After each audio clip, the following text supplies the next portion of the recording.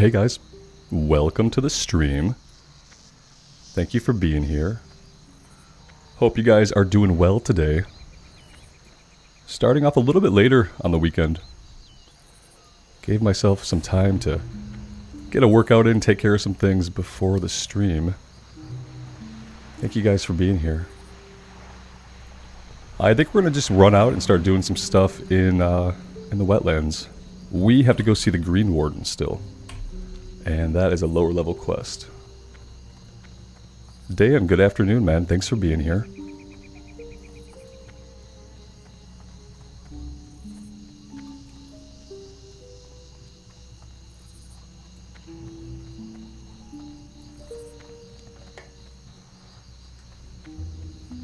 Chris, good evening. Out of curiosity, man, where are you at that it's evening right now?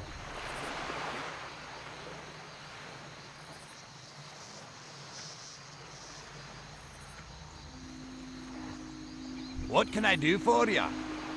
Off with you. Right on. Well, I hope you're having a good evening, man. Thank you so much for being here.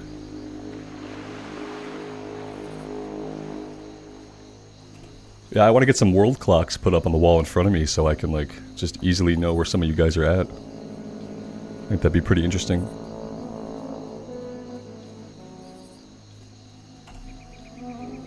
Yeah, Mr. Chewy, a face cam. I mean, I don't mind having it on.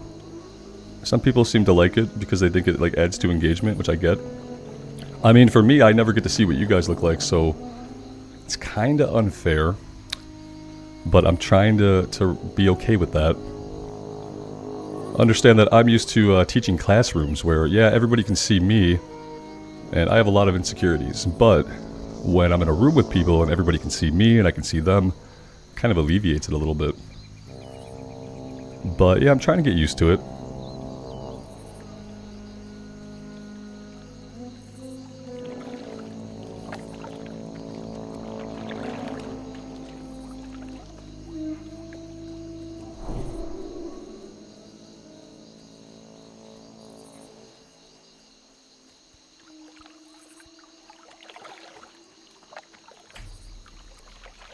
J Diamond, Sci-Fi, JC Miles. Hello. Welcome to the stream. Thank you guys for being here.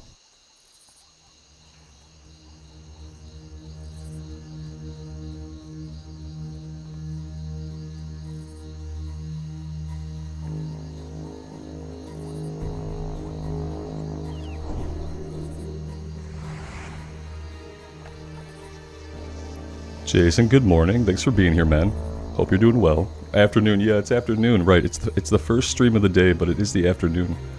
I figured on the weekend I'd give myself some time to take care of some things before the stream and kind of forego the early morning stuff. And we'll probably be able to go for a little bit longer because of that.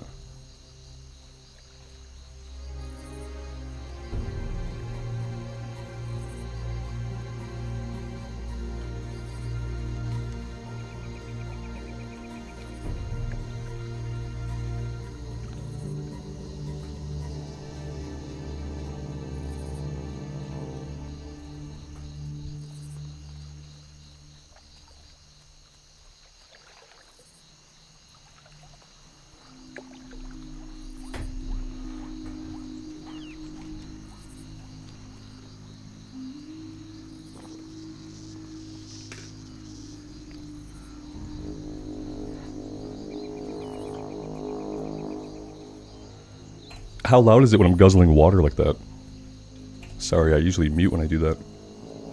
Brandon, hello. Carrie, welcome to the stream, guys. Brandon, I'm glad you're liking the new format. I'm really enjoying it as well. I think I'm going to do some Wrath stuff on the Warrior, just like the immersive recordings, though, because some people, some people don't really care for the stream because it is a lot of talking and probably not as easy to, like, relax to or fall asleep to and stuff like that. So I'll still be doing pre-recorded stuff too, but I've really been enjoying the streams.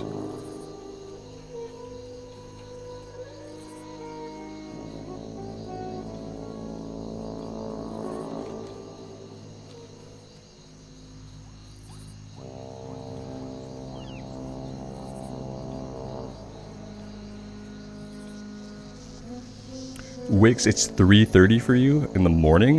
Jeez, man. Well, thanks for being here. I hope you're not putting yourself out and not getting the sleep you need. I know some people are on like different sleep schedules, so. Right on. Take care, man. Thanks for being here.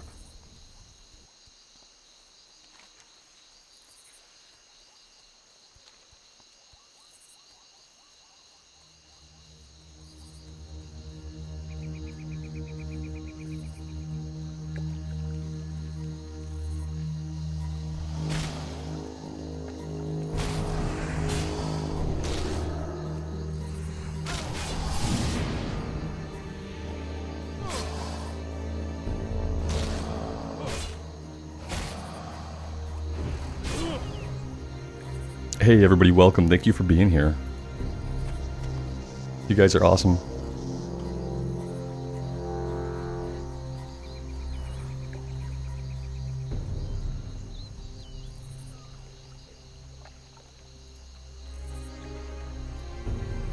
Alright, let's go talk to the Green Warden and actually pick up some quests. I think one of these is going to be green, isn't it? Oh, they're both going to be green.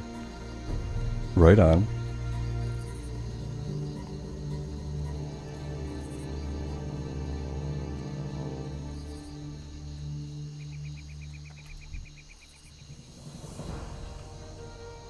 So we're looking for 15 Moosehide Gnolls, 10 Moosehide Mongrels, and what else?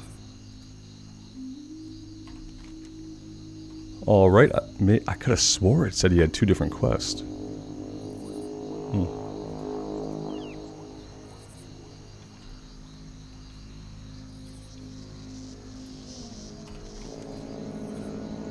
Okay, these guys are going to be down to the southeast.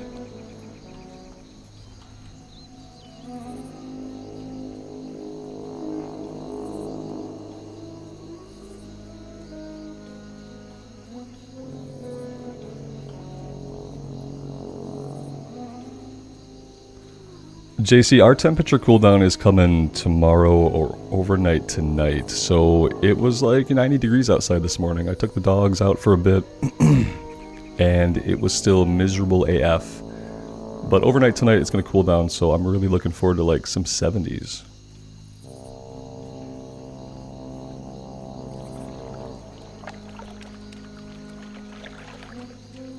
Turktine, I thought the Green Warden had 2 quests for us when I walked up to him, and then he only had 1, so... Oh, the damaged crate, war banners. I probably shouldn't be running with my map up like that. Yeah, I'm not sure, but if there is another quest, maybe it's a follow-up, or if not, I don't mind grinding on the same guys, especially if they're going to be... Oh, they're not green. Ugh. Yeah, it could be a follow-up. I've decided to start treating our Blessing of Might like a combat buff, more like a shout. Because if I don't do that, if I don't cast it basically every fight, then it's not going to be up. So I'm not going to be trying to keep the buff up when we're running around, but I am going to treat it like a combat buff. Because trust me guys, it bothers me too when I'm not keeping uptime on it. Especially because I spec'd into it and it just feels so wasteful. So now the comment can be, Robert, you're casting Might way too often, it's a waste of mana. I gotta pick my evils here. Chris, you say it's 70 degrees in Germany, still feels hot. Is it typically, do you guys typically not get very warm? Like, is that your average summer temperature, is like 70 degrees? Because that's rocking. I want my high temperature, I want the highest it gets in the year to be like 75 degrees on the hottest day. And that's the place where I need to live. And preferably there'd be some sun. I mean, I don't mind cloud cover as long as like every 3 or 4 days there's a sunny day.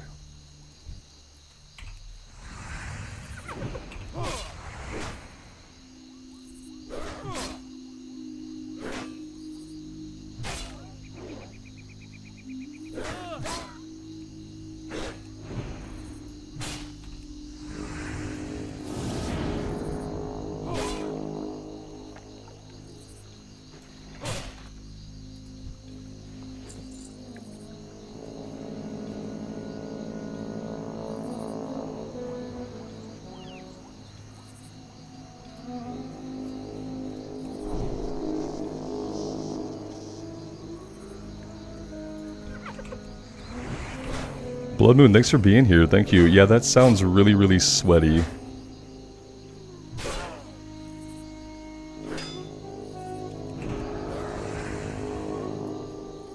Yeah, summer all year long in Miami. Yeah, I could never live in a place where it was hot all year. Yeah, these guys really run. I guess that's why they're called Moosehide Fell Runners. I'm gonna hang back and maybe he'll come to us with some friends, but I'm not gonna chase him all over the high heavens here. It rained this morning, so it's a sauna outside. That happens here too, Turktine. Like, if it's hot and it rains, it cools down when it's raining, and then afterwards, it just gets so much worse.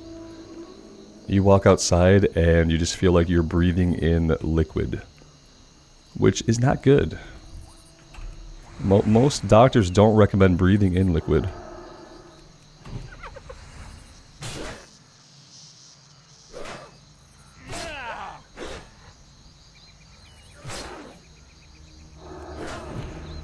Yeah, I mean, the problem with air conditioning is just the expensiveness of it.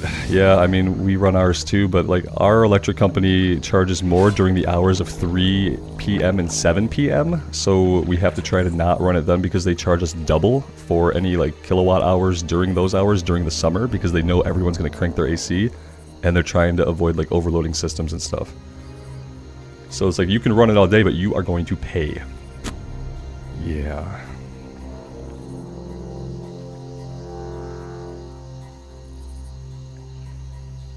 Chris M, yeah, I love how many of you guys are just from other places. I think that's so awesome to hear people's different perspectives and stuff like that.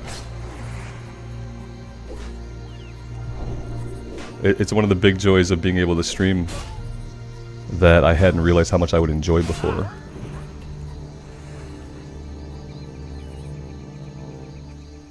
We're getting really lucky with these guys and the pathways that they're running away from us because, oh my god, do they run forever, and they are faster than us by a lot. And I should probably just chill for a second and figure out maybe a smarter way to handle this. I need to be pulling them much further back.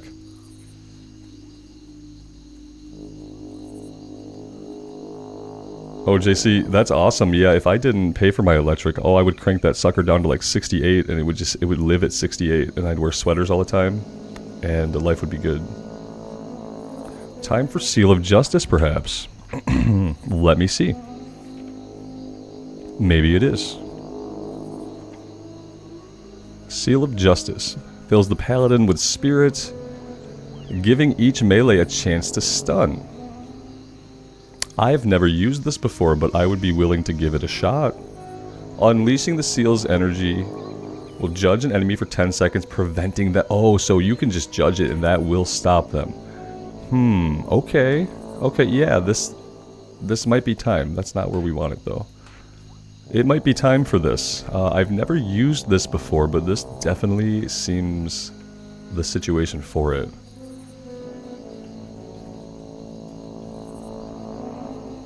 Yeah, the way I look at like hot and cold is like when it's cold you can put on more layers, but realistically when it's hot there's only so many layers you can remove, and even that doesn't always solve the issue. And I like to spend some time outside. When it gets too hot I just can't be out there for long. It literally makes me nauseous.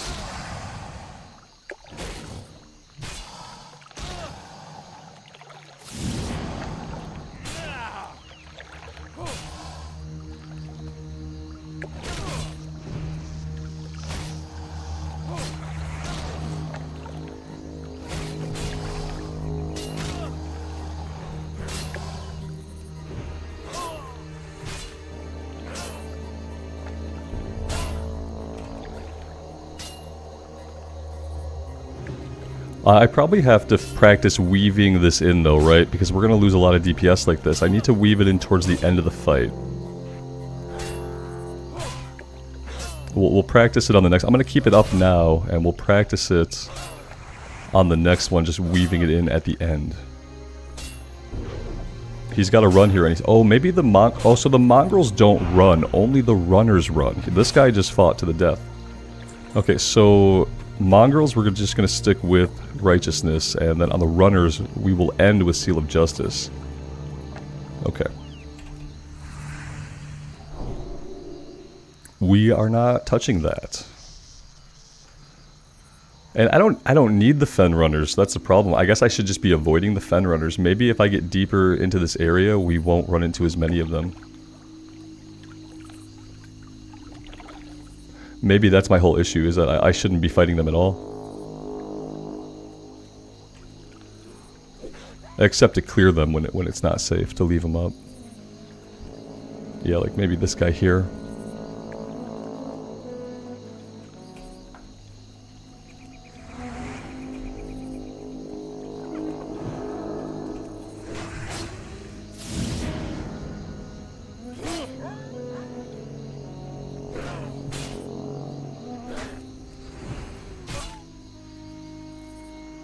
Operation High Jump, I hope that means you didn't get stabbed, man. Any argument that ends in a tetanus shot or a hospital trip is probably like a relationship you don't want to be in. Just my 2 cents. Maybe, but though I could be misreading it entirely. Maybe it's unrelated.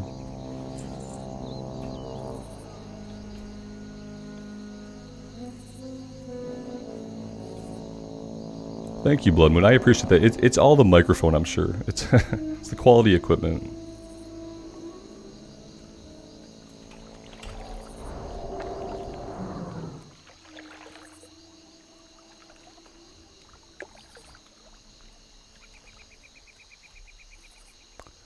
This fen dweller here has been very forgiving. We've been standing next to him for a long time, and he was completely content to ignore us. I think I can pull these guys on the outskirts without an issue.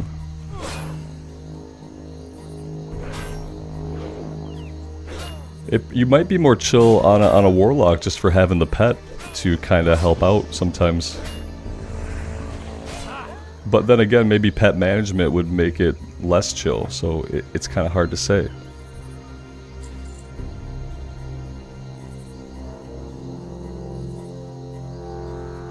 Sometimes I think they put the mob density in places like this up to kind of encourage people to group up. And that's kind of the sad thing about hardcore, is we really can't do that. The other sad thing about hardcore is I think so many people are playing Diablo. Wow, there's 50 people here within level range. We just haven't seen anybody.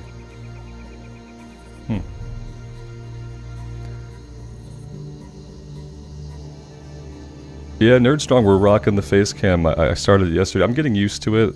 I'm used to being in a classroom and people can see me, which is nerve-wracking in a classroom, but I can see them. So, and I'm pretty confident, like, in my stature. So, but, like, I don't get to use any of that confidence on a face cam.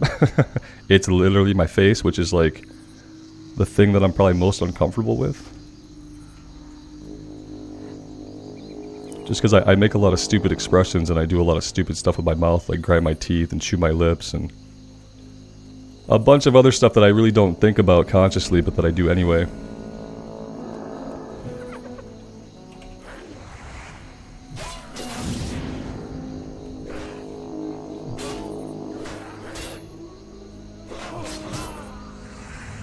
Tactical Warrior, you think the mob density is here to make mage AoE farming better? Do you think they thought about that, like, initially when they layered in the mobs? I can't tell if you're being facetious or not. I have seen lots of mages farming on these groups, like, in the past. So you're absolutely right that it's a great spot to do that. I just wonder, oh, I didn't get him with the seal. Crap. Yeah, ask for help now from this guy. Do we run from this? Yeah, I think we run from this, and that would be okay. We might be able to kill the fen runner as we run away. He's not interested in running anymore, apparently, so that's fine. Yeah, it is definitely a good spot for sure.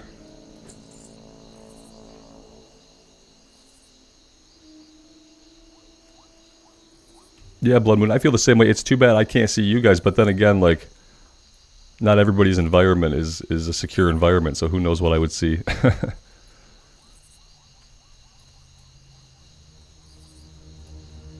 And I don't know how the system would handle, 88 concurrent webcams. There'd probably end up being a lot of latency.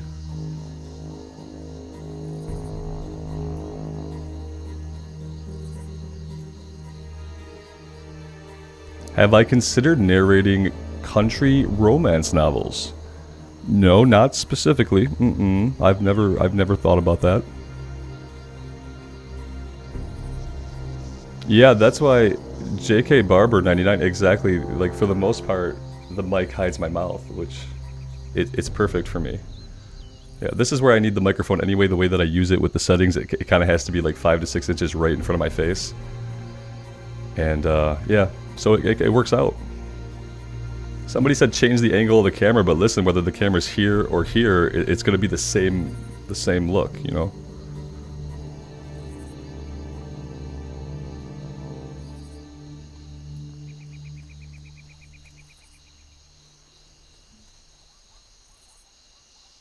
Opagard's Bars says, I'm watching your stream from a mine 1,400 meters underground.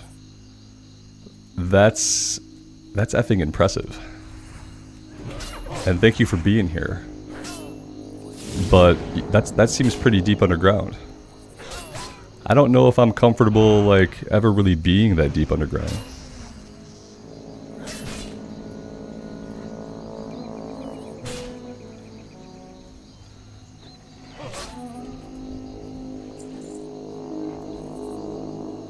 I hope you're there of your own free will. If you're not, then there's probably other people you should contact first while you have a connection instead of the stream, you know?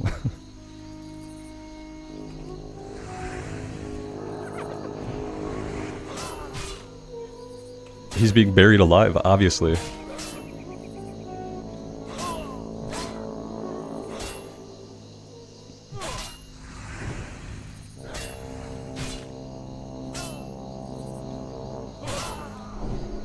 We let might fall off. I was doing so good for a while. Okay, it's a combat buff. It's a combat buff. Treat it like a combat buff. Should be like the first person that I press? The first button that I press. I shouldn't be pressing any people.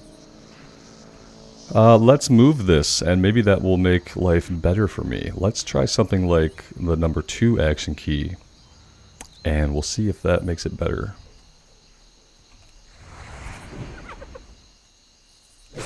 No, 2 feels weird. Let's put righteousness back on 2, and let's keep might over on 3. Is working code for help? Yeah. Right. Are they looking over your shoulder at the chat? You have to be careful what you say.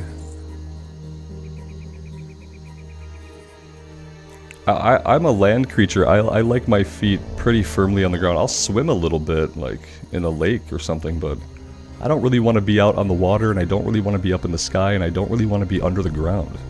It's weird like that. I kind of just like being on the surface of the planet.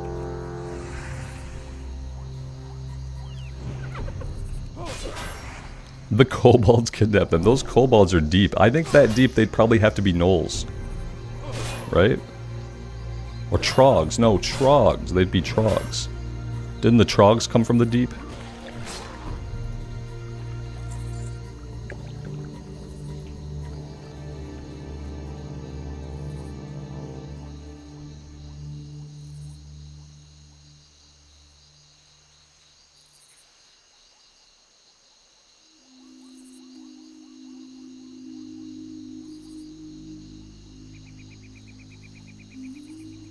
I could probably stop fixating on this one camp and we can move a little bit.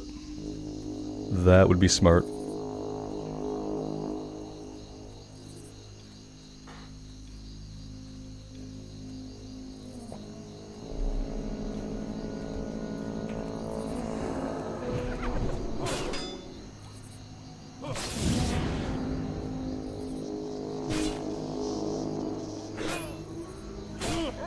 I did make a note to get that add-on, and I put it in my OneNote, and then I didn't look at my OneNote today.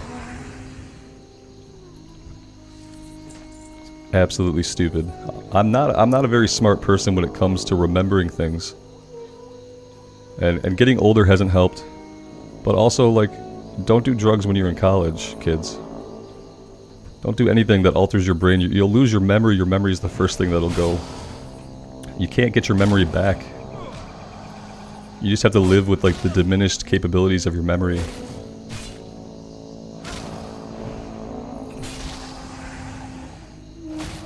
But what I did instead, since I know my limitations, is I made a different plan, and that plan was to treat Blessing of Might like a combat buff that I put up in most fights.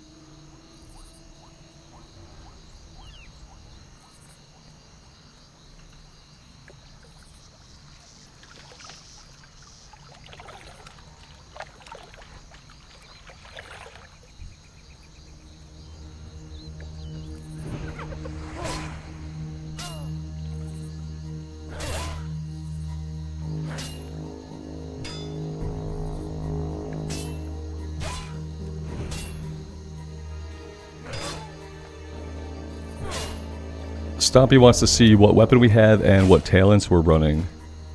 This is our weapon. It's pretty good. It's been treating us well. It's level 13, so it's probably ready to go. And then for talents, we have a little bit in Retribution, but then we kind of sidestepped to go into Holy. I'm going to grab Divine Strength. I'm going to grab Improved Seal of Righteousness. And we're not taking Seal of Command for this one. Oh, I have a talent point to spend, it turns out. So there we go. We are done with Divine Strength.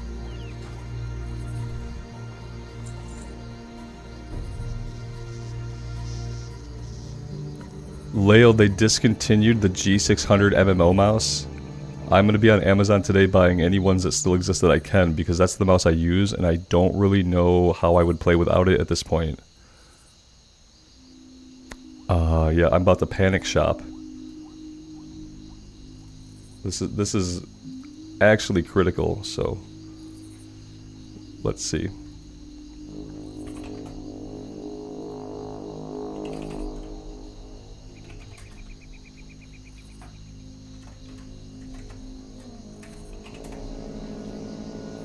Okay, I can still get one, so I think I'm gonna... $37.99 is a freaking incredible price for this mouse, and yeah, so I'm gonna put that in my cart. Thanks for the heads up on that. I'd hate to have mine go out and then not be able to get another one where I'm at. So yeah, sorry about that, guys. That's actually... that's my... this mouse is amazing. The mouse changed how I enjoy World of Warcraft. I used to really struggle with all my keybinds and being able to hit buttons, like, effectively, more than like 5 buttons effectively. Which, as you know, 5 buttons is not enough. So yeah, the Logitech G600 kind of saved me for MMOs. And anybody who struggles reaching like the 5, the 6, or you're trying to hit like F and R and T and G and all these buttons on your keyboard, get the Logitech G600. It has like a bunch of buttons that you can hit really easily with your thumb. You can map them to any key on the keyboard. I map mine to my F keys, because some of my F keys I can hit with my keyboard hand too. But yeah, for anybody who struggles with keybinds, try to get that mouse while it still exists, because apparently it's been discontinued.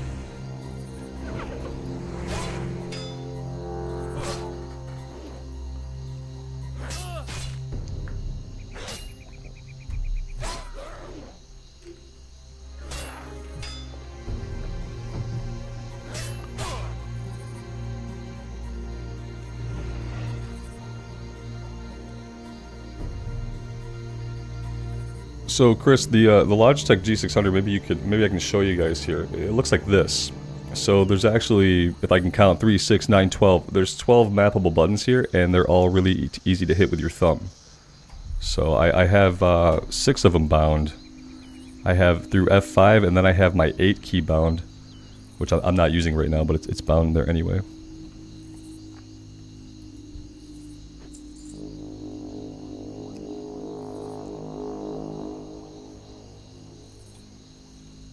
Yeah, it's really important to find like key bindings that work for you, because it really changes your ability to enjoy the game or not. When you feel like you're struggling with keybinds, you're going to be always distracted. It's going to be a point of friction for you that eventually, as that friction rubs and rubs and rubs, one day you're just going to get sick of it. And I got that way for a while. It was just a struggle to feel like I was ever being effective in any way.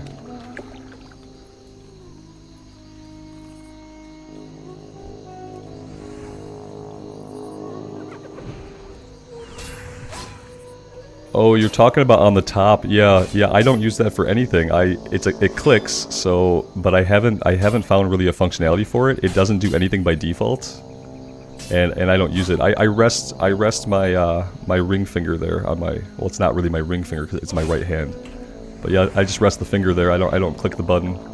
It might be able to be bound to something. I just don't think it could be bound to like an ability, since it's technically just a mouse click. I'm not sure though.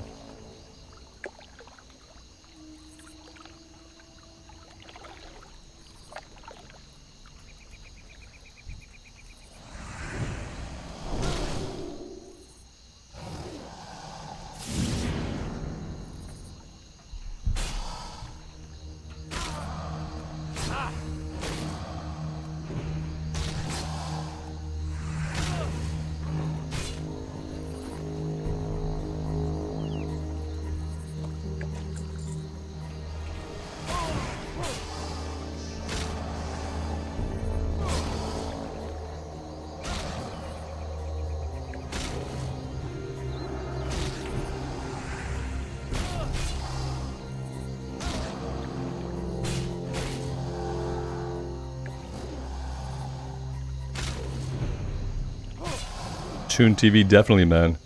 12-button mouse is a game changer for any it definitely is. The first thing I do in any MMO is I go bind a bunch of my core abilities to my mouse keys.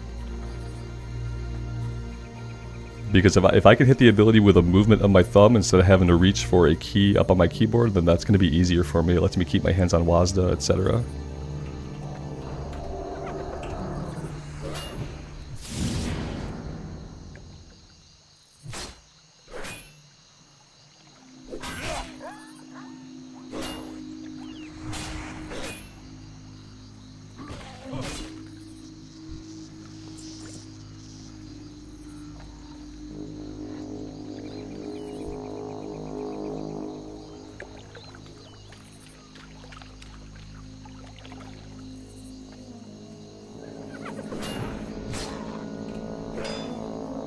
Dayan, that's awesome to hear that you're having a lot of fun with Diablo, man. That's awesome.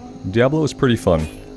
It hasn't really like hooked me, but I've been having fun playing it. And I actually found out that on YouTube, on the Blizzard, one of the channels, it must be the Diablo official channel, they have some awesome lore videos. So if you don't know about the lore of Diablo, and you don't know who the heck these characters are, and it's all kind of like meaningless, watch the lore videos. I watched the first 2 last night, and I think there's 4 of them.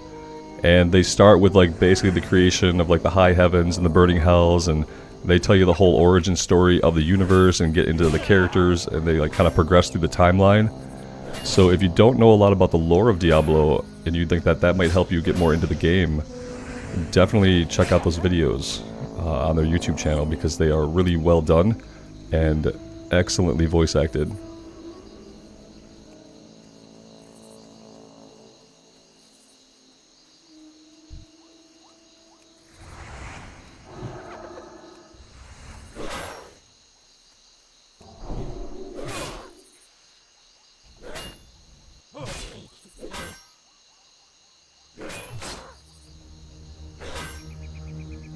Yeah, JC, the lore is interesting, even if you're not going to play the games. I really get into lore, so I like reading lore books and stuff like that.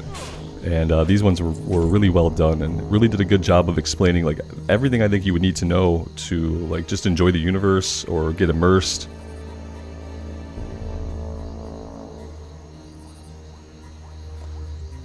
Yeah, Stompy, you were hoping for a Crusader or something similar. Absolutely. I thought for sure they were holding back the 6th class and that it would be a Paladin or Cleric or Crusader, because I couldn't wrap my head around like a Diablo that didn't have a holy magic user. It doesn't seem to make sense in the Diablo universe to not have a class that can use holy magic. And then when they talk about maybe adding a new class in the future, they talked about adding like a new class, like something totally new, and I don't know if anybody wants that or cares. I think people want some kind of holy magic user. So I almost feel like they're like trolling us. Like there's gotta be some kind of Pally or Crusader or something eventually, right? How could it be Diablo without it? Although some people mentioned that maybe it would be like a Death Knight. I think a Death Knight would be super cool for a Diablo class. If they wanted to do something that really hasn't been done in Diablo, like doing some kind of Death Knight could be amazing. And yeah, there's been a holy user, like either a Paladin or Crusader in the Diablo games historically, so it just is a weird thing to be missing. Especially when you start with Necromancer as a base class.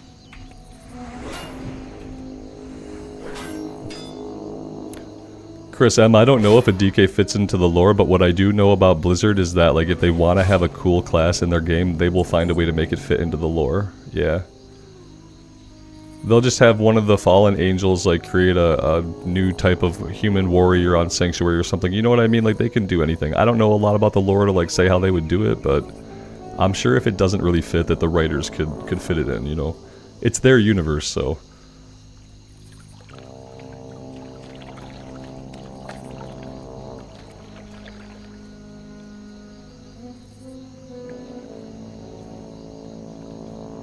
Paul Fudgy asked if I have any dungeons in Hardcore. I have a handful of dungeons in Hardcore. On the Druid Hardcore run, we did Ragefire Chasm.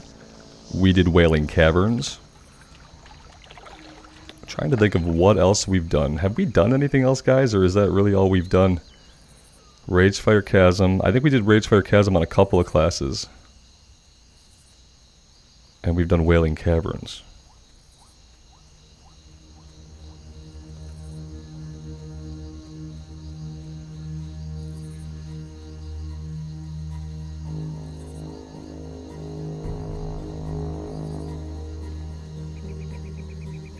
Turkting, that's right. The Crusader was added in an expansion.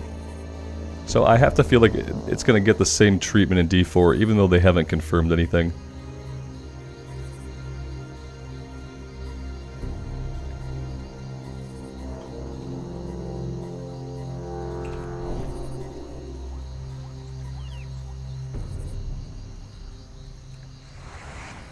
Yeah, weren't the Crusader and the Necromancer the classes they added in the expansions for 3?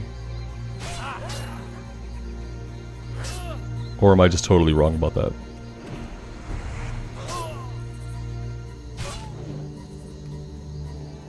Mike Michaels, you lost your level 21 hardcore priest? Oh, that sucks, man. I've lost a priest too in an elevator shaft in Undercity. I'm sorry, brother. Go again. You have to go again.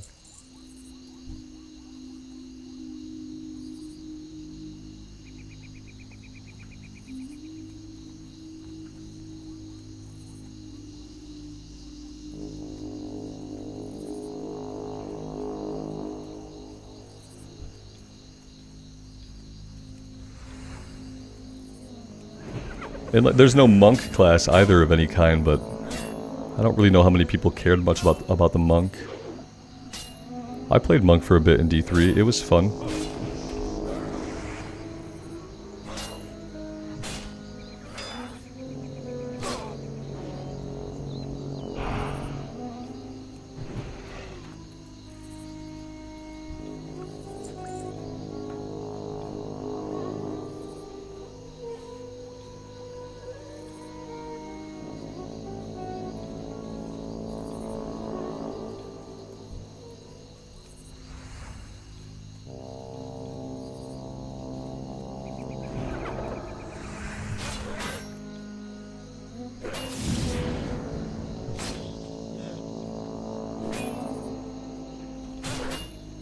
Stealth Z, hey man, what's up? Thanks for being here.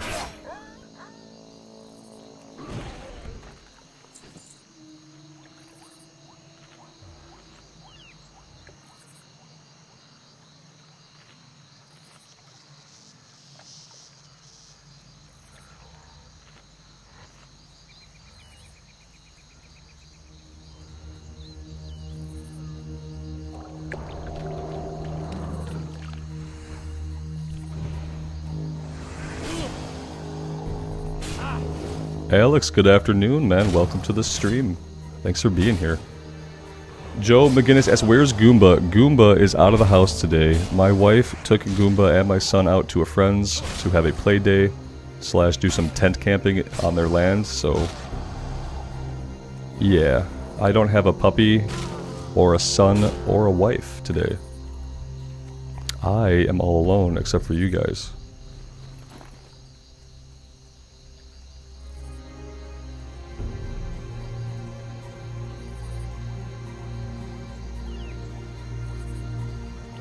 Stealth Z, I appreciate that, man, and thanks for being around. I have the big dog. I don't count him. He's a jerk. We get along, but like, we leave each other alone these days because personality differences between him and I.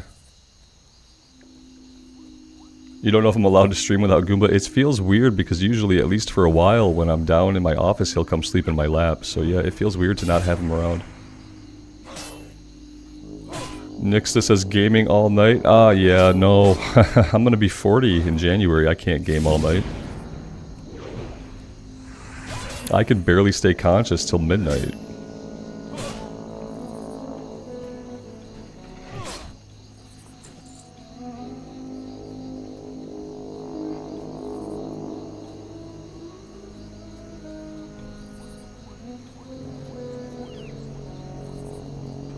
So we don't need Moosehide Gnolls anymore. We need... No, we need Gnolls. We don't need Mongrels. Okay, you're a Mongrel. We don't need you. Let's look over here.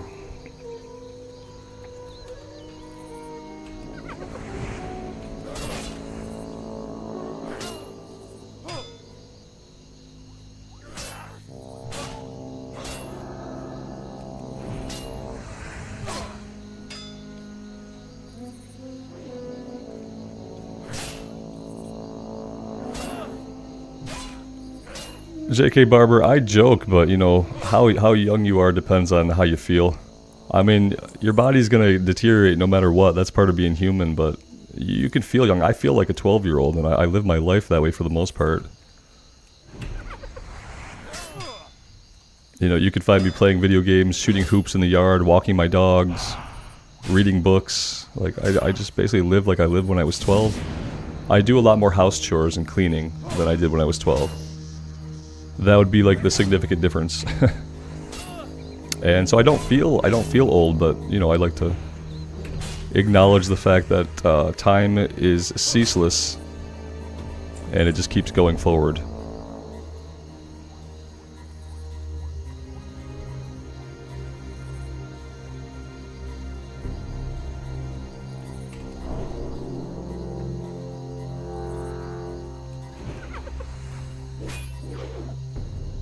Paul, good evening. Thank you for being here.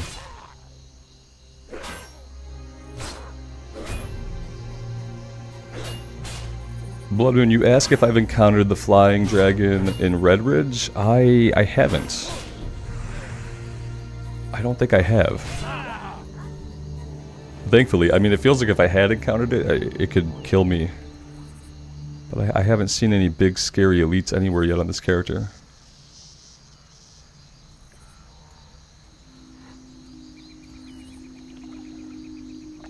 Khan, if you feel 25, then, you know, you're not ever too old, so that's awesome. Like, I expect that I'll feel very similarly. I think that happens to a lot of people. I don't think the brain and the mentality age at the same rate that the body does. The body's aging is inexorable and uncontrollable for the most part, but the way that a brain changes over time is controlled mainly by things that you do, your mindset, how you approach your life, how you handle things like stress and outside influences.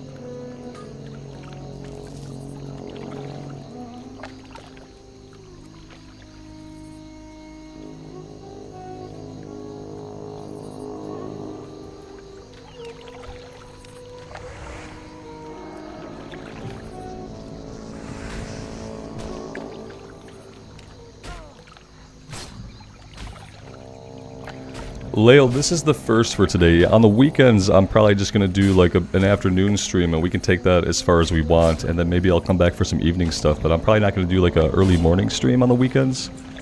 It just gives me time to take care of stuff around the house and get a workout in and make sure I'm well fed before I sit down and spend some time with the family when they're here. And yeah, so on the weekends we'll probably just come on in the afternoons for a while and see how we feel. Orange Filter, thanks for being here, man. I appreciate that. Yeah, a face reveal happened a couple days ago. A reveal implies that, like, you're hiding your face, and I never really felt that way. What I thought was, like, that my face would be a distraction from the content, but I guess for this format, it just kind of works. And I don't mind it. I'm getting over the things that bothered me about it initially.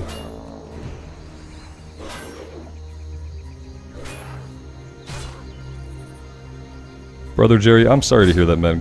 Good vibes to you. Yeah, I would say everybody, like, you just have to appreciate your body when you can, the way it works, how it functions, when it functions, because sometimes stuff just happens to us that we don't have control over.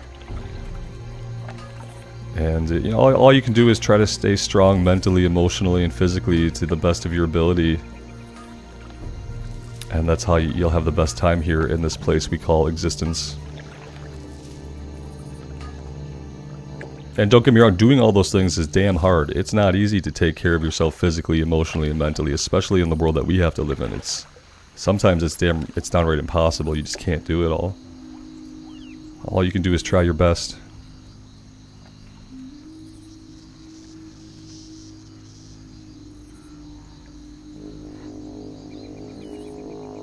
Thanks, student. I don't really worry, but I have a lot of stupid expressions and things I do with my face, but most of that is covered up because you guys can't see my mouth, so when I'm chewing on my lip or grinding my teeth or making some stupid expression, you guys don't have to be subjected to it.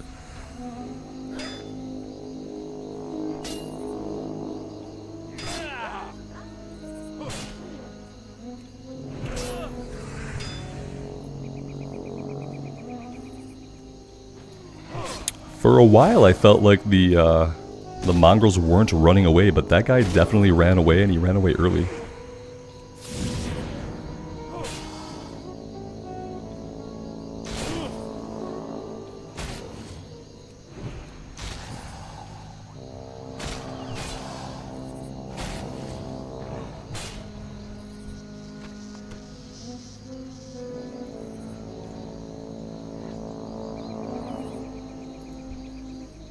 Brother Jerry, I'm glad we can be here to provide whatever relief and help we can, man.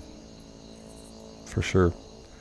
Joe, are we going into Holy till we get Consecrate? Yeah, we're going into Holy until we get down to Consecrate. Right there, and then we'll be back over in Retribution. Probably to grab Improved Judgment. Maybe not.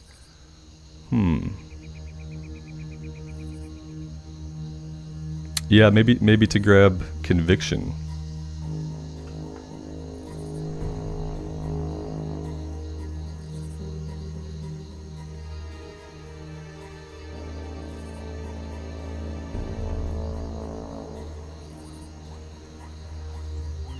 Natasha, thanks for being here.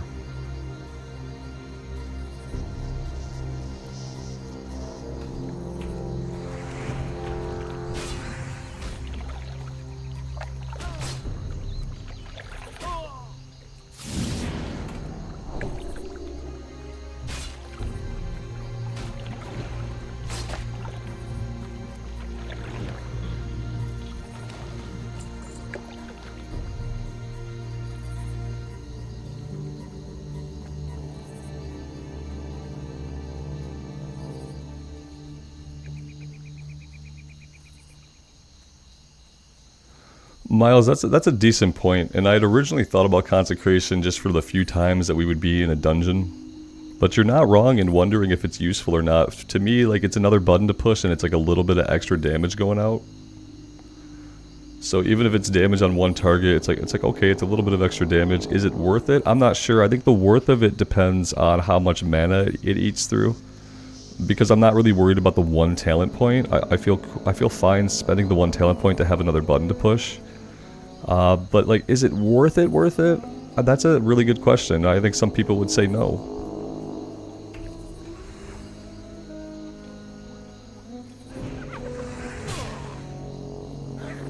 Chris, you think the mana costs are fairly high? I have a feeling that they might be as well.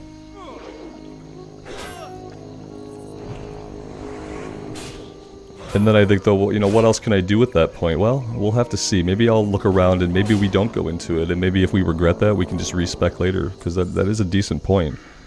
I just like having some additional holy damage ticking. But if it starts chunking through our mana, then I'm probably not going to want that. I feel like we've been doing really good with our mana, though, too. Improved lay on hands. It doesn't reduce the cooldown. Which is... Wait. In addition, the cooldown is reduced by 10... Oh, it does. Okay, so it goes from an hour to a 50-minute. Maybe not worth it.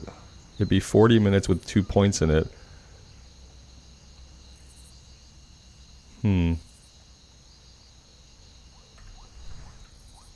We'll think about it.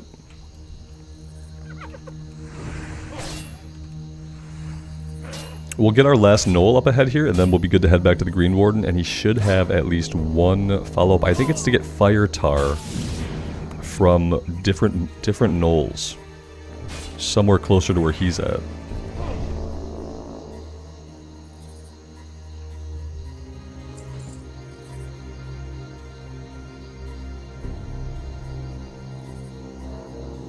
I see a little back and forth about like what constitutes a taunt. To me, a taunt is a button that I press that no matter what the enemy is doing or how much threat someone else has, if I press a taunt on an enemy, as long as it doesn't miss, it will pull the enemy to me. And to me, that's like the definition of a taunt. Is like if the ability that is a taunt hits, it will absolutely 100% pull the mob's attention at least for a time, regardless of where somebody's at on the threat meter. Because in my mind, a taunt is supposed to like pull attention to you and just give you a chance, give you a couple of seconds to get back on top of the threat meter. And I got distracted and I ran away from the guy we were supposed to kill. Here we go, we'll grab this one.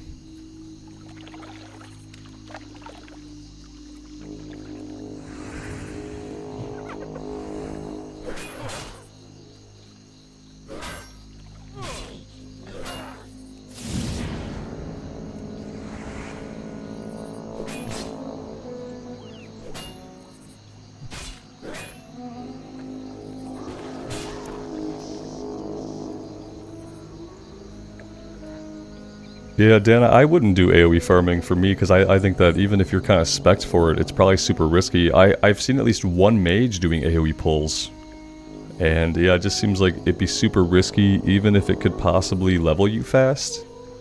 It doesn't really matter how fast you level if you get yourself killed.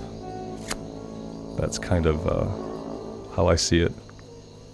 Like, we're leveling very slowly, but the cool thing is that we are still alive. And I appreciate that more than anything else.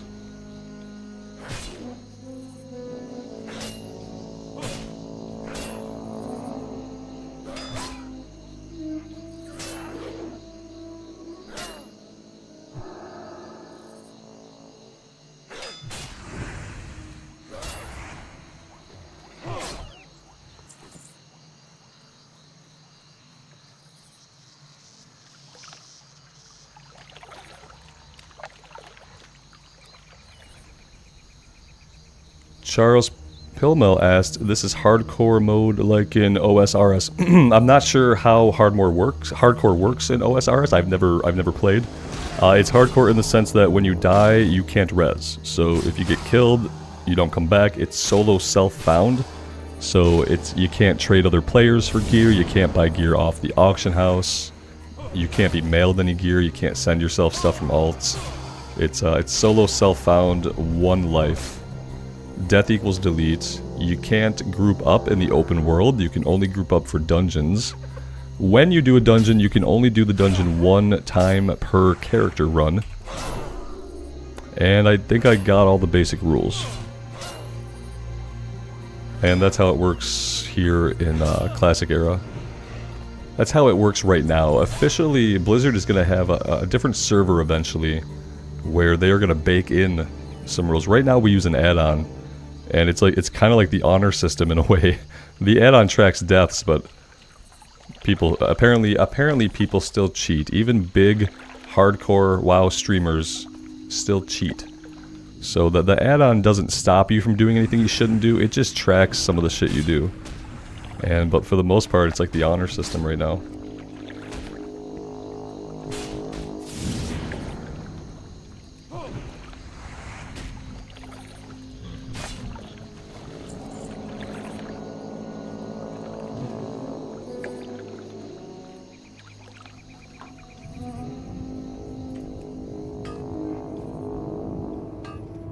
Who was it that had the mod mail him the bags or give him the bags? Mitch?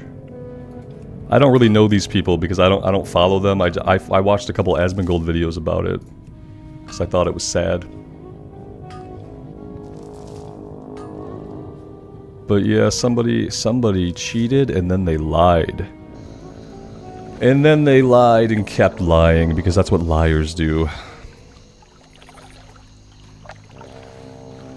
It turns out liars just keep lying. It's weird. It's like they don't know how to tell the truth in the first place, so they just keep making up more lies. You can't lie your way out of a lie. And it's like, that's the simplest thing to say, but some people just don't get it. They're used to getting away with shit, I think. I think like people who become liars when they're adults, I think that's like when you were young, you must have got away with a lot of that kind of stuff. With your parents or with your minders or with your friends, because that's really the only way you become a person who thinks that you can get yourself out of a lie by telling more lies, is because that shit has worked for you before. But it doesn't really work on like an audience of like hundreds or thousands of intelligent people.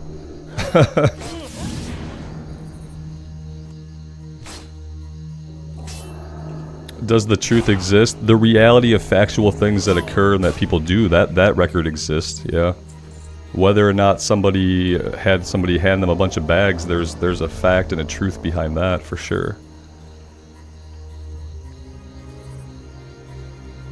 Johnny Hoover, you didn't miss much of anything. We were just talking about liars and how liars be lying.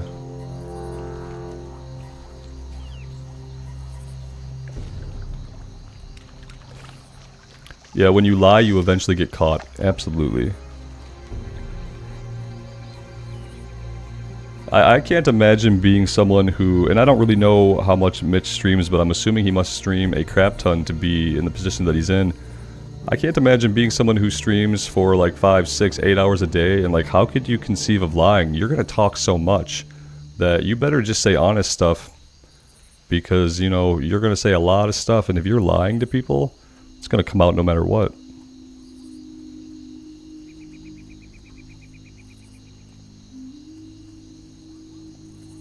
Snappy, you think everything he does is for content, good or bad? Yeah, good and bad press are still press, so it's possible, yeah. I mean, that's the worst kind of behavior.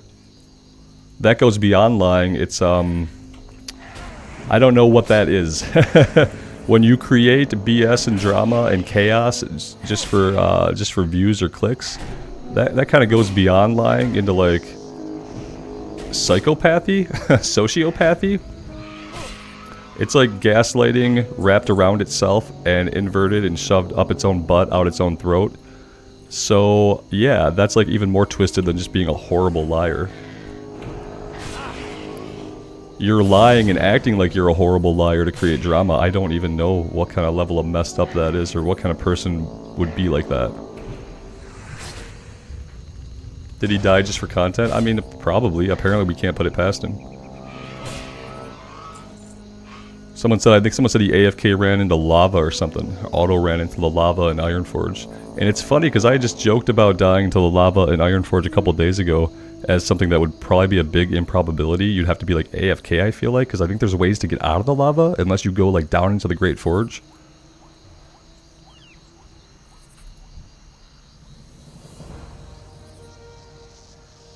JC, good. Those words were very poetic. I don't think people would have called them poetic, but I appreciate the sentiment. Sometimes words just come out of my mouth and I don't have a lot of control over it. That's the thing I talked about where I used to talk very, very fast and my brain would go very, very fast. I try to slow things down.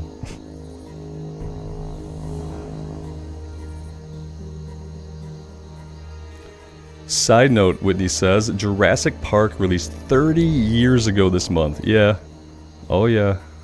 That feels about right. 30 years ago. Jeez.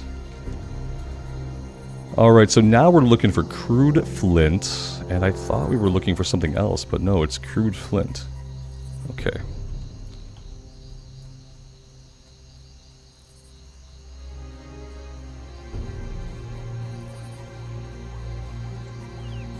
Johnny Hoover, welcome, man. Thank you. Thanks for being here.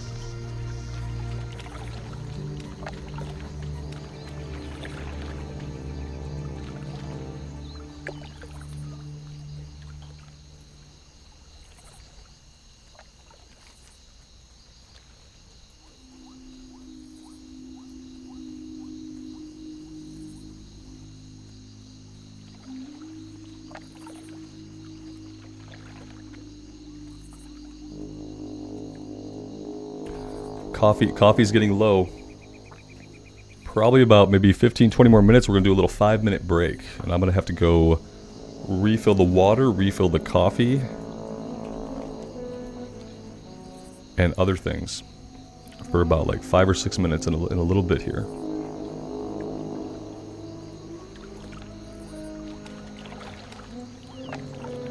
James White, your level 26 mage died in the same spot that our mage died in? Because of hyperspawns? Oh man. I'm sorry, brother. I died in that spot because of my own stupidity and stubbornness. I wish I had a good excuse like hyperspawns, man. I wish that had been what killed me. I was just being dumb that day and wasn't in the right mindset to be playing hardcore or doing anything.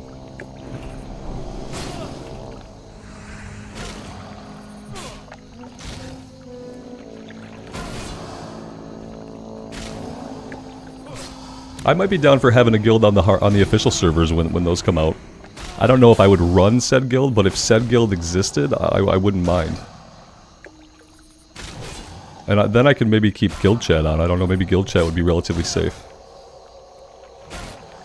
Although I don't know if it's fair to ask WoW players to keep guild chat safe. I just don't think that's fair to impose on anybody.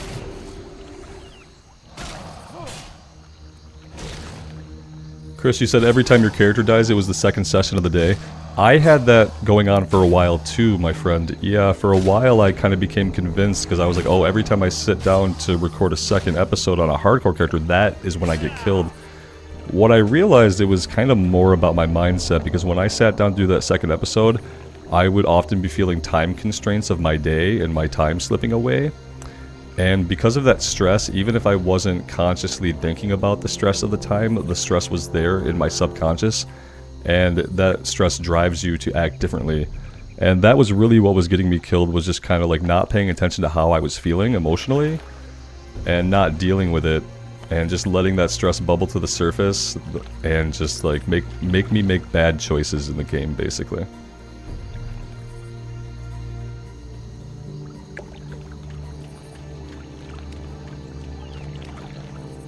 Dan, definitely, and I think streaming will make it easier to put a guild together, because obviously it's going to be easier to get enough people online to even like sign the charter. So you need 10 people online to sign the charter, and I think the way to get that would be while streaming. Probably would be a lot easier to do that. Kind of want the chest. No way we're going to get in there. No way we're going to get in there. We have no flint yet, but that's not really surprising.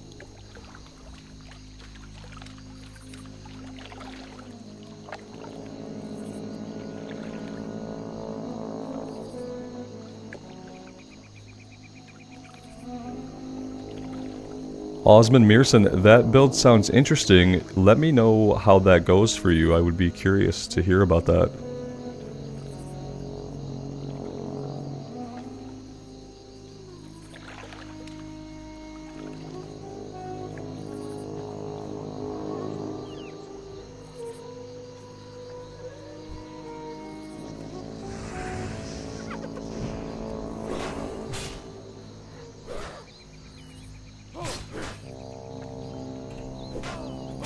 Stompy, you're absolutely right that there should be an oceanic option. There should be more servers for people who can connect with less MS, less millisecond lag. Yeah, like right now I'm at 22 MS. Like 22 MS is where you really want to be at, especially for hardcore. You don't want to have to deal with that kind of lag.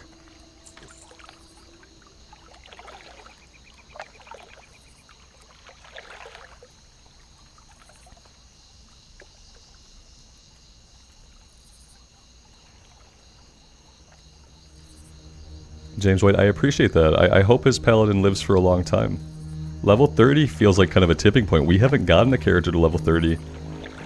And I'm not going to jinx anything. I'm hoping it'll be this one, obviously, but we'll see how it goes. We're doing pretty good so far. We have a lot of things to get us out of trouble on the Paladin, and all the bubbles and the lay on hands are really helping us survive. It's really helped me survive getting into streaming, because without all these bubbles and get out of jail free cards, we would have got this character killed probably day one of streaming it. This guy's the runner. We need to be cycling in our other seal. He is gone. He's gone. We got really lucky with this path, but that's something to keep in mind.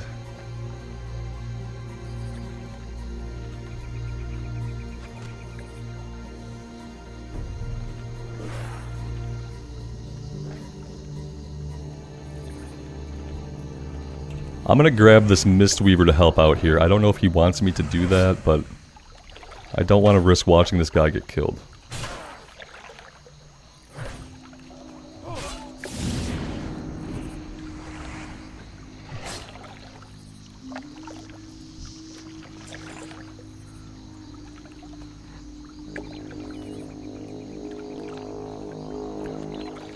Dan, I hated the Druid for the first 10 levels. It was very, very tedious. All you do is you cast Wrath over and over and over again. And then you drink. And then you rinse, and then you repeat until you're level 10. Once we got Bear Form, I had a lot of fun, and I feel like anybody could pick it up when they get Bear Form. It's super durable, it does decent damage. You can heal yourself, so... The Druid was really awesome. It was just like the first 10 levels were incredibly painful for me.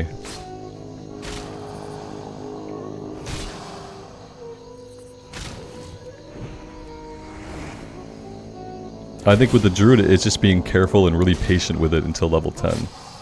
And probably more so level 20 when you get Cat Form. I really enjoy Bear Form and just having Maul and doing Maul and auto attack and doing our Shout. But some people find that's not enough buttons to push.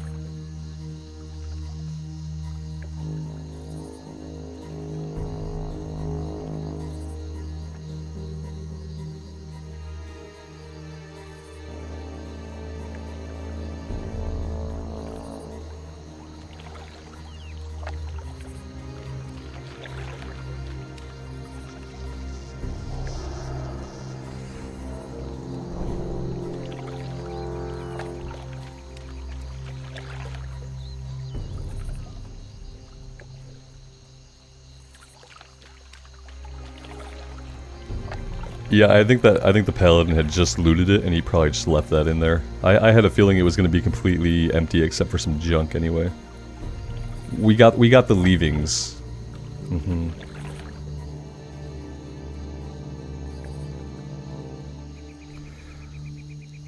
Dan, I mean, I would go shaman because the shaman is amazing. And you get some awesome tools right away, like the totem that taunts enemies off of you is absolutely clutch for escaping, for when you mess up and pull an extra enemy. Yeah, shaman. If we could play an alliance shaman, that would probably be the first character I did on the official servers, but I kind of want to play alliance. I shouldn't. I should play horde because they have easier access to dungeons. Should we play horde on the official hardcore servers? Ragefire at level 15. We got easy access to Wailing Caverns. We have super easy access to all the Scarlet Monastery dungeons. We have super easy access to SFK. Need I go on? It's sad but true. Lael asks, speaking of Wrath, is the Wrath Shaman on pause? The Wrath Shaman is on pause for right now. I don't know if I'm going to pick that up again soon. What I am going to do is I'm going to resume playing the Warrior, the Tauren Warrior in Northrend. Because I really just want to see the Northrend quests and read all those out and just know that lore and get to experience that once before Cataclysm comes.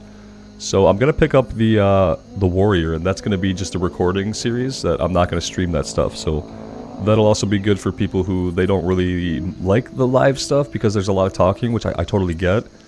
And I don't plan to just abandon the old format, so I think going on to the Warrior and doing some leveling there as a recorded series is what I'm going to do.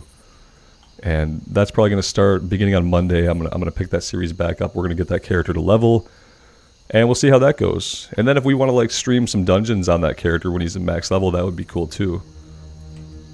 But that's probably how I'll engage with Wrath right now. Is I think I'm going to jump on that Warrior and do the Northrend stuff because we're level 71. We've done a little bit of Borean Tundra, but not too much, and that's all we've done. So.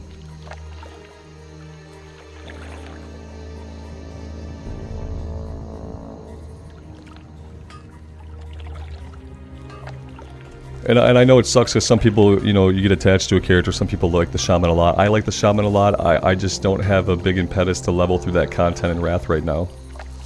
If I'm going to play Wrath, I want to be playing Wrath content, so the Warrior makes the most sense.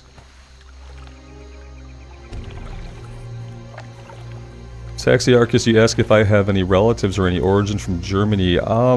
There might have been a little bit on my father's side, but I'm a bunch of different stuff, man. I don't point my origin back to like any place specifically, unfortunately. Just some European heritage. Polish was big on my mom's side. That's where I get the nose from, I think. And then also like a very small bit of Native American on my mom's dad's side.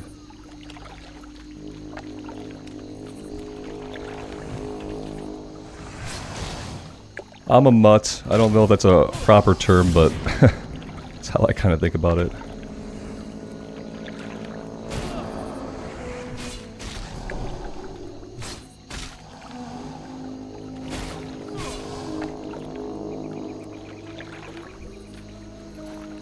Yeah, Broman, definitely, exactly. I think most of us are, and I just don't have like an attachment to any specific part of my heritage. It's just always been a mixed bag of different stuff.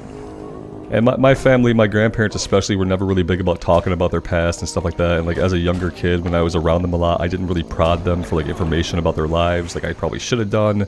So like I probably don't know as much about my family history as a lot of people do, who just have like a closer relationship with their grandparents as they get older and ask probing questions and all that stuff. I never really took that opportunity to do that. Evil asked, do I know when the official servers officially come out? The official hardcore servers, they don't have a date yet. Blizzard hasn't told us anything yet. I'm hoping to get some information maybe after the Diablo hype dies down. They said summer of 2023. And that could be any time between June 20th and September 20th, so it's quite a window. And that's kind of why we're here doing this. Because what I don't want to do is I don't want to stop playing hardcore and lose all the reflexes and stuff that we've been building up, so.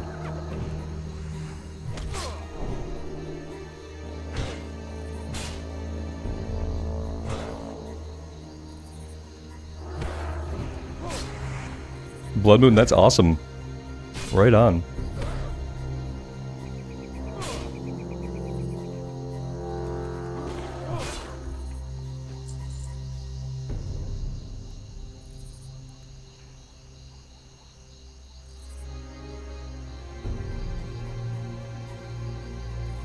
James, there's not a coherent way to level a character through all the WoW expansions in retail. In retail, you can pick like what's called a time walking campaign that'll put you into one of the expansions, and then you'll do that to 60, and then you'll go do Dragonflight. I mean, you could at max level, so you could get to 60, and then you could keep doing the subsequent time walking campaigns.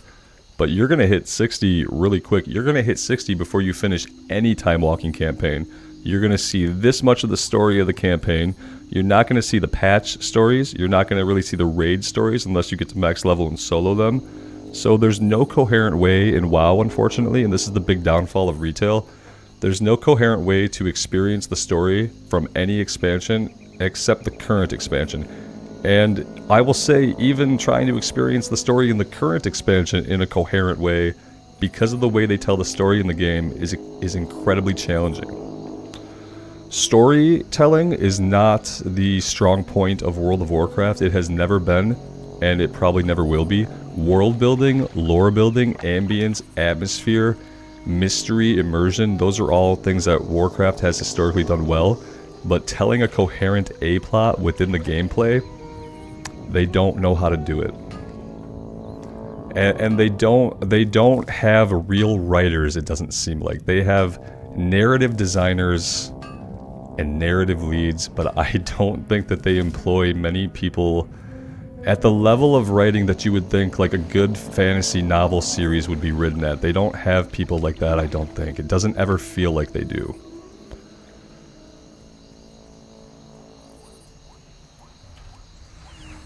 It feels like for the writing they have creative people spitballing.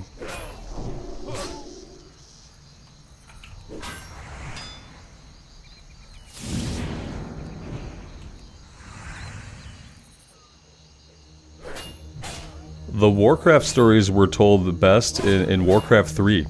If you want to see a coherent Warcraft story, play Warcraft 3 and its expansion. And that was like a coherent way to tell a narrative. It worked in that game. And then in World of Warcraft, there is not really like a coherent A-plot that you follow in a timely way, in a way that you would think a narrative would be enjoyed. You have to kind of glean the narrative out of all the stuff you're doing, or just go to Noble's channel and watch some lore videos, and he'll explain it to you in a way that makes sense, feels good, flows together, that you would never get out of playing the game. Unfortunately, that's kind of how it is. James White says Sanderson is great. Yeah, Sanderson. Sanderson is the high mark for fantasy writing right now, and he probably will be for a long time. And it's not fair to compare people that write for video games to like someone like Brandon Sanderson, but I need at least like Terry Brooks level of fantasy writing. And World of Warcraft has never been there and may never be. Because I just don't know that the people there value someone as just a writer, except for the people that write their novels. They need to have some of the people who write their good novels writing the actual dialogue in the actual quests, in the actual stories that are in the actual game. Because some of their novel writers are actually very good for that kind of content. It's not Sanderson, it's not the Cosmere, but some of their book writers are good, and those people should be the ones making the narrative choices and guiding all of the writing and having a final say in the writing, but that's not how it works at Blizzard.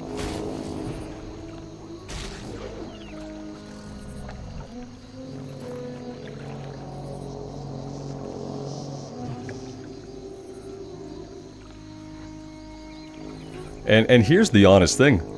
I don't need WoW to be a good narrative game. I don't need WoW to have a great A story, and I don't want them to waste effort trying to do it. I want them to make a good World of Warcraft. And a good World of Warcraft is what we're playing right now. I want them to go back to focusing on telling stories within the zones, I want them to go back on focusing how to get us immersed in the world and make us run around and actually do things that like feel like we're living in a world, not a world where we can fly from one end of a continent to another in 35 seconds. Because it's impossible to get immersed in a world that feels so small and tiny and insignificant. And that's what I would like to see them focus on. I want to see them focus on creating a big world for us that is full of mystery, wonder, and excitement whenever you walk into a new zone. Because we don't have that in World of Warcraft retail, and we haven't for a long time. This guy's going to come back to us eventually when he's sick of running around. He's going to get tired and wish for death.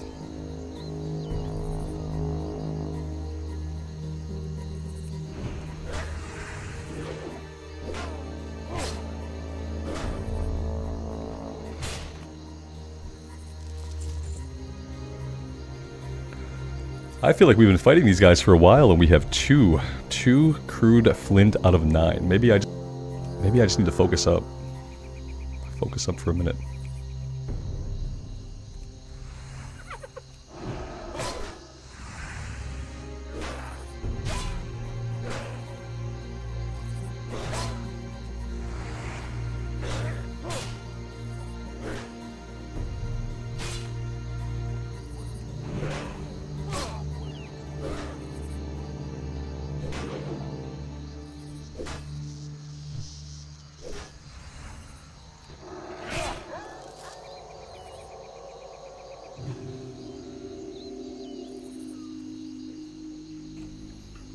Jay, you say you want to see another druid, but do you want to see me do the first 10 levels on a druid again? Because I don't want to do the first 10 levels again.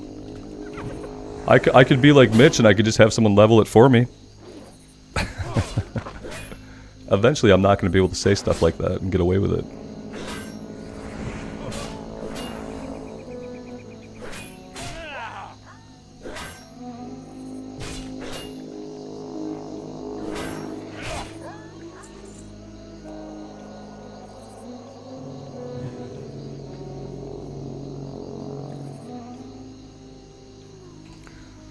Broman, you say you're sick of being a champion or a world saver. Absolutely. Yeah. It's time to go back to being one adventurer out of hundreds of thousands of adventurers adventuring in the world of adventure. And then, like, we'll confront some stuff along the way. We'll have adventures and there will be stories told through gameplay, and it doesn't have to be some massive world-ending stuff. Like, just hint at the massive world-ending stuff. Don't open that box. Don't peel away every layer of the onion until what we find is like wholly just unsatisfying in the sum of all of its parts. Let us enjoy the layers of the onion that are on the outside and make them expansive and deep, and put some mystery into the world somehow. Put some more mystery back into the lore. You gotta pull the curtain closed on the cosmos a little bit.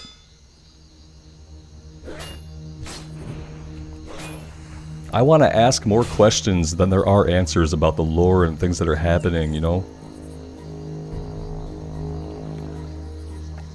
Blood Moon, I got a green weapon a while ago that I didn't notice. I definitely believe that. Thank you for calling it out.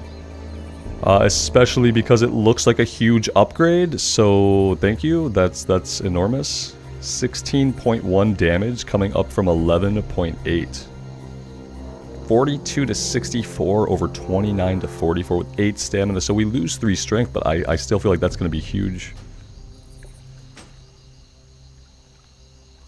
Let's see what this is like.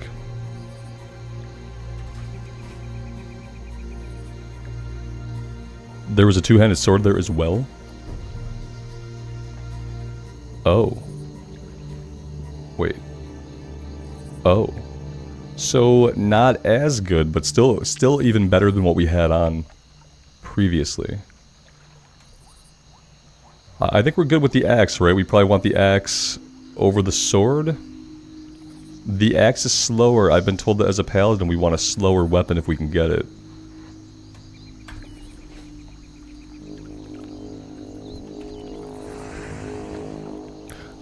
Tactical Viking, thank you. Yeah, go easy to level my axe, right, because my axe skill is at 85 out of 120, so we can hit, but you're right, we're not going to be hitting every swing, absolutely.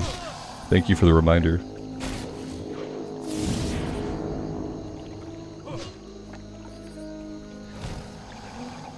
Stompy, we don't have Seal of Command, but you know, I might grab it. I might grab it instead of grabbing Consecration. So yeah, we might grab it next time, and then we'll play with it. We'll see if it's better. In my history, I have felt that Seal of Righteousness is more powerful, but I could be wrong. It could be a proc and a chance-based thing that, you know, maybe sometimes it'll be better, maybe sometimes it'll be worse. Command is best used on 3.5. Is there going to be a 3.5? Because I think 3.3 is the slowest that I've seen. And before this playthrough, I've never paid attention to the weapon speed of two-handers. And so, if I was a warrior, would a warrior want like a fast two-hander, whereas a paladin wants a slow two-hander? Is that kind of how it works?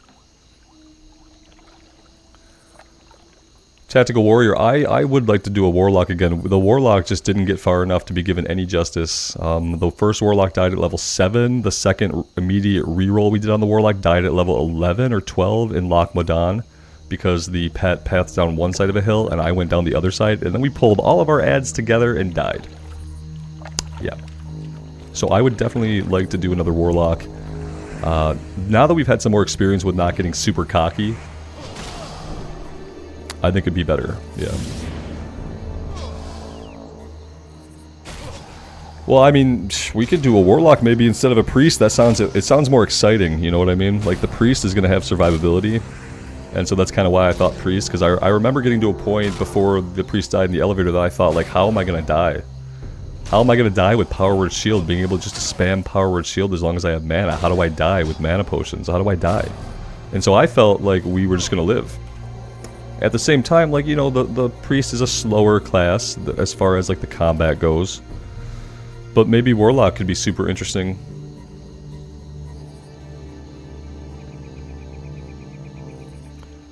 Chris M says, wasn't rage defined by your weapon speed, how much you generate? That could be because maybe you're just swinging more. You want to swing more to generate more rage. So yeah, maybe the warrior wants a fast two-hander.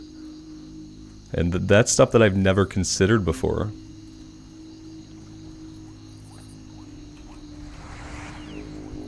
That's the kind of stuff where I say, like, I'm bad at the game. Because there are, like, meta elements and mathematical elements to the game that I just don't know. Because I've never been the kind of person to, like, on my own go seek all of that information out. I love learning it from you guys because it feels natural to learn it from somebody else.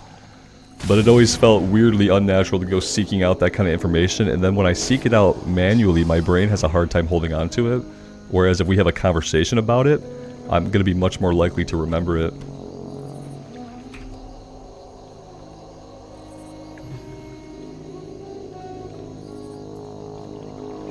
Yeah, priest or warlock. That's a tough one. And then we have to decide, like, do we bother to try to do tailoring, or do we just do, like, herbalism alchemy?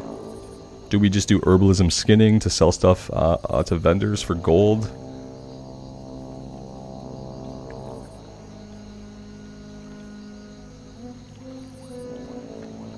Stealthy says warlock can be risky because we can spirit tap ourselves to death. I won't.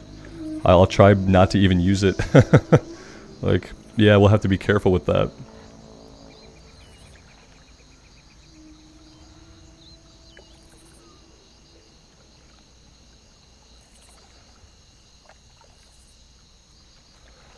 Alex, yeah, I'd probably have to do the enchanting to get the wand. We can only do it to get the greater wand because we need blacksmithing stuff to make a rod to do any more enchanting beyond that, as far as wands go. So we can do the wand, and then we have to drop that though for something else. We can't keep doing enchanting because we're not gonna have the thing we need to do it.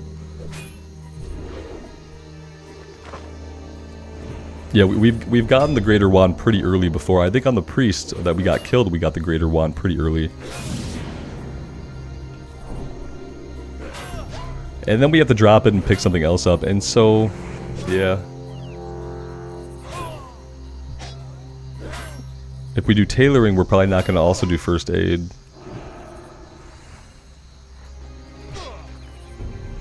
I like alchemy, herbalism.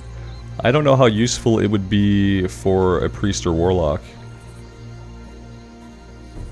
I guess mana potions are always useful though, right?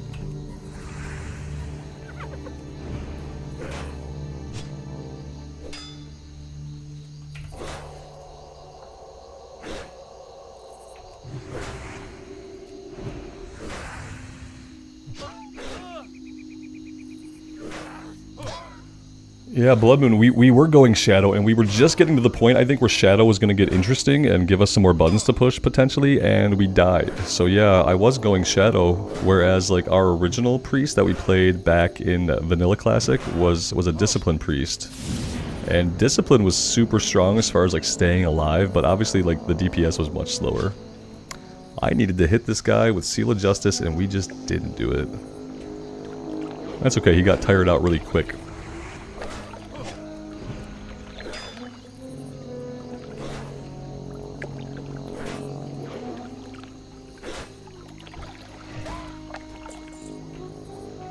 Alright, guys, I'm going to take 5 minutes, maybe 7 minutes, 5 or 7 minutes here to step away, refill my coffee, do a couple of things. So yeah, if you want to go grab a coffee or a snack, or you got a bio, now is the time we're going to do it, and then I will be back as soon as I can. And I totally understand if you guys don't want to hang out and wait for me and stare at an empty chair. So yeah, but I'll be back very shortly as I can.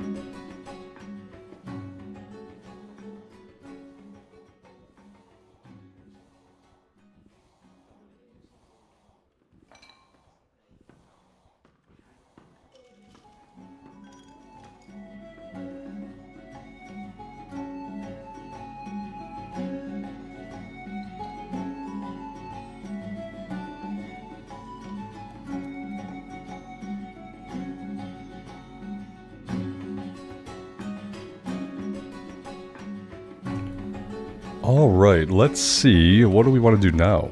We have to go back out. We have to keep farming this.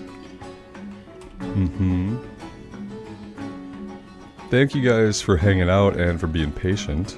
I appreciate that.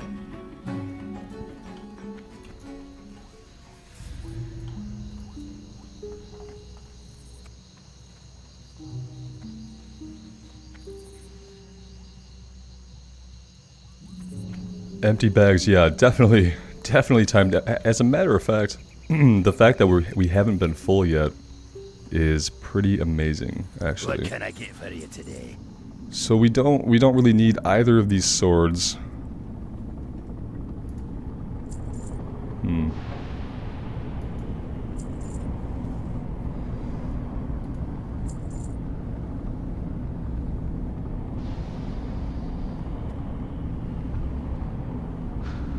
Ooh, we got the 10-slot bag from Saida's bag quest, and I guess I didn't realize that. We've been holding on to that for a minute. That will get rid of our last 6 slot and give us 4 more inventory spaces. That's pretty awesome. We could do some smelting.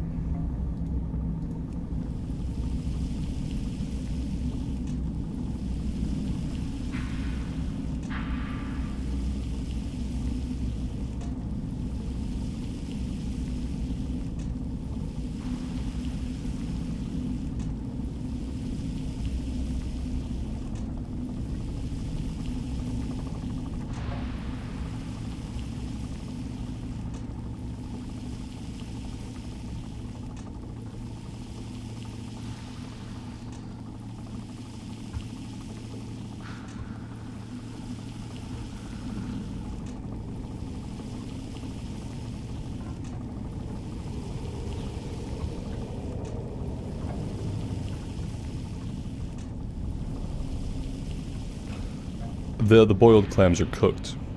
We actually have them out on the bar. We just finished eating all of the other buff food we have, and now we'll be eating these.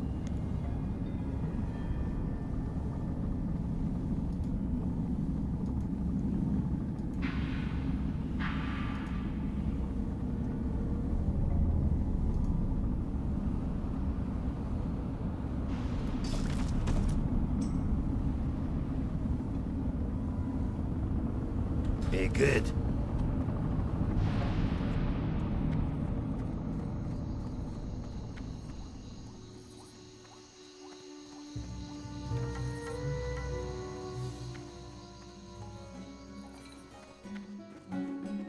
You got my attention.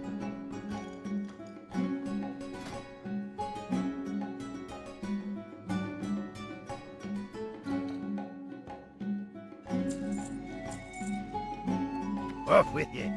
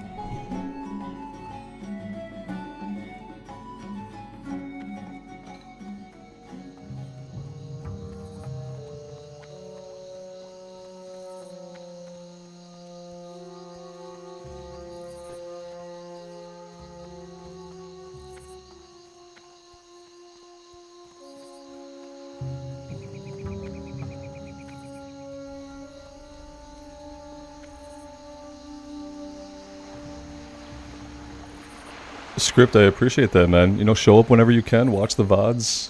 Thanks for being here.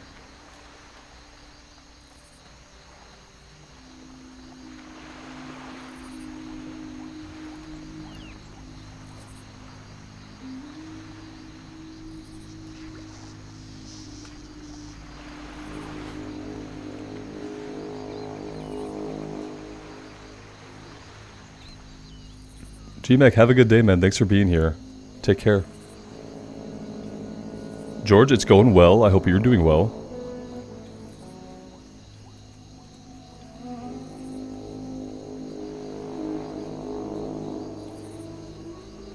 Thanks, George. I appreciate that. Thanks for being here.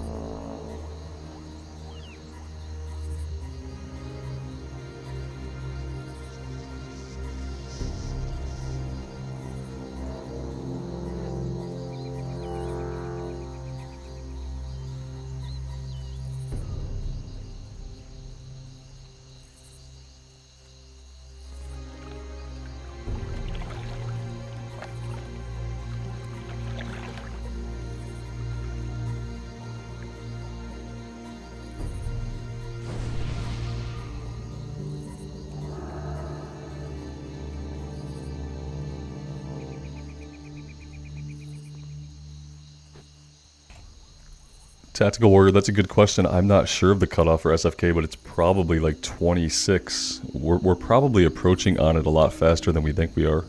It could be 24, for all I know.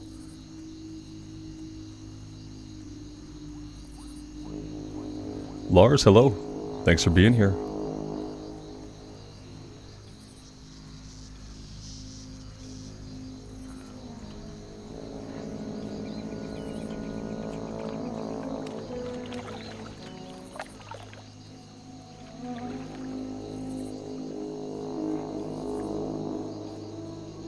That's right, the hardcore add-on did show us that. We found that out yesterday. Levels. No. Rules? Yes. Okay. Shadowfang Keep max level is 30 in Classic Era. So we still have some time. Deadmines is level 26.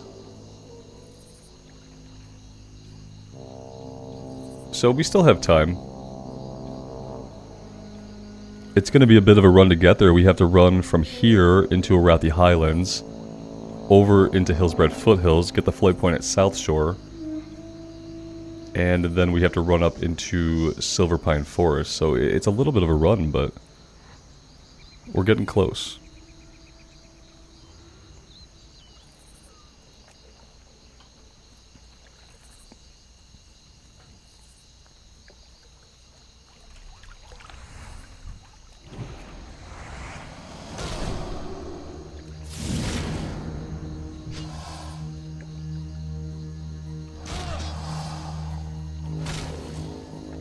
Chris, no, we didn't do Wailing Caverns, and basically I'm not sure about dungeons on this character. What I have said is I will do any dungeon you guys want me to.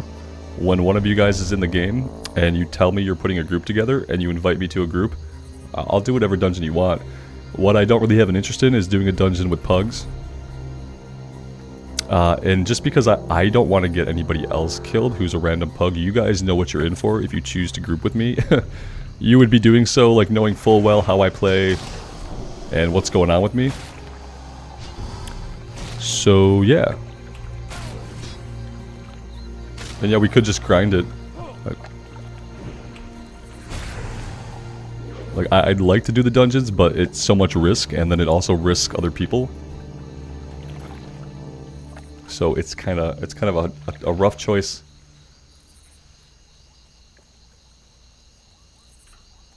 Rovis Art, hello. Thanks for being here. I appreciate it.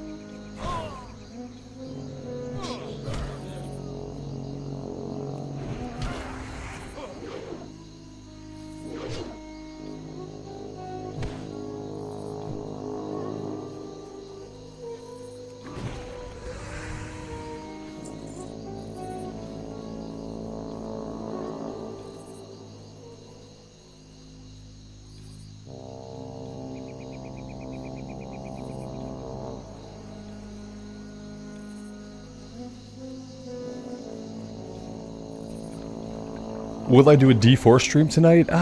Maybe. I might do a D4 stream. I kind of want to just play more classic.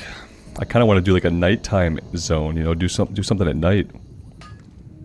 I might do D4. You know, I like D4. D4 is fun. The story seems okay. It hasn't done anything yet to like just absolutely pull me in. For me, the ARPG gameplay is a little bit button mashy. It could be because I'm not a good player. It could be because I don't have a lot of abilities yet. But yeah, I might do. Maybe I'll do like an hour of D4 and then a couple hours of Classic Era. I want to keep playing D4, but it just isn't. It's not grabbing me. It's just it's good. It's a good game, and it's fun to play. But I'm not thinking about it when I'm not playing it.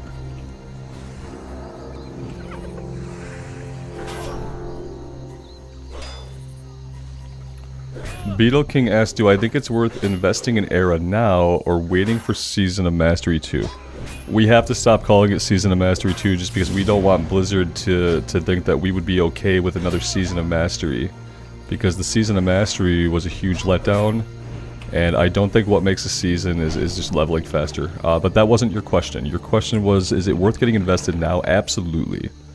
If you don't want to play hardcore, jump onto one of the other Classic Era servers, Mankrik, Pagel. They're linked to each other.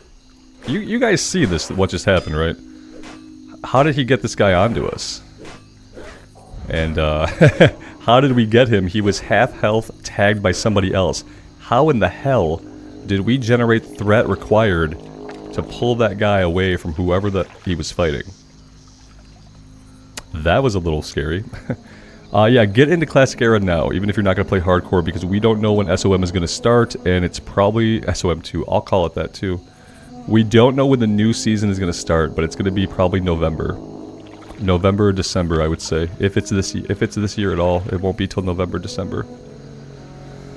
So, yeah, get into it now. Because it's going to be a long wait for the next season.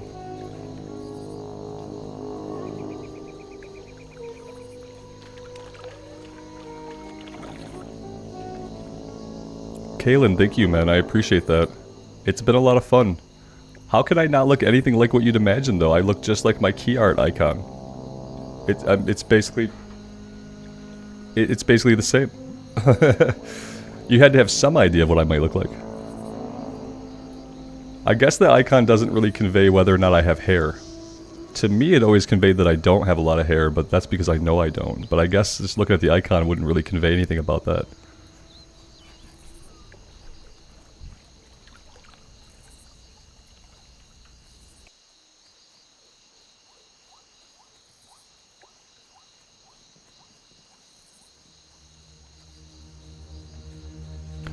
Tactical Viking, you think he was resetting? And he just crossed my path and he aggroed me? I've never seen a mob resetting just aggro a nearby player like that. Is that something that happens? It seemed wrong. But yeah, I mean, he did look like he was running back and not towards a player. But if that can happen, that's scary AF.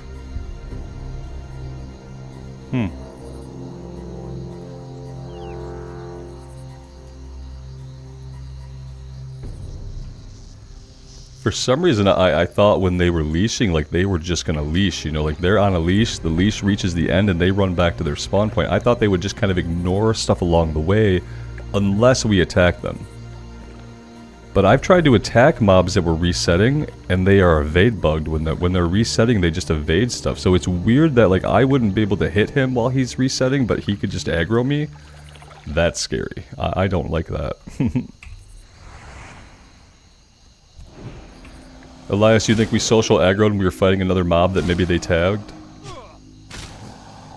Yeah. And so what could have happened is like I didn't attack anything that someone else fought. Maybe somebody attacked something that we were fighting or buffed us or... No, they didn't buff us. Somebody got us onto their aggro chain. I didn't accidentally get onto somebody else's, I don't think. Because I didn't attack anything that I could visibly see someone else fighting. Buffing myself caused aggro or healing? Maybe, but like I said, usually when a mob is resetting, they're just resetting. You can't even really attack them when they're running back to their spawn point. They evade. It's weird that he would evade if I tried to hit him, but then he might aggro me if I buff myself when I'm too close. Either way, it's a weird one-off, and we're lucky because he was a higher level and he hit us pretty hard. I'll just have to try to be a little bit more aware when there's other players around.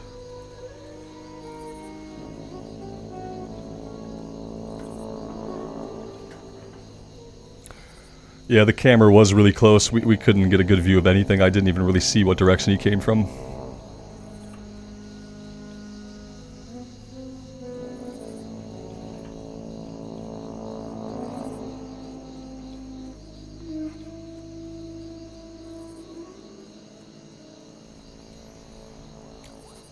Auntie, that would be a way to grief somebody, but I feel like if someone were trying to grief me, they'd have done more than just drop like a level 25 mob onto me. They probably would have dropped either a lot of stuff or something substantially more powerful. But yeah, I mean, that is something that a griefer could do, I suppose.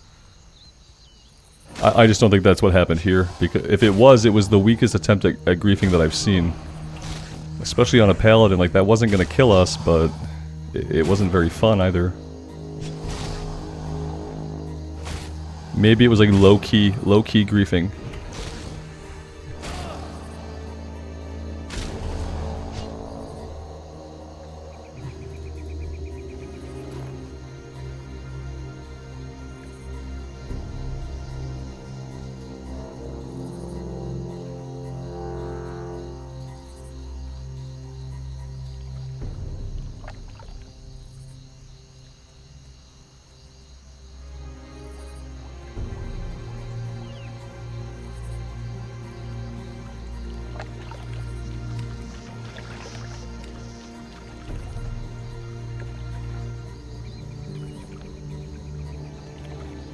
They don't have a lot of these guys out on their own where they're easily attackable. And the marsh is obviously just ridden with Crocolisk, which is not making this any easier to find the guys we need, who we can actually tag safely.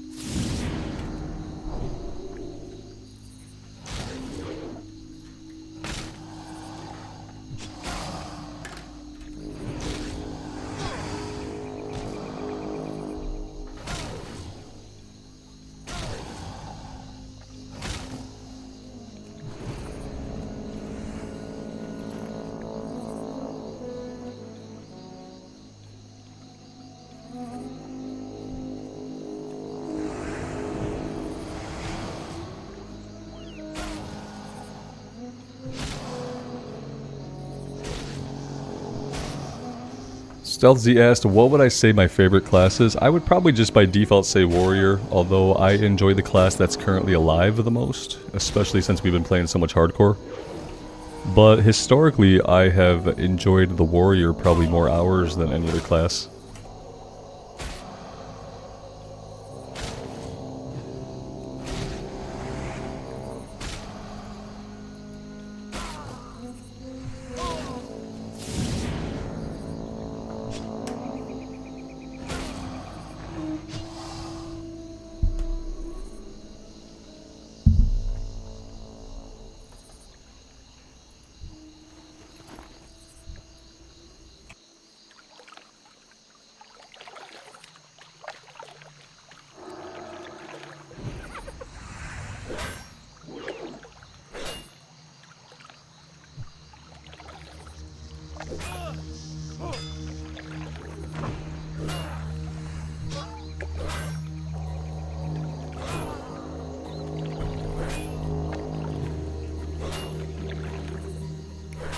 Daryl asks, is this the server strictly for hardcore? Yeah, it's Bloodsail Buccaneers. It's where people do the hardcore thing. I don't know if it's strictly. There might be people here who don't do hardcore. I'm not sure.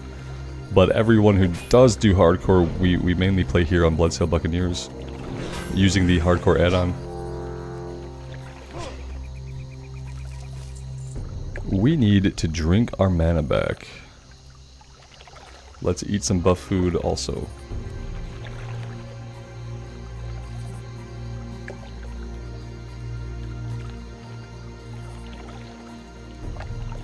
Yeah, that's a good point, Chris. All the griefers are non-hardcore, right? Yeah, right. All the griefers are just there to grief, you know? Yes, so it's hardcore people and maybe griefers. We've never seen a griefer ourselves, personally, not that we've been able to identify. But apparently they're out there.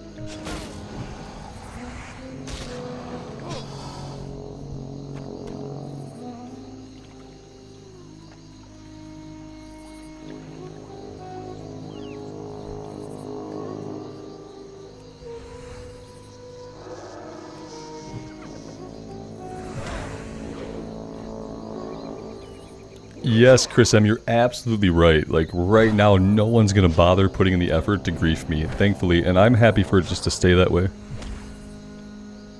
I guess when someone griefs me on a stream, I'll know that I've made it. That won't feel good. That won't feel like making it.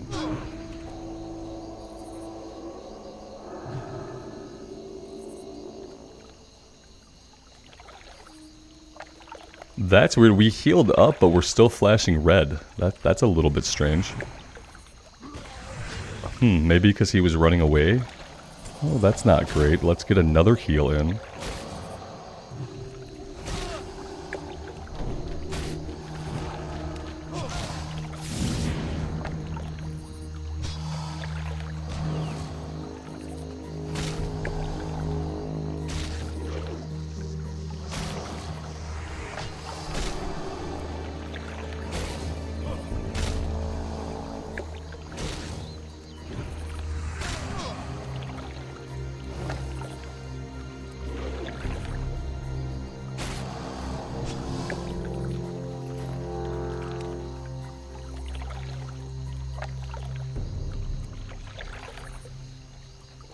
Kaylin asked if I watch other YouTube content centered around WoW and WoW Classic. If so, who are some of my favorite channels to watch? I don't watch a lot of other content about WoW. I watch a little bit of Asmongold's channel because sometimes he can have a good take on things and I appreciate his intellect. And every once in a while I'll watch a Belial video because same thing, I appreciate his intellect. He's a really smart guy and he usually has really well-informed takes on things going on in the game.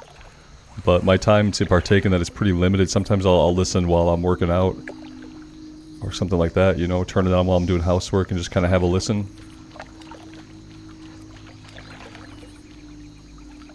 But I don't have any like hardcore streamers or anything that I watch or anything like that. I don't really know anybody in the actual hardcore community. I'm just an outsider.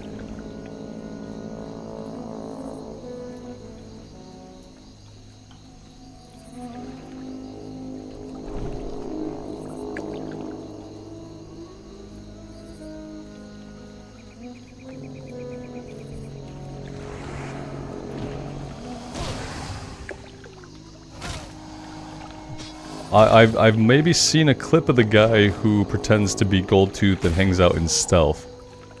Yeah, does he make his name in such a way that like a targeting macro will auto-target him? Is that how he does it? Cause man, I got Goldtooth and I was just sitting there spamming judgment and just standing there and I managed to tag him out of a group of people. I guess I could have easily hit somebody in stealth. I don't know how that works exactly.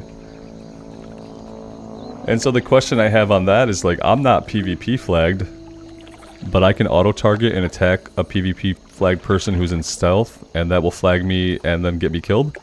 Because that seems like a horrible way for anything to work.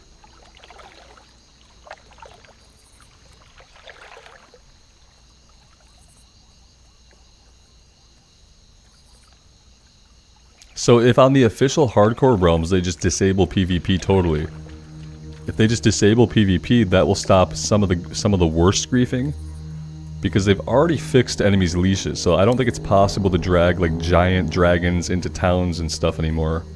I think they fixed most of that already. So it seems like disabling PvP would put an end to a lot of the griefing. Stealthy asks, what's my favorite expansion? My favorite expansion is probably the Burning Crusade. I might have said Wrath of the Lich King at one point or another. That would have probably been before Classic, though, that I would have said Wrath. But nowadays, I would say Burning Crusade. And that could be just because it's the expansion that we got the least amount of time with in Classic. That could be my only reasoning.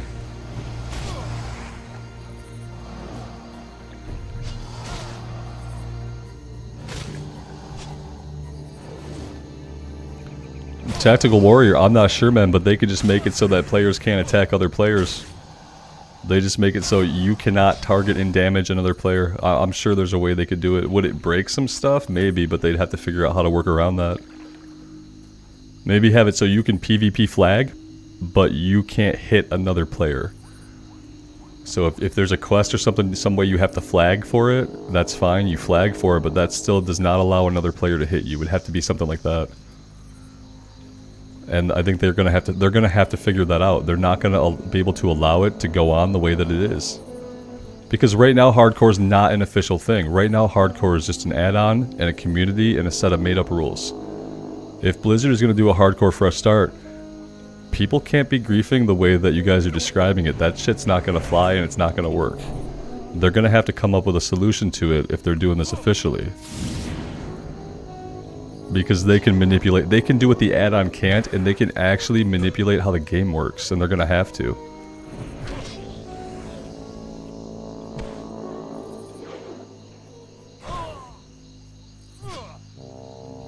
Chris M, absolutely, that's my point, is that yeah, the griefing will just go on and get worse and worse and worse if they don't just find a way to fix it. So I have to think that they have a way to fix it, that they're gonna fix it, and that we're not going to see that kind of PvP griefing when we get on the official hardcore servers.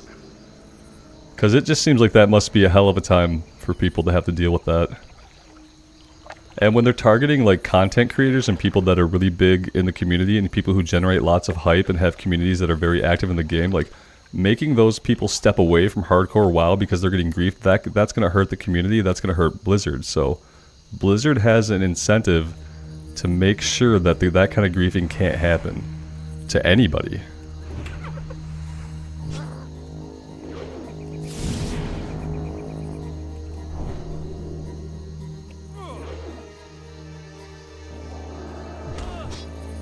Yeah, there's a huge difference between actual PvPing and griefing. Yeah. Actual PvPing to me is like, you know, things are equal. We've both agreed into the PvP, whether it's like a battleground or a duel. But yeah, I don't know. They're gonna have to fix it.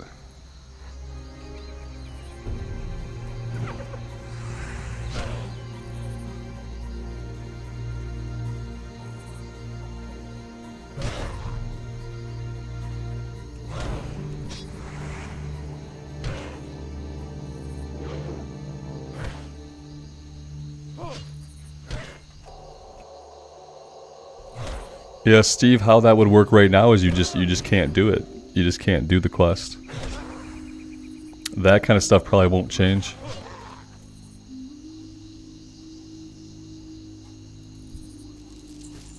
And they'll say, well, that's just one quest that you can't do, not a big deal, right? That's what they'll say.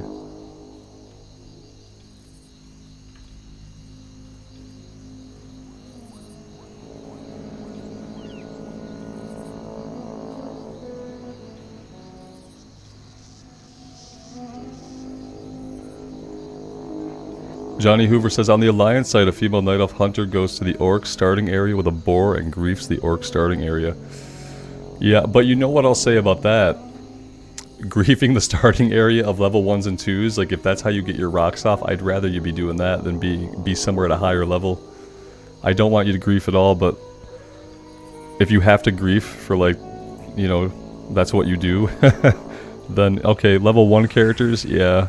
Because someone might chuckle at that. You lose a level 1 to some griefing and you might be able just to laugh that off. If you lose it to Gold Tooth or to Princess or later on in your journey, it's not going to be a laugh off kind of thing. It's going to be a friction point that drives you away.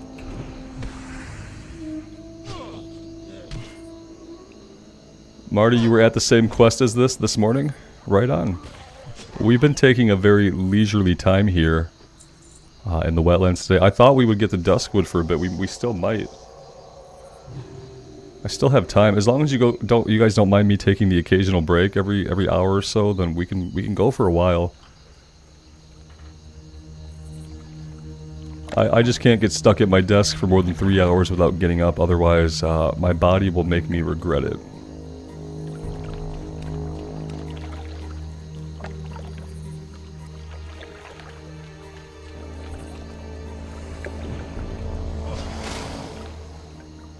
Marty, you got a duo going on with your wife in hardcore? That's awesome.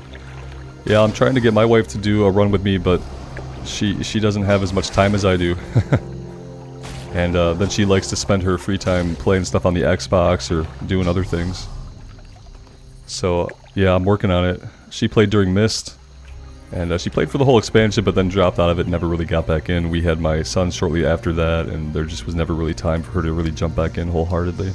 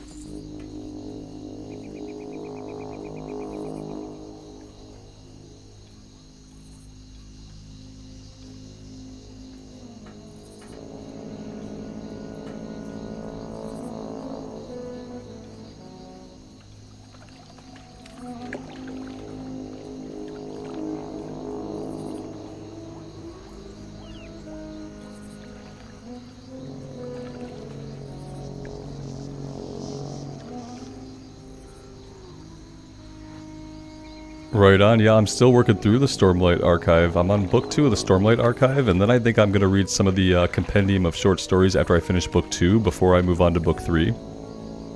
I finished Mistborn Era 1, Mistborn Era 2.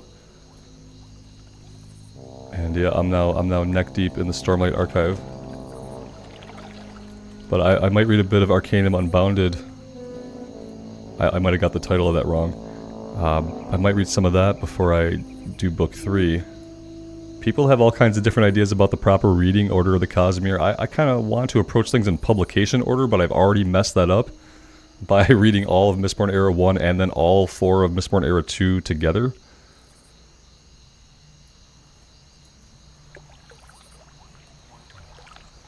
Kexlar, I'm well, man. Thanks for being here.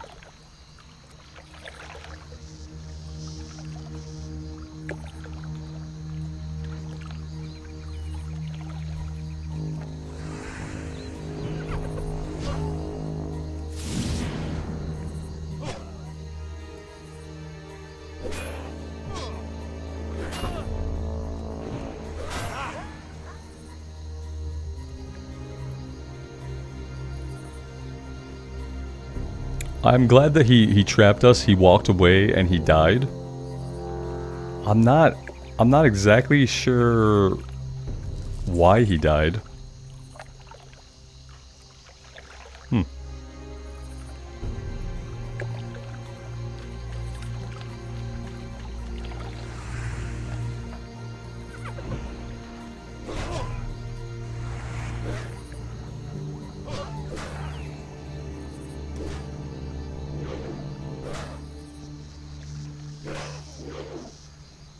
Let's see. Have I ever played on a private server? I haven't, and the way I do things now, I can't, because I can't stream or record a private server because Blizzard they don't want people on private servers.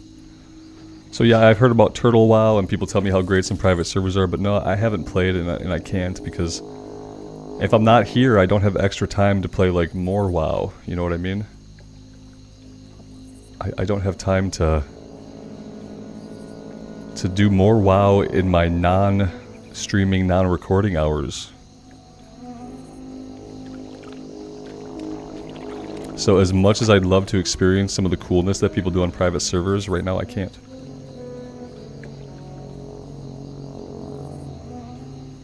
Mr. Chewy mentioned the voiceover add-on. It's a really cool add-on. We tried it for a little bit, and for AI voices, it's really good. And I think for anybody who wants to play WoW Classic Era and you just want to hear all the quests but you don't want to read that much, you should try the voiceover AI voice add-on, because it'll read all the quest out to you, and it's pretty good for an AI voice. It gets some of the inflection down. It has the proper nouns in there, so the proper nouns for the most part sound right. And yeah, it's really cool. Yeah, see, Turtle WoW, people always say, you know, Turtle WoW is really fun. Turtle WoW, and I can't try it. And my fear is, like, if I were to try it and I were to love it, where does that leave me? Because I can't make content about it. And I can't share it with you guys. So, like, it would put me in a really weird position to be like, oh, I love this thing, it's so good, but I can't do anything with it that I want to do. So I just haven't even checked it out.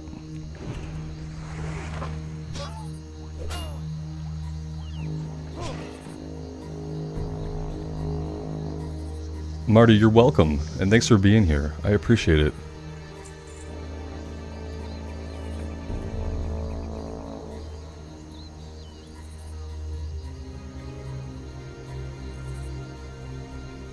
Maybe we should go back to the south at one point and do the Helghast Gauntlet. That would be a nice green quest that we could do fighting some of the orcs down there. Maybe we'll do that after this.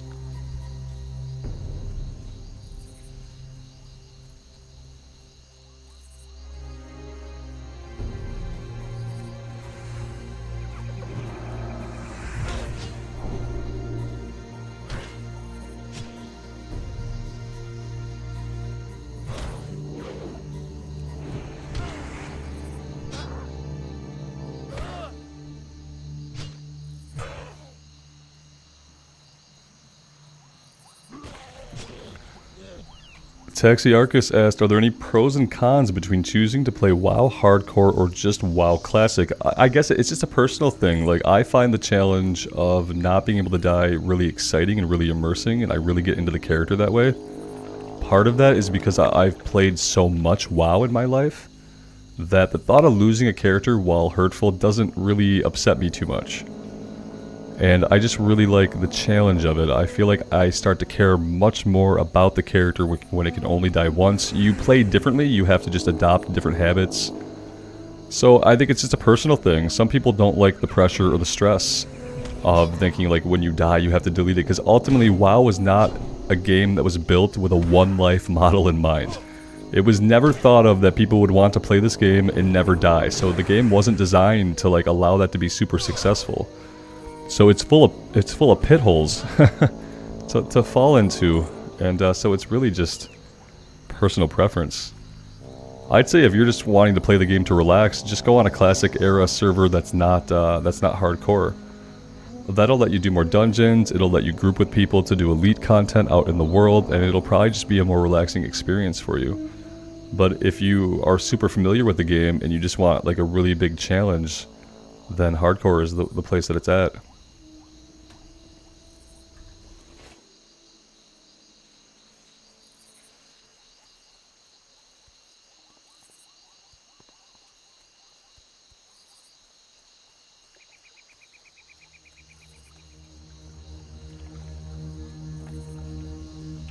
I keep holding on to the green one-handers, but I have not equipped a shield yet in this run, so I hold on to them for a while, we level up a bit, and then eventually I vendor them. Just because we also have not been tanking. Chris M, I paused the non-hardcore vanilla playthrough because I don't have time. I don't have time, and I felt like with us playing so much vanilla era in hardcore that it really wasn't the time to have that playthrough going.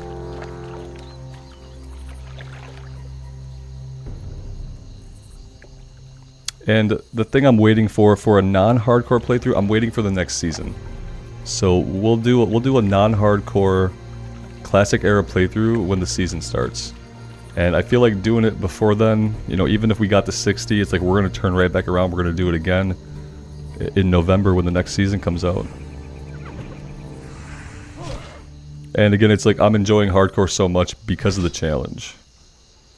That right now I'm just kind of waiting to see what that season's going to be like. And I hope they do something really interesting with it that really draws people in. Because I think people who love hardcore, like they'd also love a reason to go play some classic era, like that's not hardcore, but it has to be something interesting. It can't just be that we're going to level faster, because I don't really think anybody wants that. I don't think that should be the main thing about a season. The main thing about a season should not just be leveling faster in Classic Era, especially when the season lasted for over a year. So, you know, if you were doing like a 2 or 3 month season, I can see a 50% experience bonus being super useful. But if you're doing a season that's a year long, we don't need or want an experience buff. It's about the journey.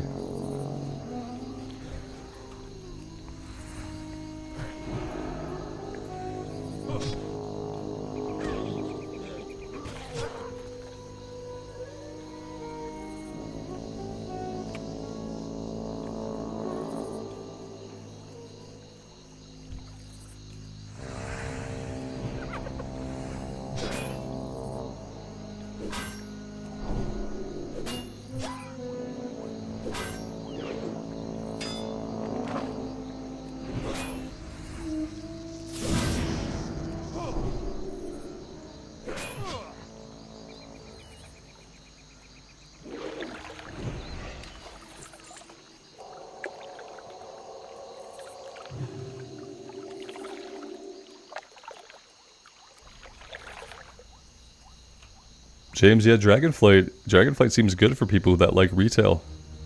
It seems like it's a really good expansion compared to ones that come out recently. It's especially better than Shadowlands. I'm not sure how it stacks up against BFA. It's probably just better overall.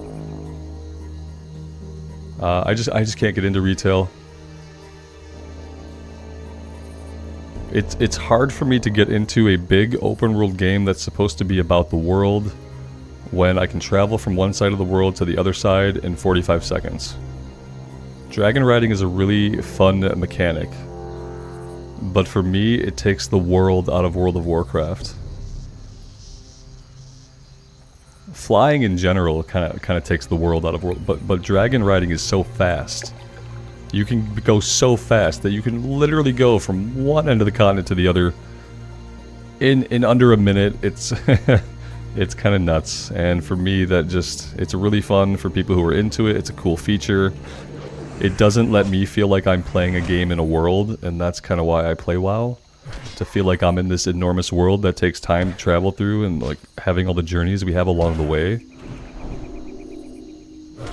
And you lose that feeling when you can hop around, not only like really close from camp to camp. I was flying from camp to camp of enemies just to fight them and fly away, because that's what the game seemed to want me to do.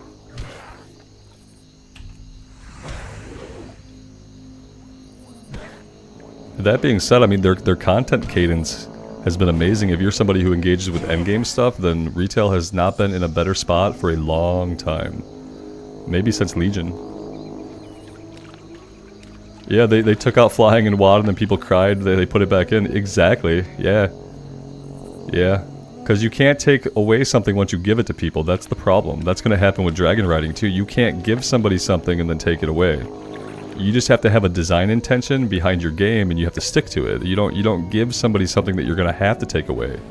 You only give them things that are going to uphold the vision of your world and your game. And so once you give somebody flying, yeah, they're going to want to fly everywhere. But you didn't have to give them flying. You chose to do that.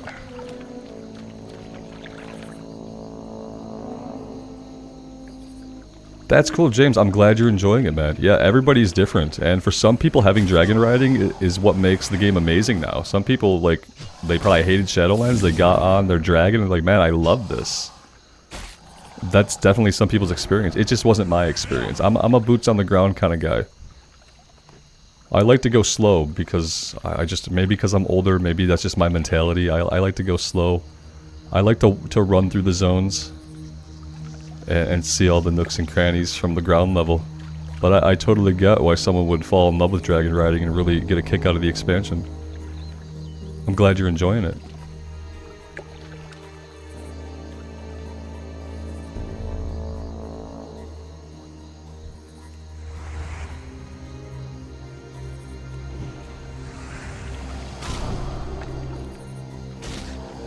Chris M asked if I ever played Skyrim. Yeah, I played Skyrim back when it first came out, which was probably like 15 or 20 years ago now, I guess. 15 years? 12 years? I was like 25 or 26. It was a while ago, yeah. I don't remember anything. Except dragon yelling. I remember the dragon voice. The voice from Dune, but dragon. And that's all I remembered.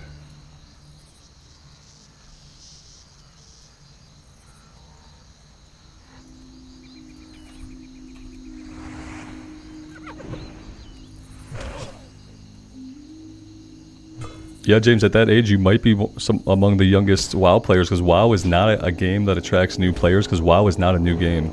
So, like, WoW does not do a good job of attracting a lot of younger players, because WoW has been around for a long time, and mainly it's thought of just as an old person game, which that happens when a game's been around since 2004. So yeah, I totally believe that there's probably aren't a lot of the younger generation of people playing WoW, retail or otherwise.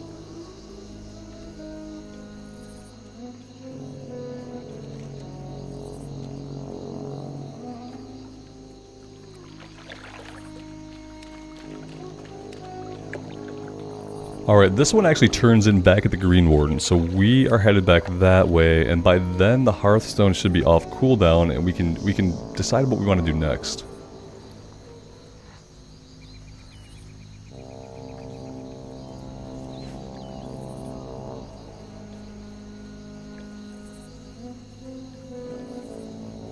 So Mr. Chewy, you've been playing WoW since you were like 7 or 8, my man.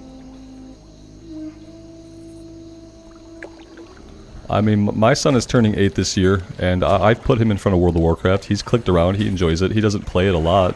I don't think I'd have him play it a lot, but sometimes he comes down on the second PC and he'll play with me. And so, yeah. I don't know if he'll really remember a lot of his experiences because he doesn't play very consistently.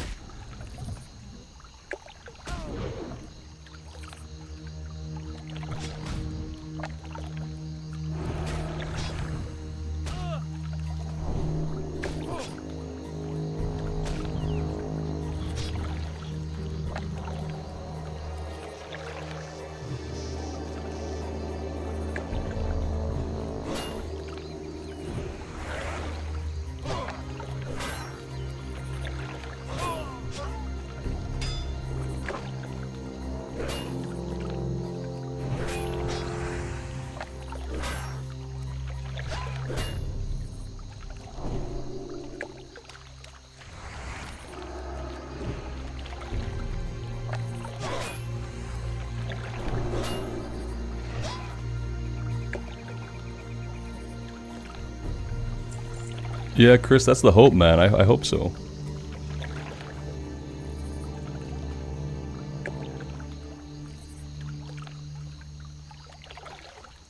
JC, thanks for being here. Have a good rest of your day.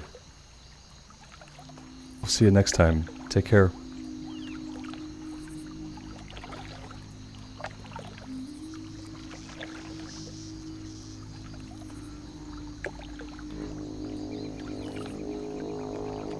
Average age was 28 in vanilla WoW. Yeah, and then 20 years later, a lot of us are in our 40s. And it's like the same people a lot of time playing Classic, especially a lot of us are the same people that played during original vanilla and BC.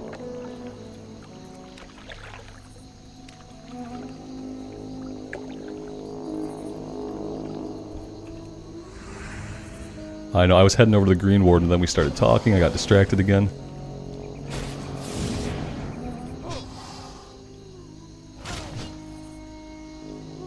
I'm glad you have those memories, Chris. I think about that a lot with my son. I think, like, you know, he'll have the memories and, you know, it sounds kind of, maybe it sounds stupid, but like he'll have the VODs, he'll have the videos to watch when I'm gone. He'll be able to see me and hear my voice when he wants to. And, you know, beyond the memories, I feel like that could be super impactful too. But yeah, you know, having those good memories is super important. Because eventually that's one of the only things that we're left with.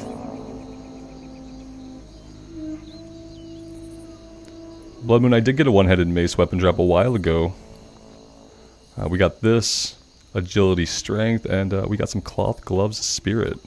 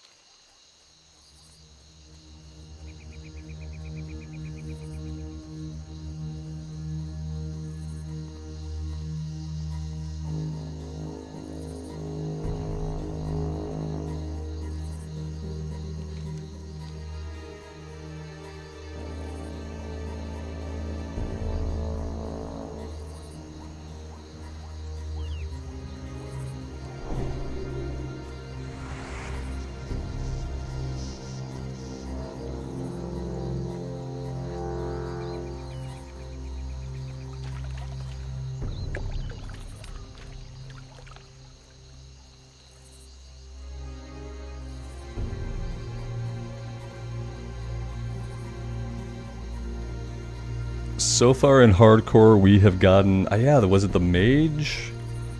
I think it was the mage that got to the highest level we had gotten to.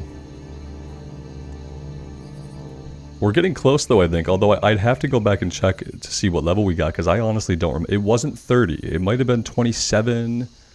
It might have been 26. It wasn't yet 30, so...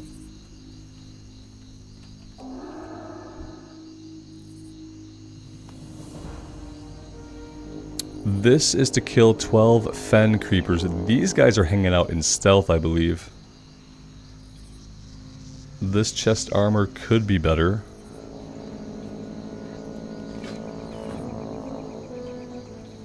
Oh yeah, Blood Moon. My son would play video games all day if I let him. Yeah, he loves video games. He plays a lot of Minecraft, obviously. But he plays a lot of other games too. He beat Cult of the Lamb.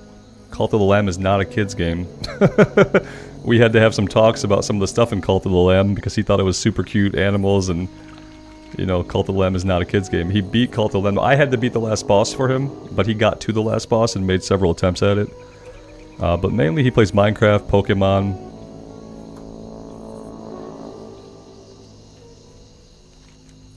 Typical kid stuff for the most part.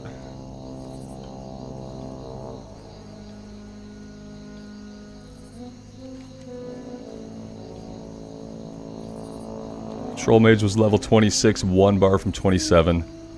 Yeah, that was the highest level we got to.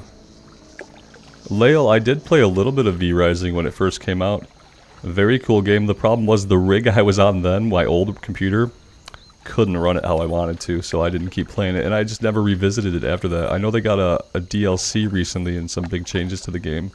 Some stuff added in, but haven't revisited. It seemed super cool though. I loved the vibe.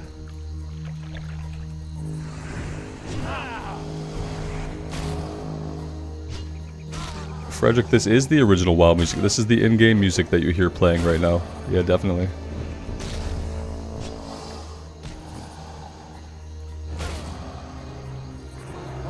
Yeah, Lael, I caught a little bit of Carnage's playthrough of the new stuff. I didn't keep watching it. He keeps his sound effects up too loud for me. I get sick of hearing the swipe, swipe, grunt. Swipe, swipe, grunt. And like, if he would turn his SFX down and his music up, so many of his YouTube VODs would be so much better to watch. But I did catch a little bit of the playthrough. He seemed to really enjoy it.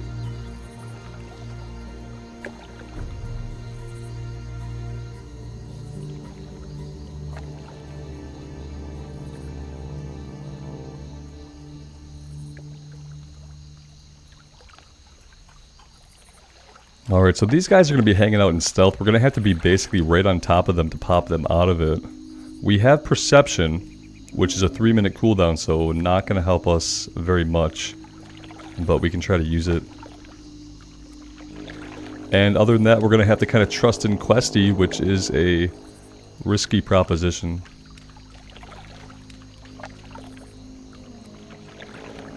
Yeah, I tend to keep the SFX stuff turned down because the repetitive combat noises can really get into your brain and bother you. Even if you don't realize it's happening, it happens anyway.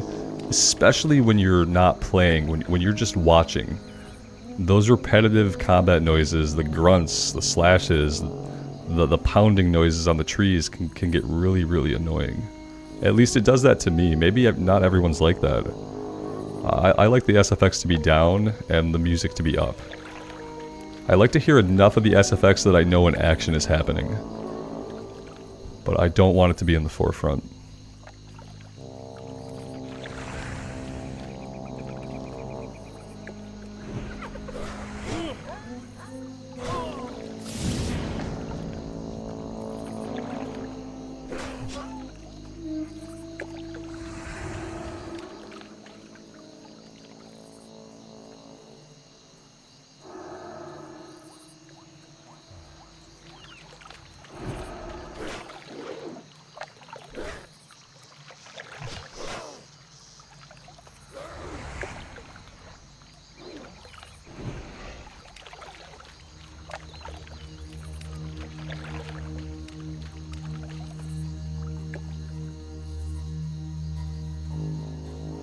Here's a body of one. So we know they exist, right? We know they're out there somewhere. But it's always a trick finding them. And then while we're looking for them, we have to contend with all of the... Oh no, let's get him, let's get him! Oh, we didn't get him. It's gonna be like that, is it? It's gonna be a competition for these guys out here.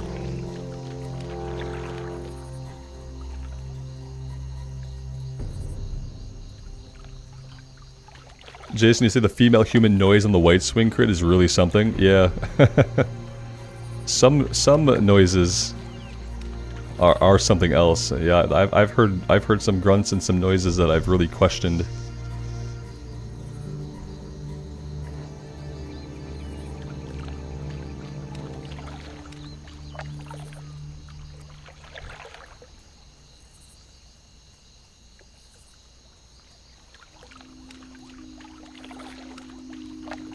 John Rodriguez says the Paladin mode is easy. Please change to a warrior rogue. If you knew how bad of a player I was, my friend, you would not think that it's easy.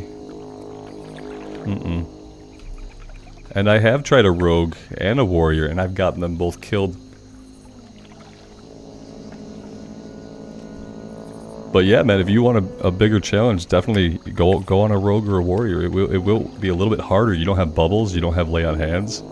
I need all that stuff, so...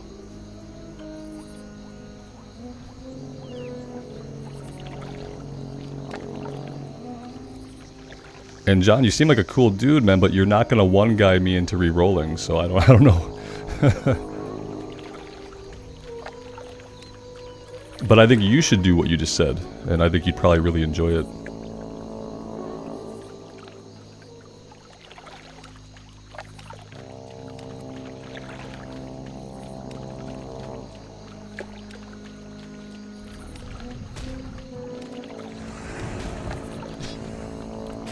Who, man, I'm doing well. Thanks for being here. Yeah, I am going to continue the ESO playthrough. Trying to get my schedule straightened out so that I have some time to continue with the recorded series, both for Wrath of the Lich King and for ESO. So yeah, the playthrough will be continued. It is on a little bit of a break right now. You know, I started streaming a few days ago, and I've really been loving it. And just trying to get the schedule sussed out so that I can do everything I want to do in a day.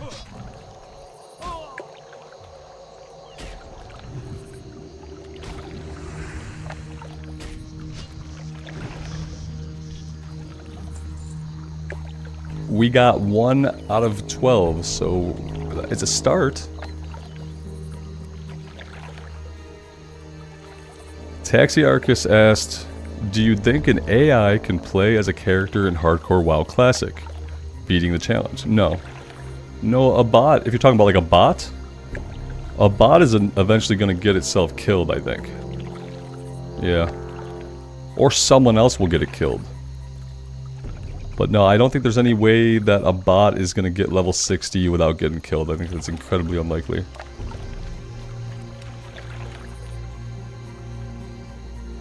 Yeah, if it was programmed to just do like the base minimum green enemies, I still think that some kind of social aggro, a mistaken pulling, somebody dropping some ads on the bot, something's going to get it killed before level 60. There's way too many things that can go wrong. Could it get somebody like a quick 10 levels or something? Yeah, maybe. Maybe you could let that bot run. You could take your chances, let the bot run, and maybe you come back and you've died, maybe not. But no, I don't think there's any way just a bot on its own is going to get itself to 60. Too much chance for weirdness to happen, even under the best of circumstances.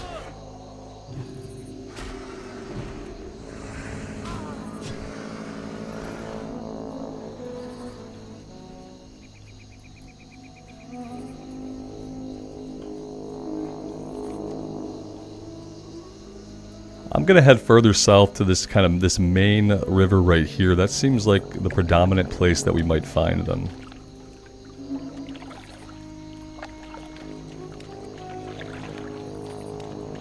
We could also be grabbing some of the mature crocolisk up here. We need giant crocolisk skins. So maybe we work on that as well while we're up here.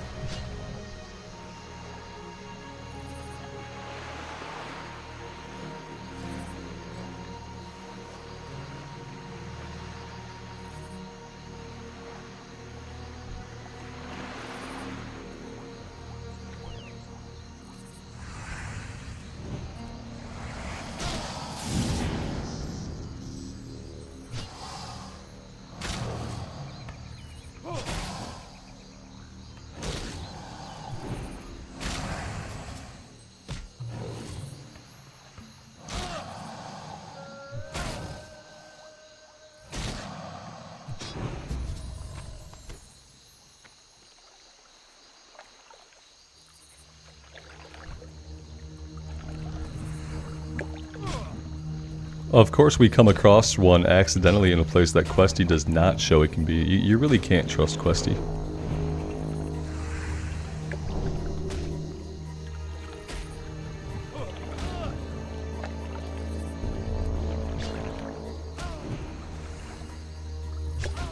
One day someone will think about putting like the no add-ons rule into the hardcore rules, you know?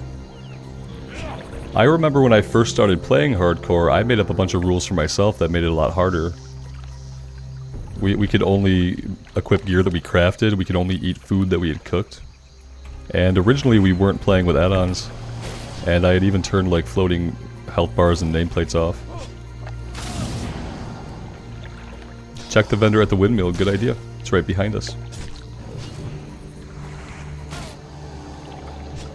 I'm not positive, but I feel like I saw in a video an add-on that literally told you what to do next in your hardcore run. It was like, go buy this item from this vendor, now go do this. And maybe the thing I saw wasn't real, but it looked like a step-by-step add-on that told you the next thing to do for your hardcore run.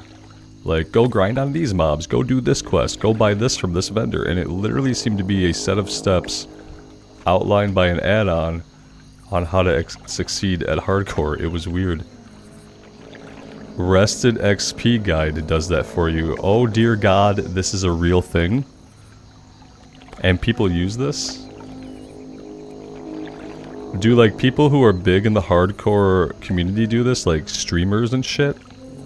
Are they using an add-on that guides them through step by step what to do to succeed? Cause that ain't hardcore. It also costs money. That's effed. That's called pay to win. It's called pay to win. That is insane, and how is it Blizzard doesn't shut that shit down? It's one of the main sponsors for the larger streamers. Disgusting.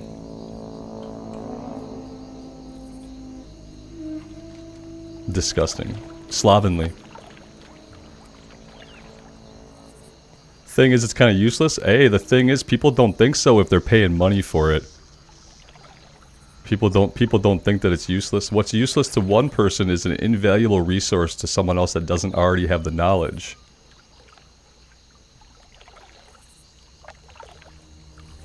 Kargaz uses it. Okay, I mean, maybe I just don't know what I'm talking about. Obviously, I'm a nobody, so don't listen to what I say, but listen to this. Having a guide that tells you the ideal thing to do next, that's not hardcore. They know that. Like in their heart of hearts, they know that shit that's just gonna make it easier makes it less hardcore. I guess that's just like a viewpoint difference. Add-ons are so normalized in World of Warcraft these days, but I was a player that went forever without using any add-ons. It took until the first season of Mastery for people to convince me to use Questy. And that was like, you know, 18 years of my WoW career, and also many years of Classic was out before people even convinced me to use Questy. And to this day, I still have a love-hate relationship with it. They're the ones who made it, hence it's great. Yeah, I guess so. I think that's like some shitty scumbaggery, but that's just my opinion.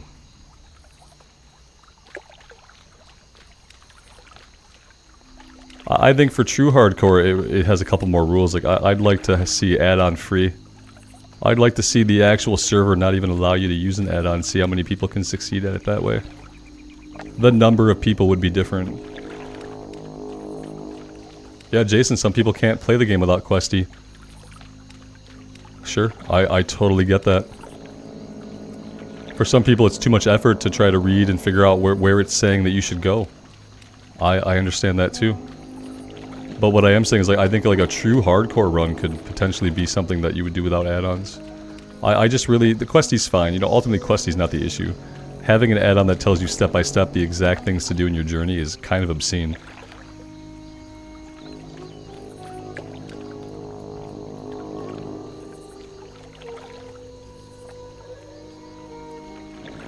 Yeah, and I don't think a lot of people would play with no add-ons. But I think that there's somewhere to draw a line of some kind. I think there probably has to be a line. And I think that line is somewhere right before you have an add-on telling you what to do.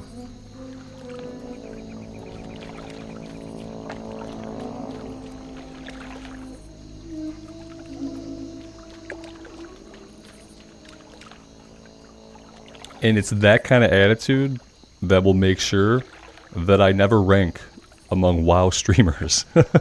It's that kind of attitude. That proves that I'm not going to make it.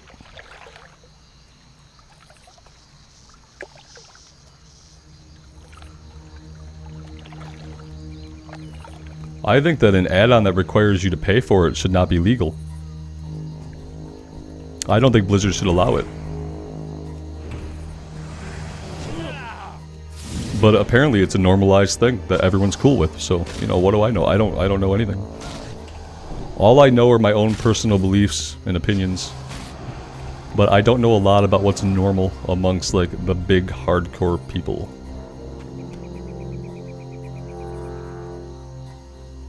Felipe Silva, hi man, how's it going? Thanks for being here.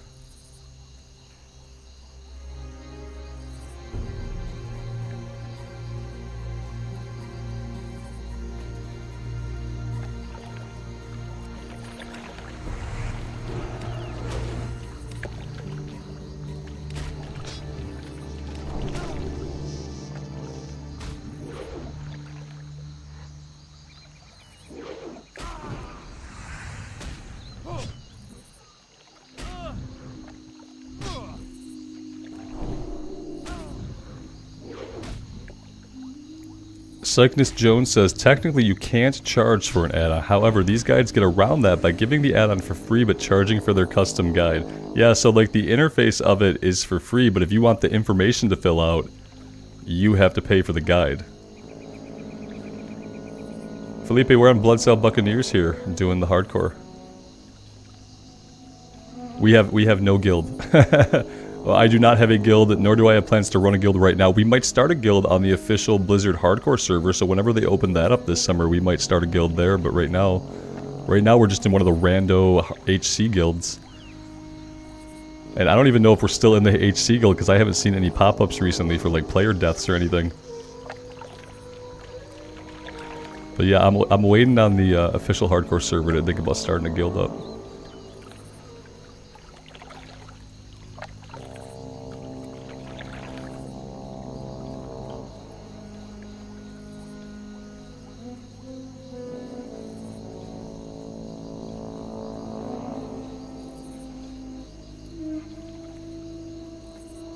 The Dross, good evening to you, my man. Thank you. I hope you're doing well.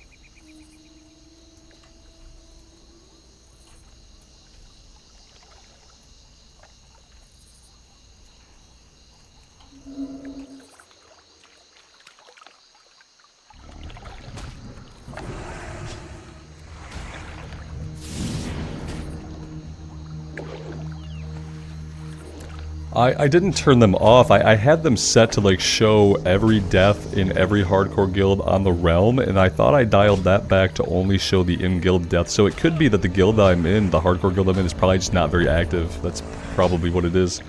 You are still in the HC Chad gang. Oh, that's cool.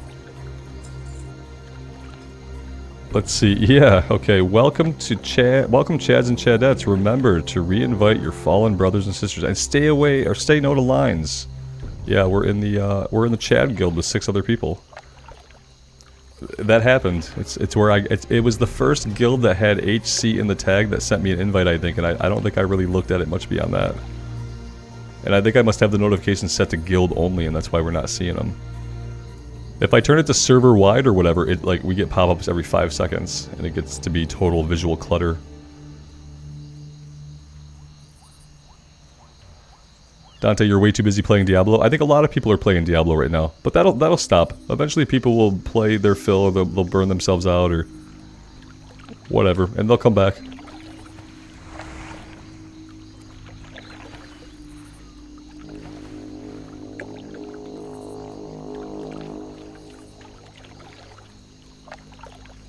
Podacasis asked if Blizzard put the token on classic hardcore normal servers, would I be playing? Well, they can't put the token on hardcore because we can't use the auction house on hardcore.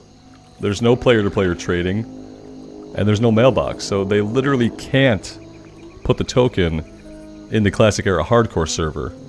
They could add the token to like just the regular classic era servers that that aren't hardcore. I don't think they would do that because I don't think they stand to make a lot of money from classic era token, whereas they think that the people who are going to pay the money are the people who are raiding every week and stuff in Wrath of the Lich King. That's where they can make their money.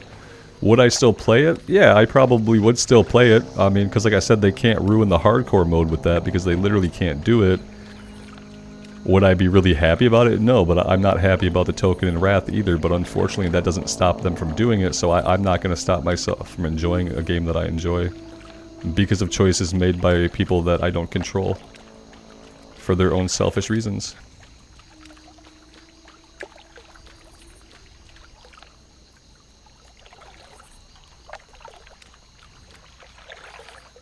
You can set the level of what character you see so you don't get spammed with low-level death. Okay.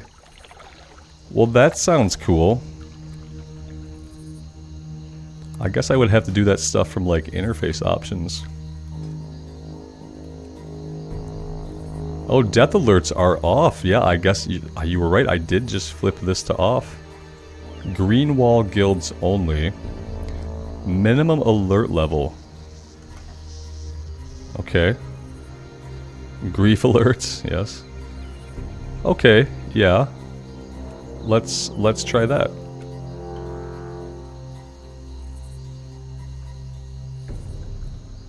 Raphael, I'd like to be able to use the auction house too and have an in-game economy, but many people have pointed out reasons why it still really wouldn't work for hardcore to have the auction house going.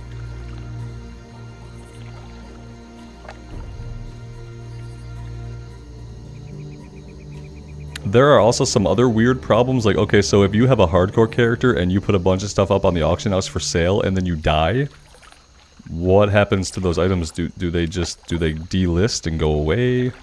Can somebody buy them? The money goes into a vacuum? There's a couple of weird things that can happen. I wish we could have an economy that was going to function in hardcore without the potential for people to somehow cheat off of it, because the problem is this. If we can use the auction house, that opens up the mailbox. It basically just allows people to like fully prep out like their lower level character once they have a character at a higher level. So if you manage to get a character into 40s or 50s, you know, you could potentially kit yourself out or have one of your friends put some stuff up real cheap on the auction house, and then you go buy that stuff really cheap, really fast, and then all of a sudden you have a level 1 character who's totally geared out, makes the challenge a lot easier. And when you make a challenge a lot easier by those artificial means, then it's not really much of a challenge anymore in the same way that it was.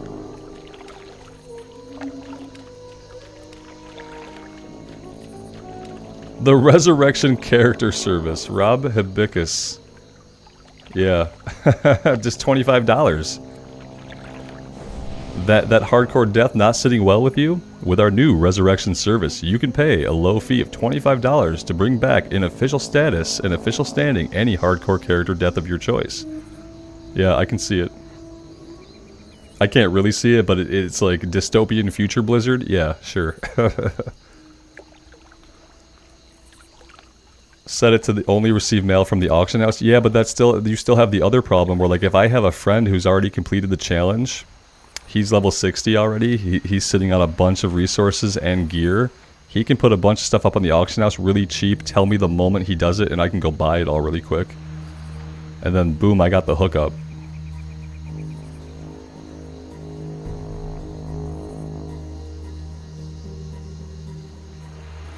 And then I'm walking around at level 1, one-shotting enemies with my, like, best-in-slot level 1 weapon with Crusader on it. I've got 6 potion buffs at level 1. And then, you know, that doesn't make it very challenging after that, does it?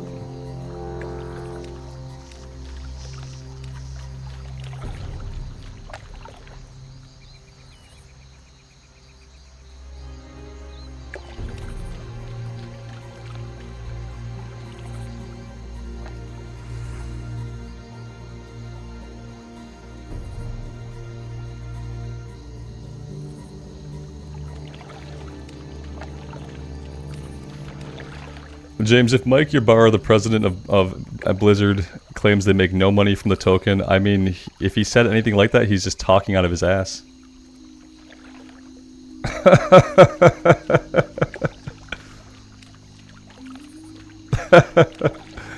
People swipe their credit cards to buy a virtual item from Blizzard that the player then sells for gold. How could they not make any money? You know what I mean? Like maybe that's not what he said, because I don't think that he would say something. Now let me say this: I believe that anybody that works at Blizzard could say heinously stupid things, but usually they avoid statements that are that blatantly heinous and incorrect. Oh, we sell this thing, but we don't make any money off of it. Nobody should be able to tell you that with a straight face. And Mike Ybarra is like probably barely even a human being. He's not one of us, so please don't think that for even a moment. Yeah, that guy will be gone in a couple of years. It will replace him with somebody even worse.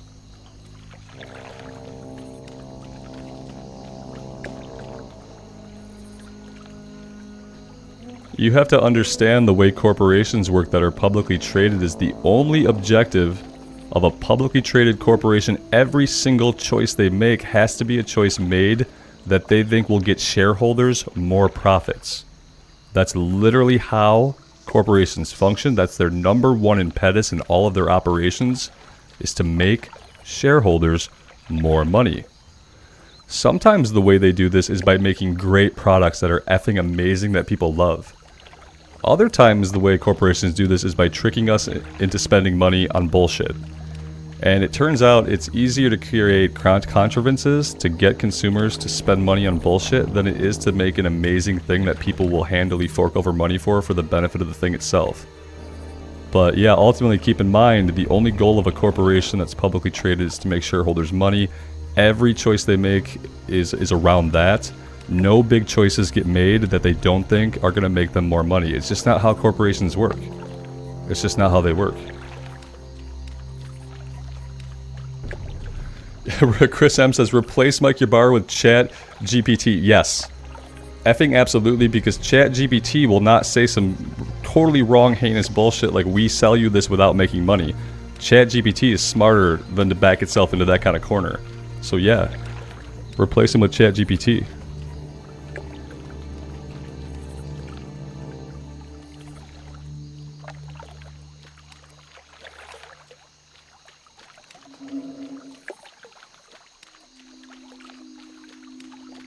Yeah, I think if you put an AI in charge of decision making at Blizzard, we'd probably have better games.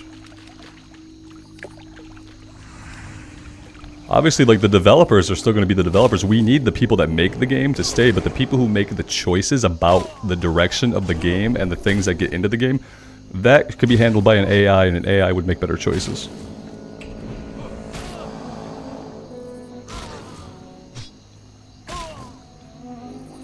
Because, Raphael, making actual interesting content is a lot harder than having a cash shop with cool looking gear on it or selling people gold.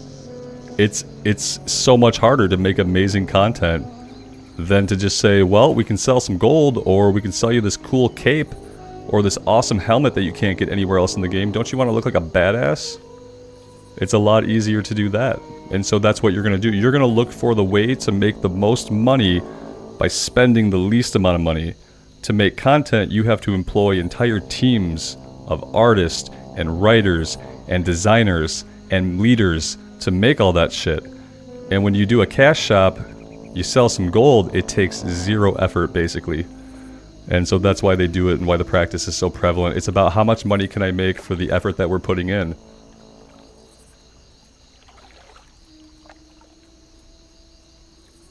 I could rant about it forever, but I don't think it makes very good content. We should let people who are smarter than me, like Asmon and Bellular, go on and on about this kind of stuff. They are both more intelligent than me, have more background information, and are probably more eloquent. So maybe I should leave this kind of ranting to them some of the time. We should focus on trying to complete our third quest of the day, now that we're 3 hours into the stream.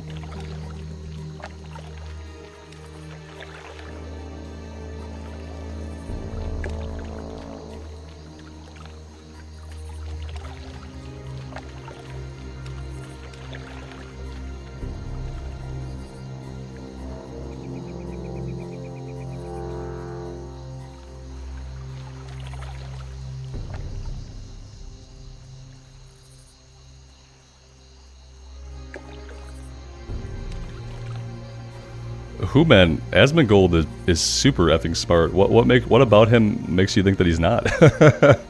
I don't know. The guy's intellect and his understanding of things and like human motivations is pretty vast. If you listen to him for any length of time, I think that becomes really obvious really quick. Sometimes, obviously, like, Asmongold isn't a character, right? And he's kind of being a character. That's kind of part of what he does, and that's like part of him as well. It's not even like it's a made-up character. It just is part of who he is that he channels on his streams. So sometimes he probably like exaggerates stuff like in that mindset, but he's obviously a super smart guy. Like, I feel like Asmongold is probably like almost genius level in reality. Like, I don't know what his IQ is, but I've listened to him talk quite a bit, and yeah, I mean, he's definitely smarter than me. I'm not incredibly smart myself, so that's not really saying a lot, but...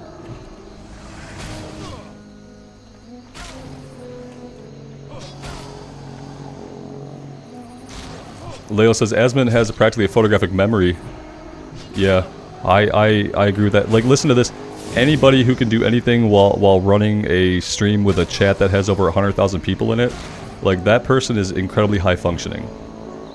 Just to be able to facilitate any kind of coherent conversation when you have 100,000 people in chat, that's an incredible ability. And so just that alone, that's like not even thinking about like the knowledge that he portrays about things and the way he phrases stuff and the wealth of different subjects that he can talk to on demand. Yeah, no, he's incredibly smart, man.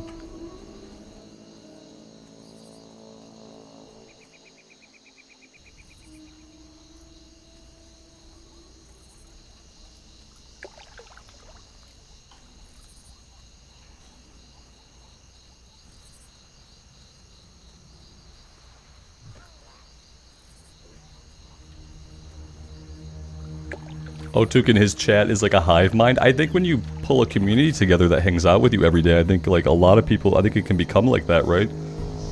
For a lot of different reasons. Some of it's just being exposed to the same ideas and the same thought processes over and over again, kind of put those ideas into everyone's heads, you know? Well, yeah, and he's a multimillionaire, obviously. Like, people change if they spend too many years on Twitch. Yeah. But listen, he was smart before he was a multimillionaire, you know what I mean? Like, his brain has been what his brain is. And then he became a multimillionaire.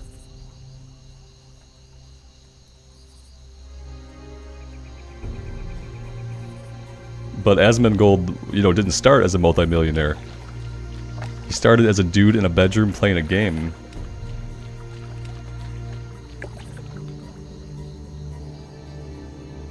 Is Chris M, is he really a millionaire? Oh yeah. Yeah. Not a multi-millionaire.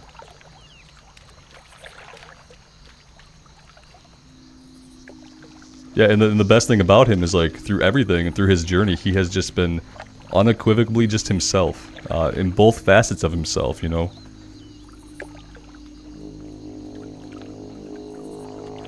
He used to work for the IRS, yeah. Yeah, he probably worked a low-paying job for the IRS, either doing paperwork or working at a call center. At the time he did that, he probably made like $12 an hour, and it was probably a lot of money back then for like an hourly job for someone who's not like super college educated.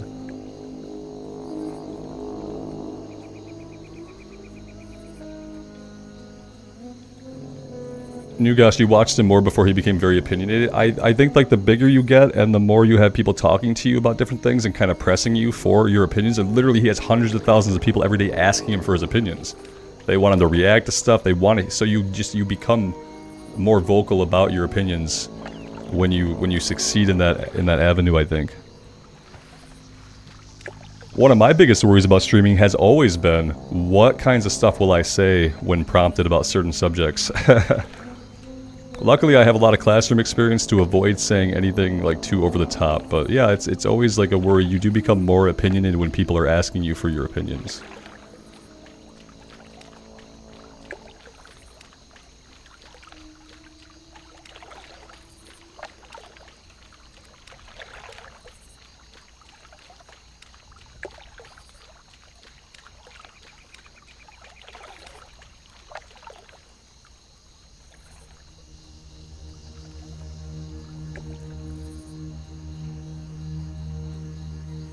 Yeah, James, I leave politics to the politicians. I'm not a politician, so I'm not qualified to talk about politics.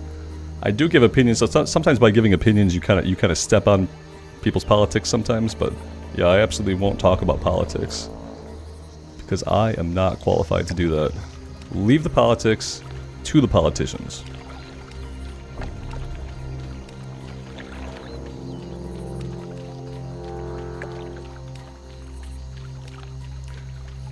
Taxiarchus says the solution is to give AI global wealth distribution power. I'd be down. A universal, well-balanced salary. Yeah, I've always, and this is where we accidentally step into politics, right? Because this is the kind of thing you say that'll piss people off. Is like I've always thought that there should be a standard living wage that people earn by being a functioning part of society. And that, you know, regardless of what your occupation is, you should be given the standard living wage so that you can at least get by. And that frees people up to do more productive things with their abilities. It frees people up to stay in school or seek training to make them a more productive member of society. It allows people to be happier because while you're striving to make yourself a better person, at least you don't have to worry about how to put food on your plate. Because we can all agree that people perform better, learn better, do better at work when they're not under financial stress. Dan Cosman, it's never going to happen and I know it. No, yeah. Listen, it's not going to happen in my lifetime. That's absolutely true. There is just not just in America. Yeah, other countries might have something similar to that. I don't know which ones we would be talking about. But yeah, in America that's probably never going to happen. But it has been an experiment that I think has happened elsewhere and has been successful. So we can't say that it's never going to unequivocally happen. But yeah, is it going to happen in America? Absolutely not. Not with the current paradigm. We can't even agree on a minimum wage that people can fucking live off of. No, we're never gonna give people money just to survive.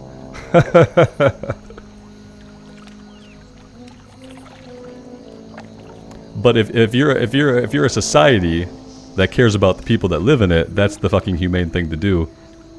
Is to make sure they can take care of themselves while they work on becoming more successful, better people that can push the society forward. Instead of just being fine leaving everyone behind who can't like drag themselves along through the muck. Because the muck in this country is thick. And a lot of people don't get out of it.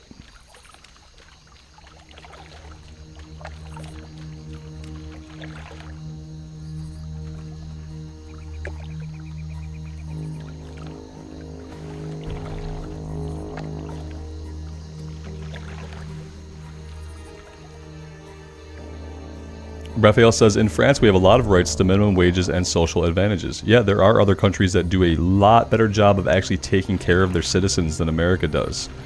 We're kind of a fend for yourself place, like you either sink or swim on your own. There's really no sense that anybody's there to take care of you.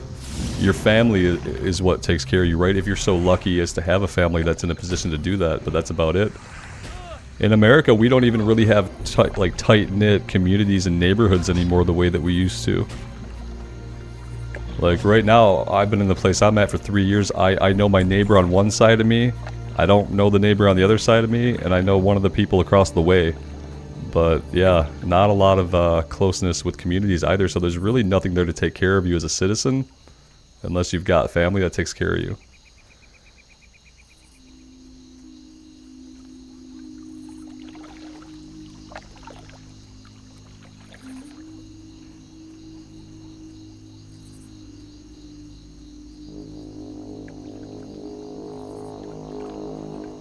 Yeah, it is hard. Taxiarchus, you're absolutely right. It's hard to agree on a definition of what is necessary for human well-being. And obviously, like, there are simple things, right? You say, like, what's necessary? Well, you need a roof over your head. You need some food. Maybe you need means of transportation. We could probably boil it down to a couple of things, you know. But everyone's going to have a different opinion on exactly what that means, especially when you try to put a dollar value on it. When it's not just saying, like, you need food, you need water, you need a home, but when we have to then ascribe, like, a dollar value to those things, that's when it becomes really tricky. We have people that live alone in 12-bedroom houses that cost millions of dollars, and then we have, like, a family of 7 living in a 3-bedroom place, and renting it for $1,200 when the mortgage on the house would be $400, but they can't get a mortgage because they don't have a credit score.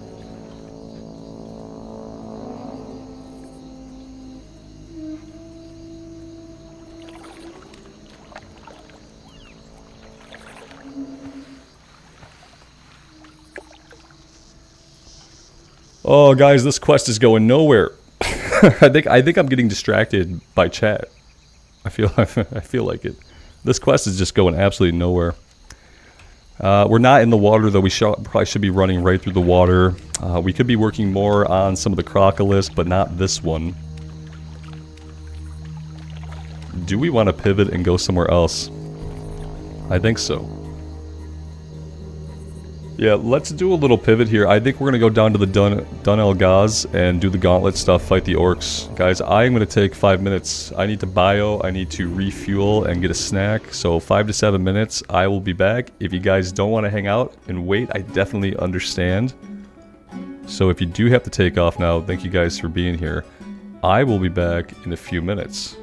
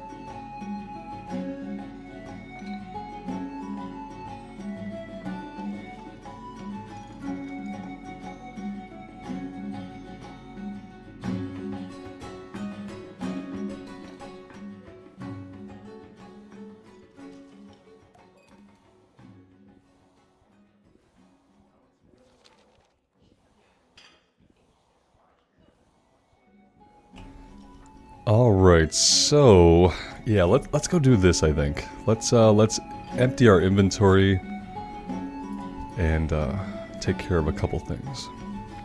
How are ya?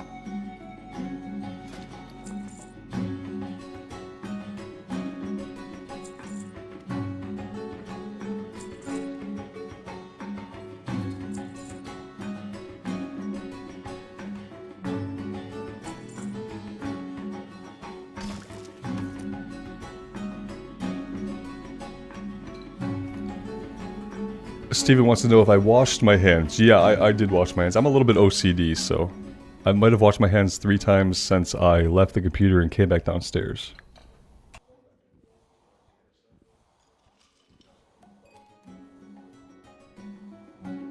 Watch your back.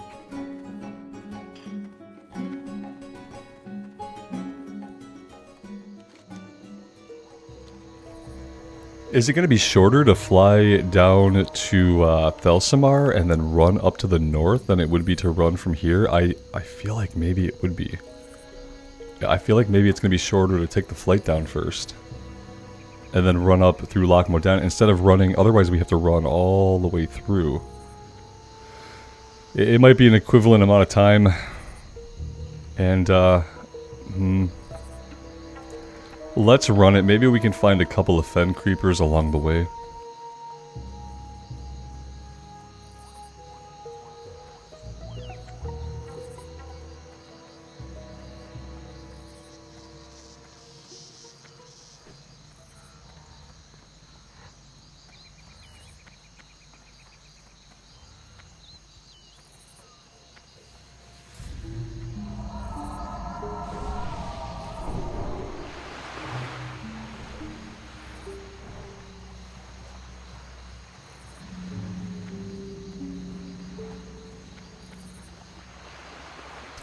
Alright, this level 13 is making the Wetlands run, right?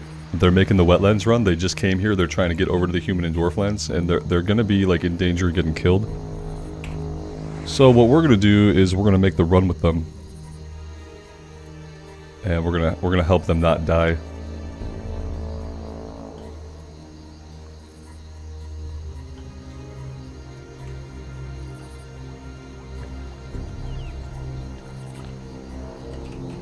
Outstanding.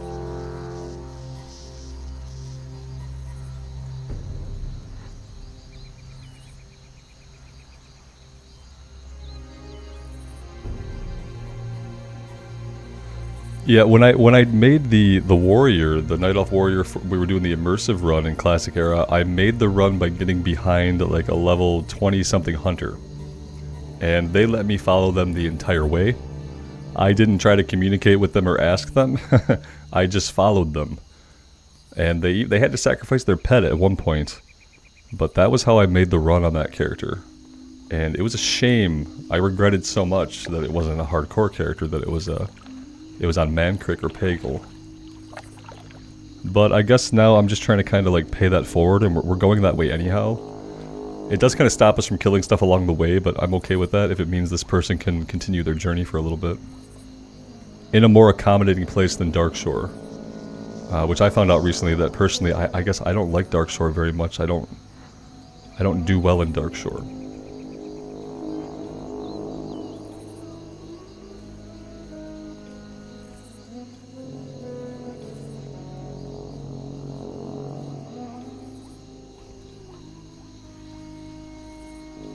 Raoji, hello man. Thanks for being here, welcome.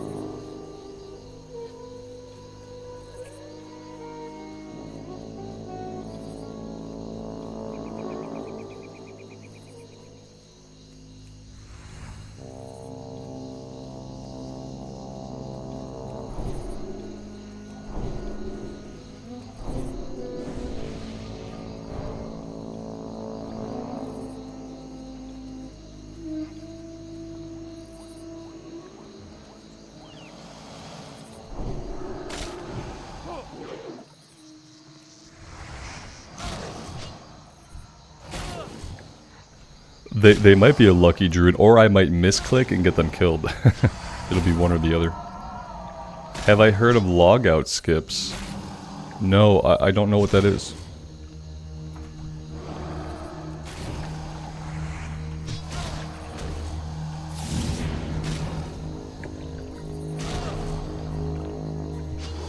What is a logout skip? It sounds like something nefarious. It doesn't sound like it's on the level, if you know what I mean.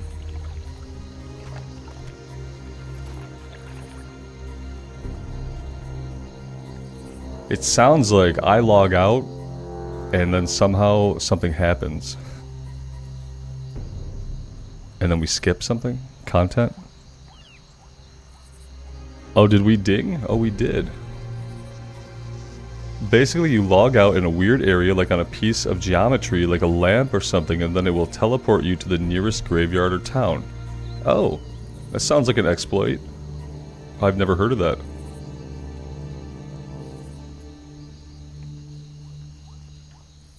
It's not considered like an exploit?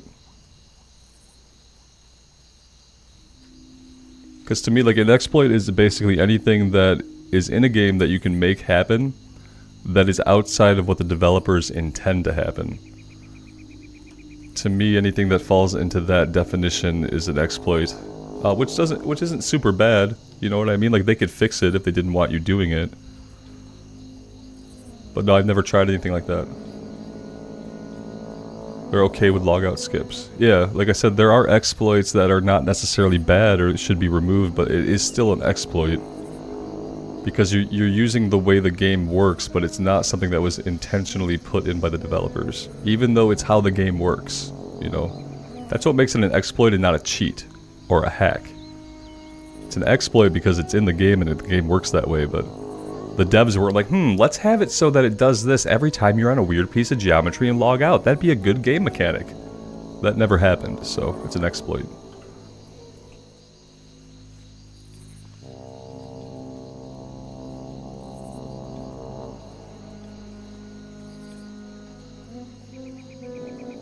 And guides like the Rested XP guide we were talking about include the logout skips in the guide. Of course they do.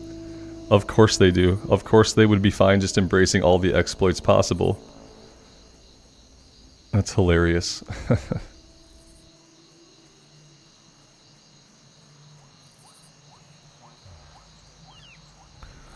Oh, Brandon, I'm sure they do, man. I'm sure they do.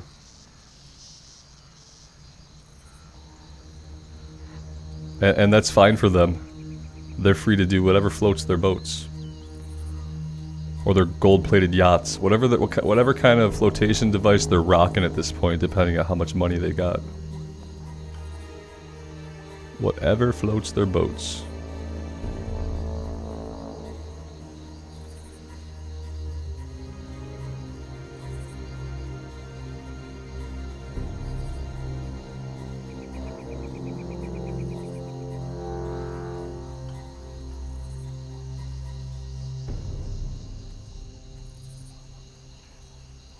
Yeah, I mean, and I'm okay with those things for other people, I just can't make myself do them. I don't know what D&D, like, archetype it is, whether it's, like, just lawful order or lawful, but I can be okay with things happening, and I can be okay with other people doing things, but there are things that I can't do myself, because I feel like it's not the right thing to do. And I've always felt that way about exploits, even though I understand that it's okay that people can take advantage of them and that it's not cheating, like, I can't make myself do it. Oh, you're too far. You're too far. Okay, okay. I hope we don't get this person killed.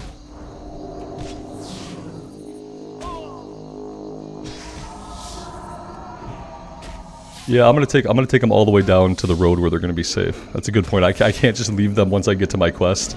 Like, well, I got you here. I got a quest now. Have fun.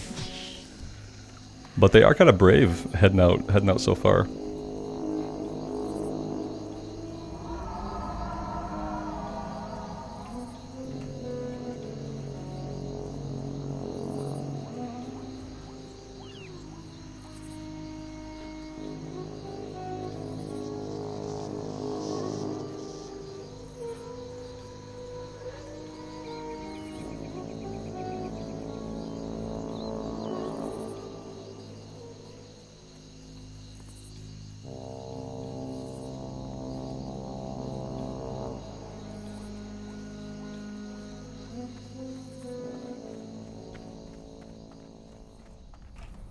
Yeah, Dan, totally. I thought that too, but I think the thing is here, he probably doesn't want to be taking it. Maybe he feels like he's taking advantage of me and he doesn't want to press his luck, you know what I mean? So maybe he feels like running at me would be like too forward and too much of an assumption. I don't know, I'm like kind of reading into like human psychology a bit here, which is fun for me to do, but it could be totally wrong. But that's kind of what I read. When he didn't run towards me, it was kind of like a, I don't want to rely on you. I appreciate you're there, but I don't want to shamelessly run to you. Like, you know, like pride almost or something. I don't know. Yeah, he should stay closer to me, and he should run at me, but I kind of get it. He's getting close now because he knows there's orcs coming up here on the ridge. He shouldn't be that far because I'm not that quick with the buttons. He could have definitely died. Yeah, he's risking the biscuit by not being more reliant on me and just like sticking right with me. It's like he wants to be a little independent, and I trust that. Like when I followed my guy, I was right behind him. I made it very clear to him that I was relying on him for safety. And like I said, he sacrificed his pet a couple of times to like just pull the orcs away. And but I was not out ahead of him.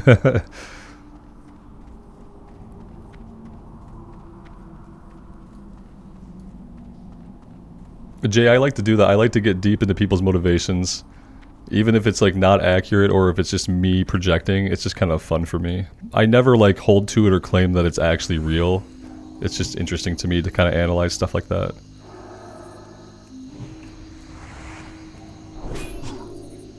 It gets me in trouble sometimes though, because people tend to think that I'm saying that that's reality, that my assumption about their behavior is reality, when that's not really what I'm saying. I'm just saying like, it's like a what if, it could be this, it could be anything. I like to speculate.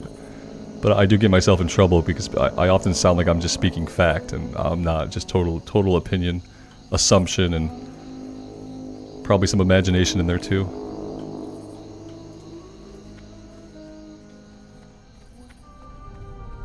Was there a corpse? I missed it. This guy's gone. Wait, is he safe now? I think maybe he's safe now because he's out of here. Yeah, he must be good to go.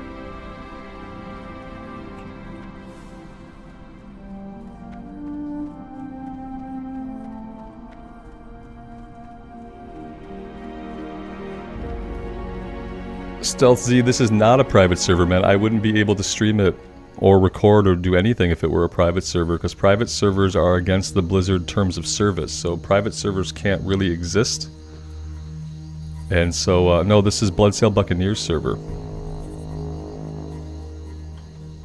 So we're good now. This guy is good, right? I didn't see where he went. I was looking at chat and I totally missed where he went.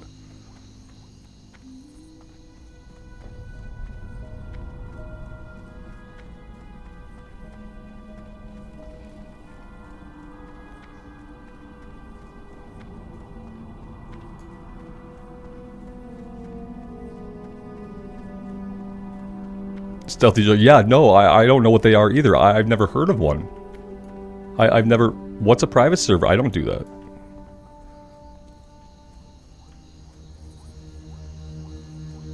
Yeah, just like, you know, you never played on a private server, man, you're fine. Just don't admit it here. Blizzard's gonna come knock on your door, man. Yeah, technically you can't have a private server because then Blizzard is not getting their money. And what you have to know about big corporations is that they want to get their money for the thing that they created. They don't want anybody else using it without giving them that money.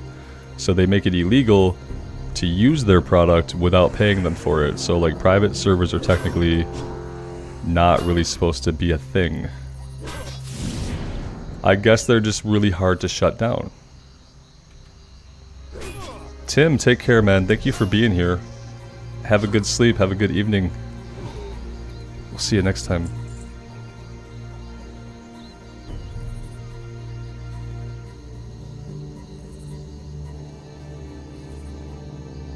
James Anderson, it says it's like Take-Two taking down the mods for the old GTA games. I heard about that back when it happened, yeah. You know, you mean if they were to shut them down, it would be like that? Yeah, because they don't want them to have those mods or anything, just like Blizzard doesn't want people to be running private servers. It's because they own that game, they own that intellectual property. And they don't want it out there in the wild, like primarily. And they don't want to not get their cut of the money. Stealth Z says if Blizzard's product was good enough, there would be no reason to go to a private server. That doesn't hold up, man, because the only reason those private servers exist is because of the game that Blizzard created. Those things wouldn't exist if WoW weren't as successful and as awesome as it initially was. So, like, what you really mean is if WoW were more interesting to you and had more things about it that you liked currently, then you'd have no reason to play on private servers. And you're absolutely right. Like, if WoW Classic or any version of WoW was just more interesting, and had new content and new ways of playing and had all these interesting things that they do. If they had that, then WoW would be more interesting. But it's not really it's not a valid argument to say that if WoW was better, there wouldn't be private servers. Because my man, there would be. WoW is really good right now. A lot of people love it. But a lot of people play on private servers.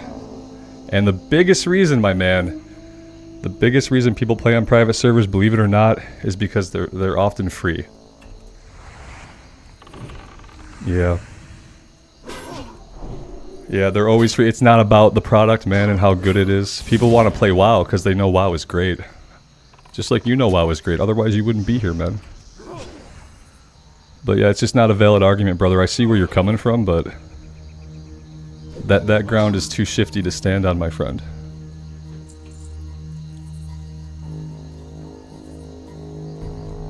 But yeah, and I have nothing against there being private servers. I wish that Blizzard would open things up.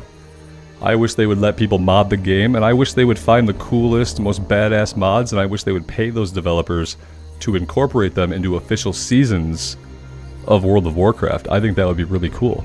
I think that Blizzard is missing out on a huge creative opportunity because there are so many creators and so many players of the game that can make just amazing content, especially for Classic era. And I think they miss out on a big opportunity by not embracing those communities and those people's skills. So I don't have a problem with private servers. It's just not an argument to say that they wouldn't be around if the game were better. They might not be around if the game were free to play, but the quality of WoW doesn't really have anything to do with whether or not there will be private servers. I hope that makes sense.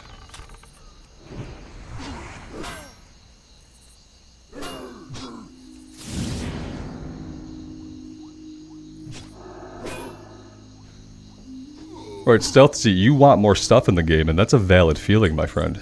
I want more stuff in the game, too. I think there needs to be Classic Plus. I think the seasons need to be super interesting. I think they need to look at the people who are making the private servers and the mods to the game and stuff, and they need to, like, recruit them to make cool shit. But there will always be private servers because people, ultimately, some people just need to play the game for free. It might be an actual financial need. They can't afford the game, but they still love it and want to play it, so... Detached from any goodness or badness or content or lack thereof, there would always be private servers. Unless Blizzard went around and like shut them all down. And then they would still pop up until they get shut down. It's just kind of the nature of things.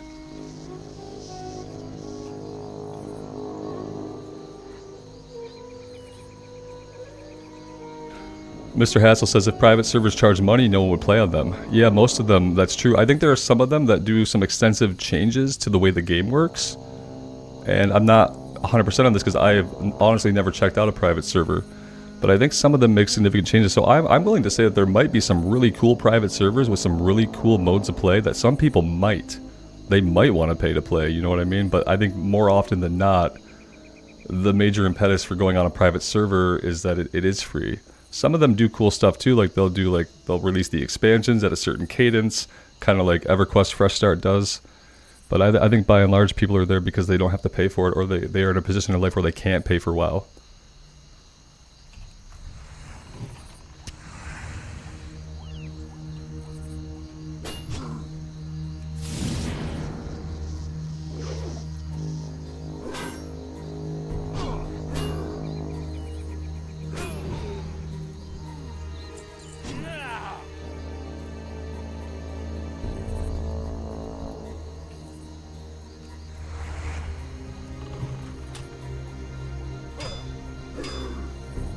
Ooh, our higher level is helping us there, because otherwise we would have aggroed the two back there, and that would have been very bad.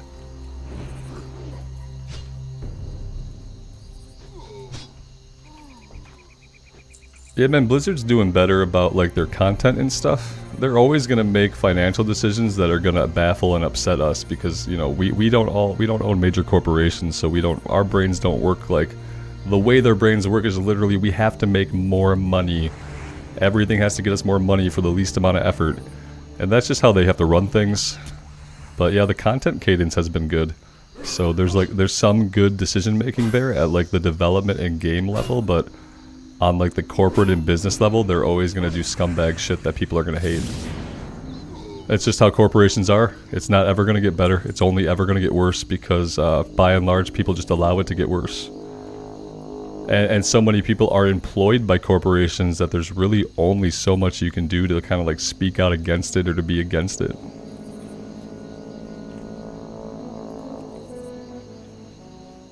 Still, see, any kind of cash shop would not be better than tokens, my friend. It just wouldn't be. I think maybe we talked about this a little bit the other day, but maybe I'm thinking about a different combo. Whereas, like, I don't want any kind of cosmetic shop for Classic Era. Now, I don't really give a shit what they do with retail because it's kind of already a cesspool with all the mounts you can buy. It's already at a point where, like, the only cool mounts you can buy in retail are mainly the stuff that you're going to get on the shop. They also use FOMO as a way to make people spend more money when they introduce something for a limited period of time that you'll never be able to purchase again. And I think using FOMO is despicable. And it's psychologically damaging. So no, a cash shop, especially one that cycles through items and creates FOMO in the player base, is never going to be good for a game community. It's never going to be good for the community. What it's going to be good for is those same scumbags at the corporation with their gold-plated yachts that we're trying to talk about. A cash shop for cosmetics or any kind of items is going to be really good for those people, my man, because people get addicted to buying cool shit. And they're going to buy lots of cool shit. Uh-huh. Yeah, it's bad. It's really all there is to say. The cash shop would be worse than the token, unfortunately. They're both awful, despicable practices, but yeah.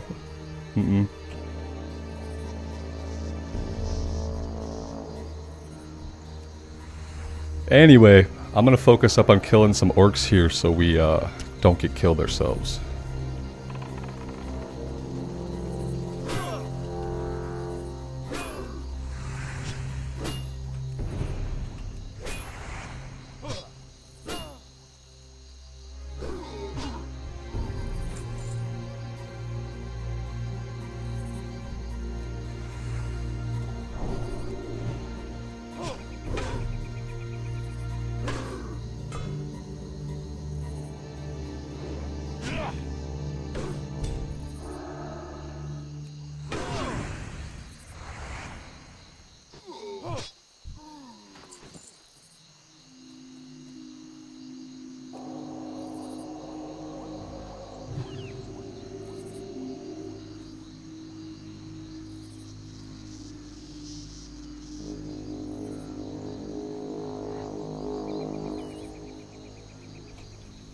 Rob Hibicus says, the trading post is not something I would have expected 5 years ago, to be fair. It's been nice, and it would be great if they added that to the next season of Classic, if you want cosmetics. Yeah, Rob, I did get into the trading post a little bit when I was doing the patch recently, and I didn't know what I was going to think about it at first.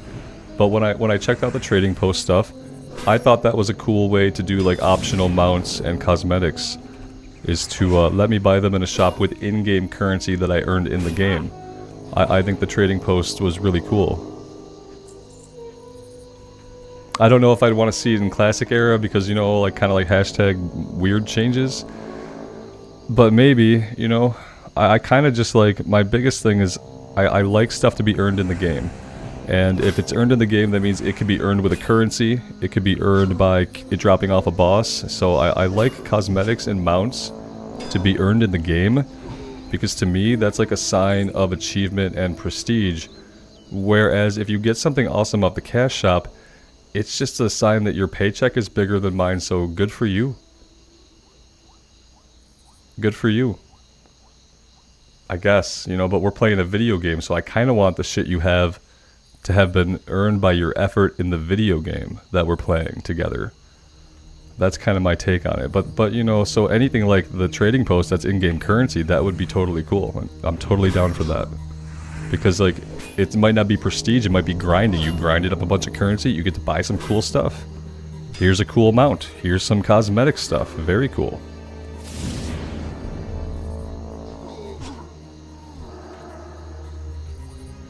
James, I haven't seen anything about the new currency in Phase 3. I did hear that they were adding like a ketchup vendor. Ketchup and mustard. They were adding a mustard vendor too, but then they cut that one and they only added the ketchup vendor, so... No, I did see a little bit about that. But I don't know exactly how it works or anything like that. I just know they were adding a vendor to buy gear to kind of get people caught up for TOC. But I didn't really see like where you'd get the currency from. I assume you just get the currency from killing bosses in 5-mans and in raids.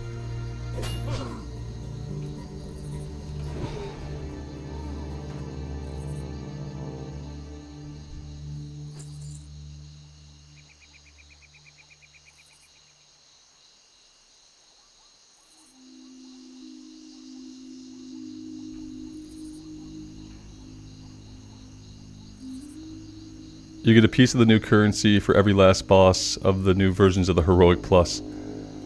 Oh. The new versions of the Heroic Plus. So the Heroic Plus were the ones where you click the thing and that makes like an affix, or it makes stuff harder in the run, right? Are they re-envisioning those Heroic Pluses, or are they still working the same way? Because I hate them.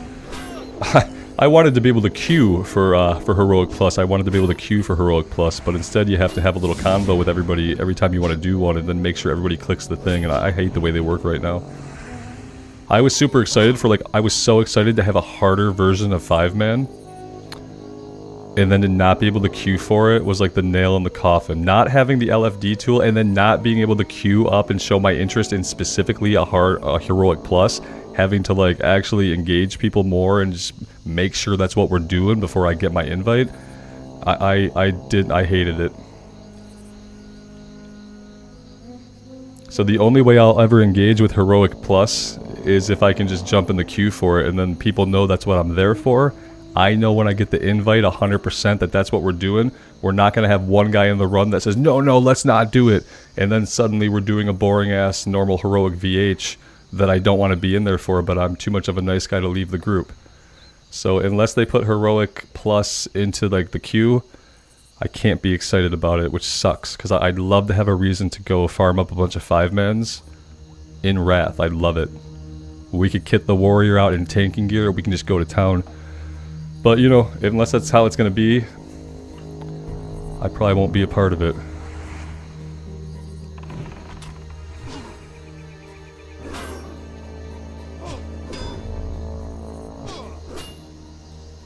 And my biggest thing is just I need to be able to be in a queue for it, so that when people see me listed, they know I want to do that Heroic Plus. They know I don't want to do normal Heroic. I don't want to have to decipher their description or ask them when they whisper me. I just want to say, this is all I want to do, only invite me for this. And then I would run a bunch of them. If they did that and added the LFD tool, and I could randomly queue for those in the LFD tool the way that we want it to be, the way that it should be, I would do so many 5-mans. We could have 5-hour streams where all we do is farm 5-mans on Heroic Plus. That would be a thing I would love. Which means it's probably not going to happen. It'd be too good, you know?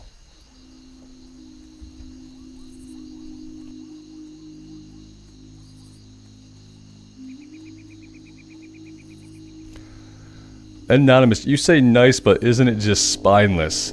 It's spineless to be in a run and just feel committed to being in the run and just want to help them get it done. That's spineless. Do I strike you as somebody who's spineless, my man? No, I don't think it's... I think you misinterpret. Maybe you're projecting. I think maybe you're projecting. Because it's not spineless, it's kindness.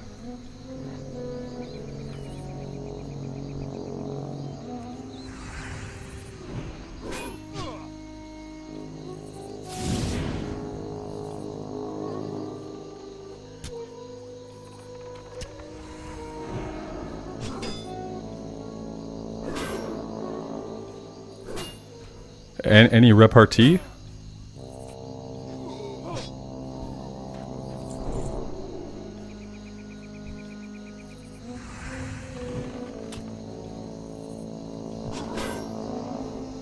You took the one bite of pizza that pulled all the cheese off, Jason? Oh, God.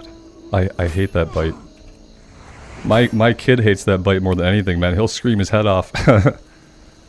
Oh no, we're about to pull all this stuff. Let's run away. Yeah, that's the worst bite of the pizza, when everything just slides off of it. I just kind of roll it up and like eat the cheese as a giant cheese ball. You just gotta make sure you chew it a million times, otherwise you will choke to death on it. It's not exactly safe.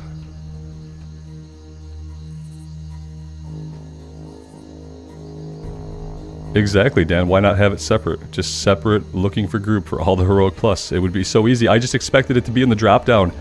You know, when I went in to check it out, I'm like, wait, it's not in the drop down? I have to put it in my description, or I have to look for it in a group's description? That seems like that's kind of a pain. Like, it just could be so much easier and more straightforward for people.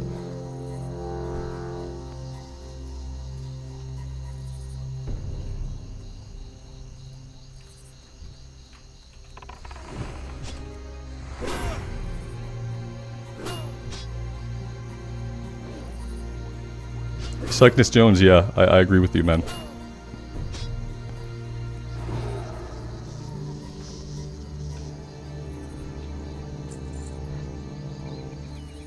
Anonymous, that's where you don't understand, man. That's how you're projecting, is I don't want to leave a group and have them have to find another healer, because it's a pain in the ass for them to do that. If I get into a run and I think it's going to be a Heroic Plus, but somebody doesn't want to do a Heroic Plus, they just think we should do it on normal, I'm going to stick in that group out of courtesy to them, because I got into their group and I don't want them to have to find another healer, and I have time enough for them and I have patience enough for them. I wish Blizzard would fix the problem and just make it so that it didn't happen, but I have the patience and the time to help the group, so I do it. I wish it didn't get to that point. Spinelessness is what happens when you see someone beating a kid or something and you don't do anything to stop it or help. Courtesy is when you commit to something, it doesn't quite work out like you wanted it to, but you stick it out anyway. And that's how I know you're projecting, my man. It's not everybody's like you.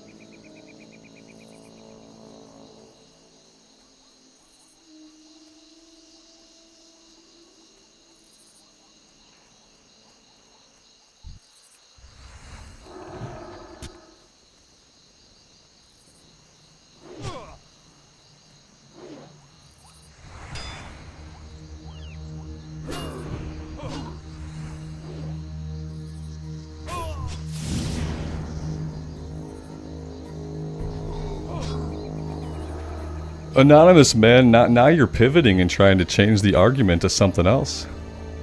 I've already told you that I don't want to have to do that. That's not the argument you and I are having. We're talking about whether it's spineless to be courteous to people, you know? You can't win an argument by changing the argument, my friend. It doesn't work like that.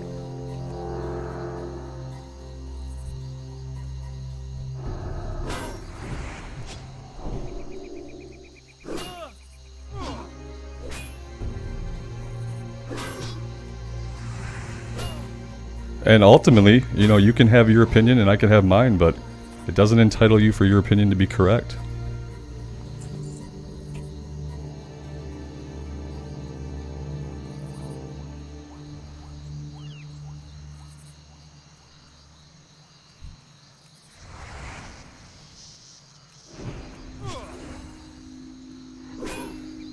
Blood Moon, I appreciate that, but that is absolutely not true. I have a lot of hang-ups, and as you can see, I'm really stubborn, and I get super righteous sometimes when people are flat out wrong. I think righteousness is probably one of my worst attributes, because sometimes, you know, sometimes it's just not a good quality to have.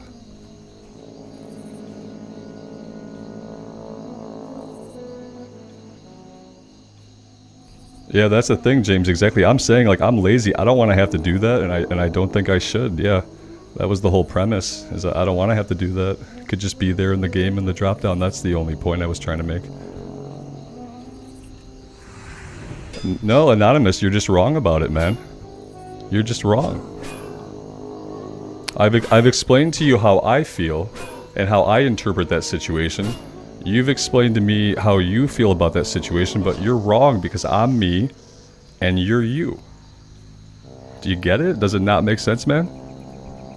Like, we're not going to keep talking about it. That's the thing, you know? We're going to move past it. Sometimes you just got to face reality, my man. In this case, you're stating something that you feel that isn't true about everybody else. You just have to accept that and try to come to understand it. Because I'm sure this is not the first time you found yourself on this end of an argument, you know? It's probably happened to you before. For the same reason, you're making a lot of assumptions about other humans that, quite frankly, are not true.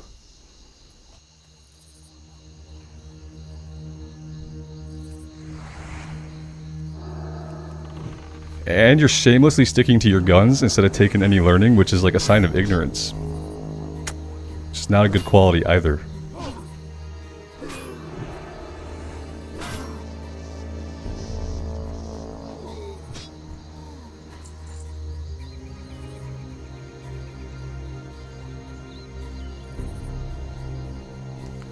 James, I don't think I would want LFD in Classic Era. I want it in Wrath because it was in Wrath, you know? I don't think I'd want it in Classic Era, though. Stealthy, admitting that you're wrong and learning from it is basically one of the best qualities that a human being can have, because by our nature, like before we experience stuff or before we learn things, we're going to be wrong about a lot. And you have to be able to acknowledge when you're wrong about something or wrong about somebody and just admit it. The quicker you admit it, the quicker the learning starts.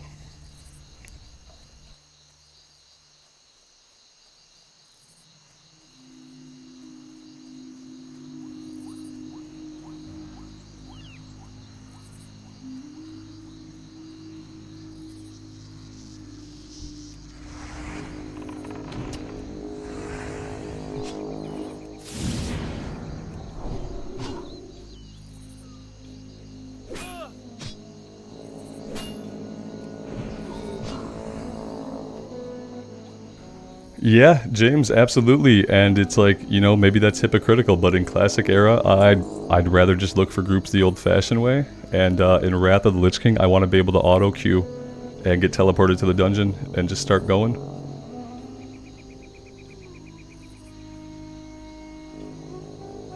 Rob Hibicus, yeah, man, exactly, right.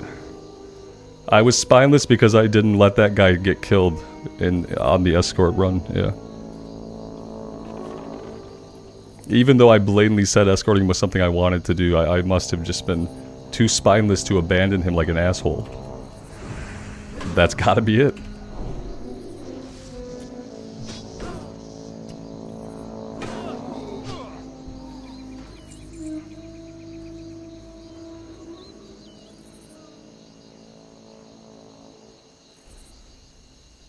Yeah, James, in Classic it feels like part of the journey, absolutely. And in Wrath, it's like kind of more modernized, so you really just want to get to the run and do the run. You know, you got badges to farm up and stuff. Oh, Andy, I don't want to rehash the argument because then I know I'm gonna have to say it all again. And it wasn't really an argument. It was just somebody having to come to understand that they were wrong in their assumptions about other human beings and their motivations. It's like the biggest thing that drives a wedge between people is people sometimes assume that, like, because they feel a certain way or they react a certain way that everyone else does or should or must, and that's always wrong.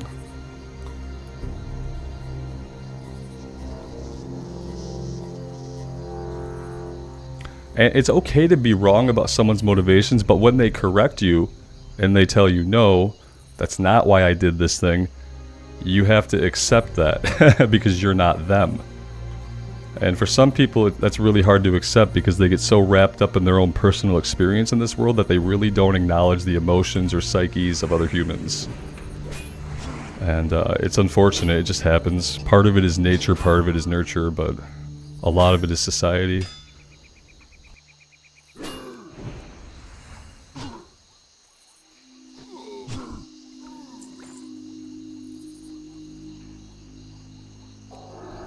No consecrate, but we do have a talent point, so we kind of decided against it. I think we decided to hold off on it. We have a couple of choices. We could come into improved Seal of Righteous, or we could do a total pivot, and some people think I should grab Seal of Command and try using that. So I might grab Seal of Command.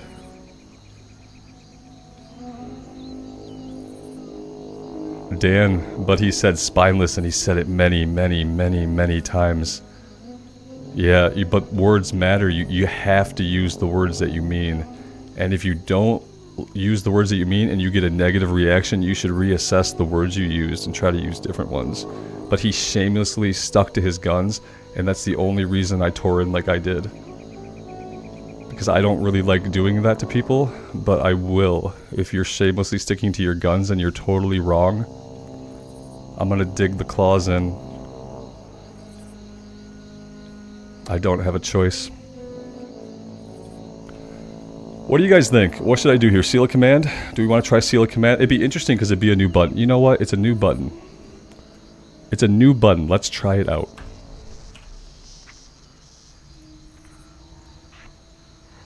Alright. Here we go.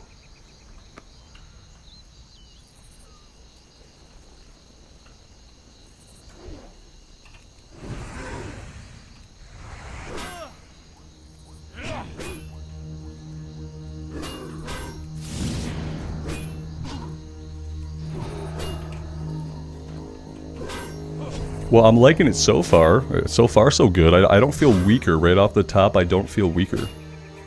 So that's big.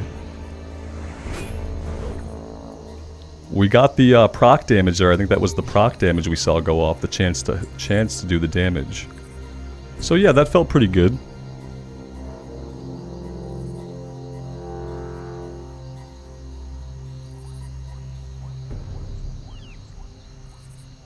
Seal of Command is great for the really slow weapon speed. Yeah, we do. We have a really slow weapon. I think this is pretty slow.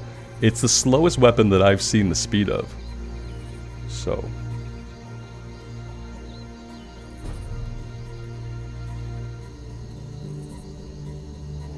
We need 2 more grunts and we can actually get out of here.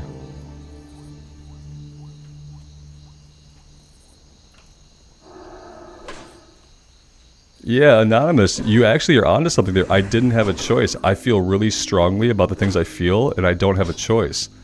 I feel really strongly about helping people that I've committed to in a group, even if the group pivots and decides they want to do something different.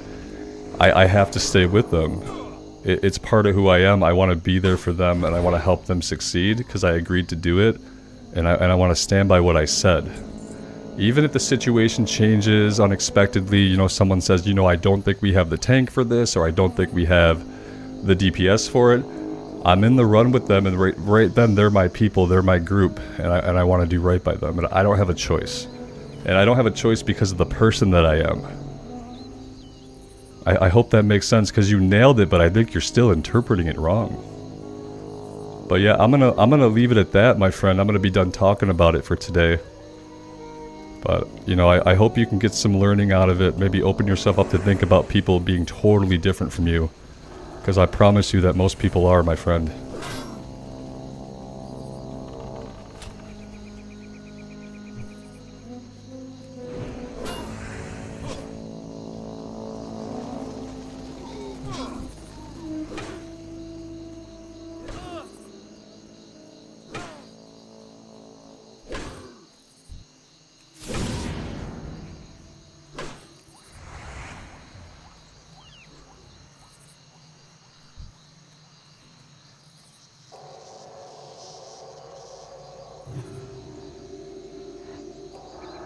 Joe said you said Horde Priest next? Horde Priest, or maybe Warlock, or maybe human, or maybe a human priest or Warlock. I think either Priest or Warlock next. And by next, we're talking about the official Blizzard Hardcore server.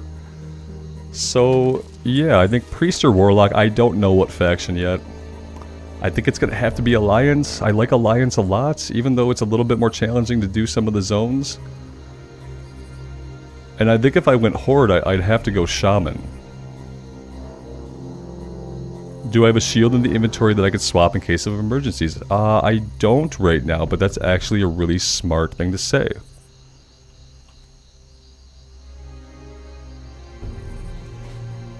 No, Anonymous, you don't get what I'm saying, man. You're missing the whole point, my friend. I don't think I'm going to be able to get it across to you.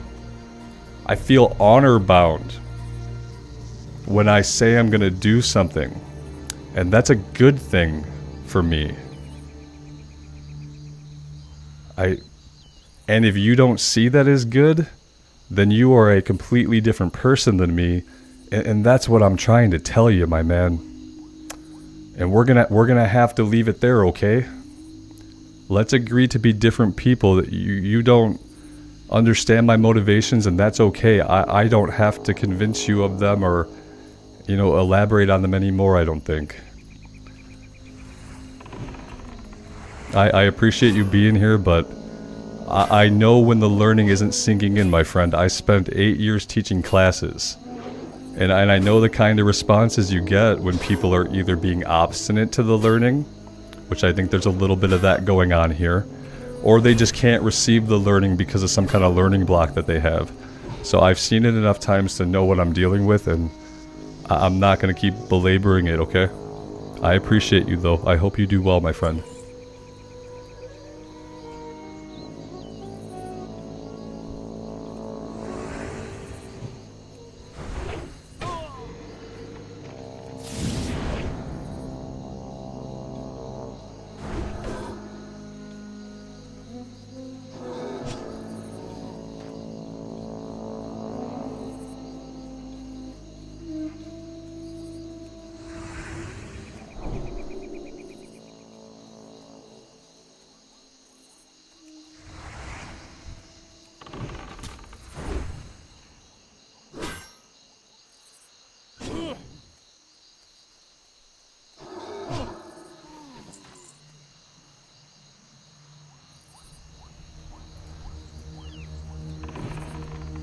You're not going to get the reaction you want, my friend. It's not going to happen from me, but you're doing good at trying.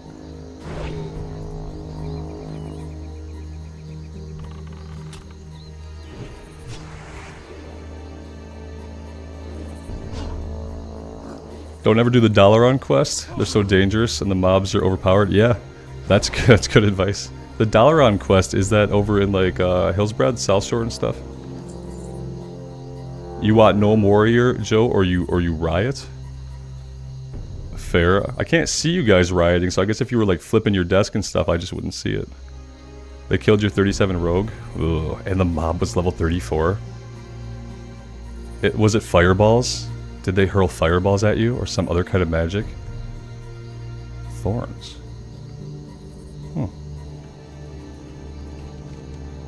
Guys, what are we gonna do now? What do we do now?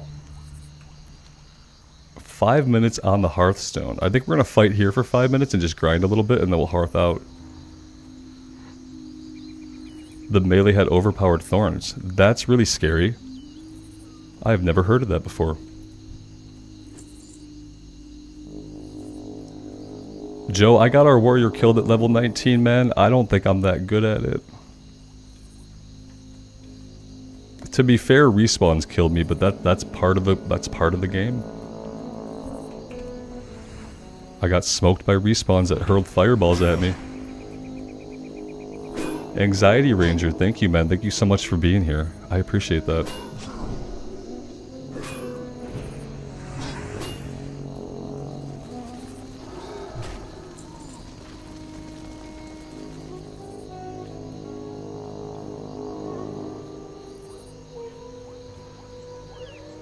Cycnus, enjoy your dinner, man. Hey, lurk as much as you want. I appreciate it.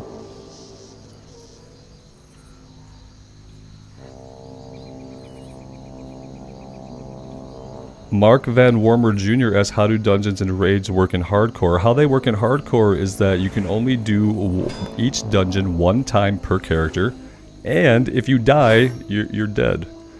So you can't die still, and you can only kill each boss once. What ability is my number 2 button slot? Number 2 is Seal of Command. I'll leave the tooltip up there for a minute if you want to take a look at it.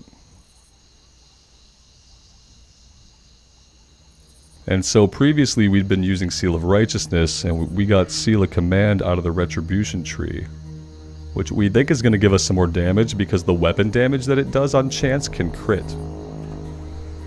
James, the raids are basically the same thing. Now some people reach 60 and they say, my character is immortal, and it's part of the hardcore rules, I think. I think it's part of the rules. Maybe. That you can be immortal if you hit max level, but the way most streamers and content creators and people big in the community play is they do hardcore raids. Which means if you die in the raid, your level 60 character that you strived for is dead. Which sounds absolutely terrifying, because it is. Joe, no, I have no heirloom gear in Wrath. I haven't been able to farm badges because I can't find groups as quickly as I would like to because Blizzard hasn't put the LFD tool into the game. So as soon as they do that and we can queue up for Heroic Plus in LFD, as soon as we can do that, we are going to farm up so many freaking badges that we're going to get our heirloom gear. We might never use the heirloom gear because I don't have big plans of like leveling a lot of characters in Wrath, but like maybe we'd use it in another expansion or if they do plus content. But we're going to have a lot of badges eventually. When we can LFD queue for Heroic Plus dungeons in Wrath. Then we'll do just a crap ton. Noah, hey man, I'm doing well. Thanks for being here. Mark, no, everyone doesn't have to delete. So if the poll goes bad and everyone runs for the exit, whoever lives gets to live. It's not like a duo or a trio where like if you do a hardcore duo, you and a friend, if one of you dies, you both gotta delete. But if you're just doing a dungeon run, you can escape. If you can't bubble hearth. If you're a pally, you're not allowed to bubble hearth. We don't think you're allowed to power word shield hearth either, but I don't know if we're sure on that. TOC is coming to Wrath, I thought sometime in the summer. Yeah, June 20th, which is the start of summer actually. And that's why I don't think we're going to see official hardcore servers until the end of summer, because I don't think they're going to drop TOC on the 20th, and then anytime in a 2-month period, they're not going to do the hardcore stuff. They don't want to split the player base, and they think it's the same player base, which some of it is, some of it's not. So yeah, we're not going to see official hardcore until I think maybe the second week of August. That's my prediction. We'll see if I end up being correct.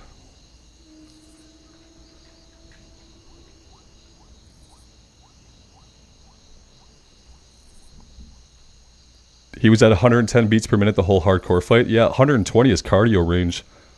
110, like, sustained without exercise is probably not healthy.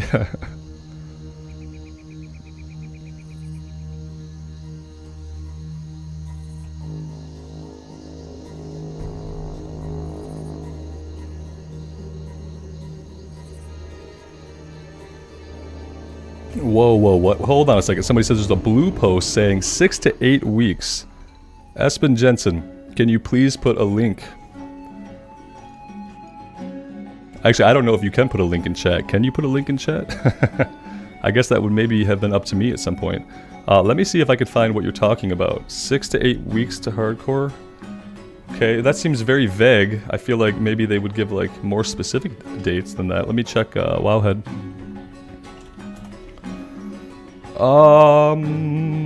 Blue News. Maybe I check the Blue News. Let's see. Blue News, full article. This week's highlights. Let's see. I don't see anything about hardcore news.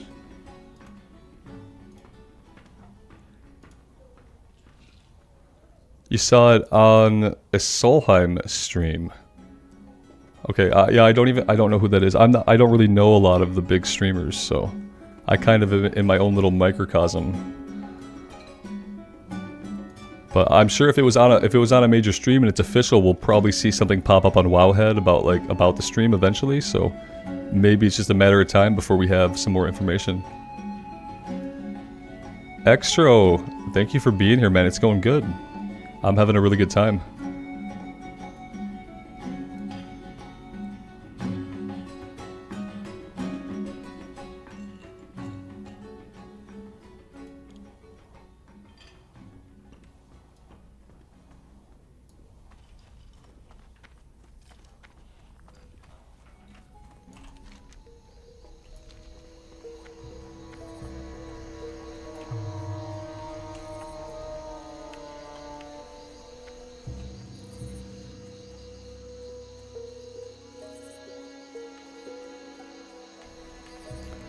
sour mouse when it comes to like the feeling of character progression and like it feeling really good and being like a big journey. We save that stuff for classic era these days.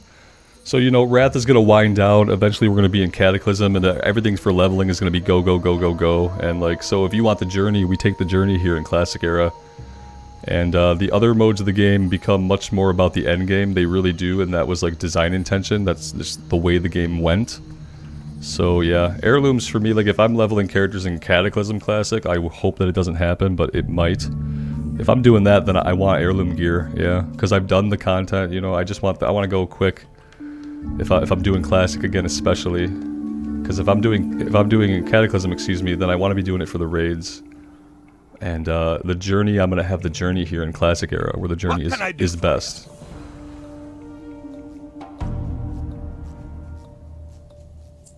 Safe travels.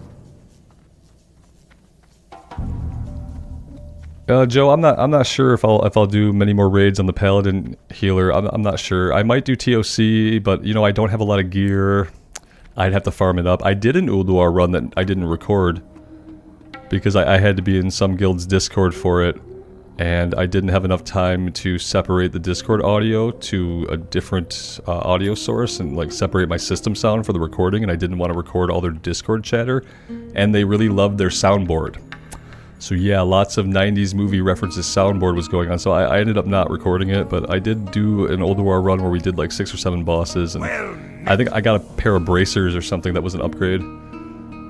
Keep your feet on the Yeah, ground. and the thing is, like, I think any situation where I do Ulduar, I'm gonna have to be in somebody's Discord, and then I'm gonna have to have a big convo about how, like, I'm a tiny YouTube streamer, and then that's gonna cause, like, a delay in the raid going out, and, like, it just causes problems if I try to pug.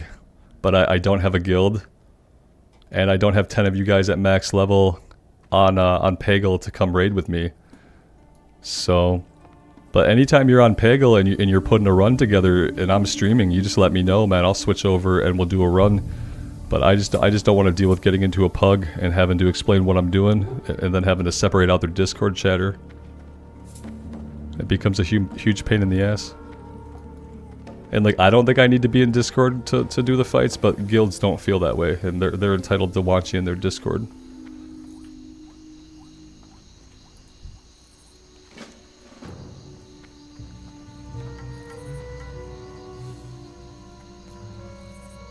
Mark asked, do I think if there will be Wrath-only servers like Classic, or is everything going to transition? I think if they do the transition to Kata, they're going to transition all the Wrath servers. Just like when we went from BC to Wrath of the Lich King, they didn't leave any BC servers up, so...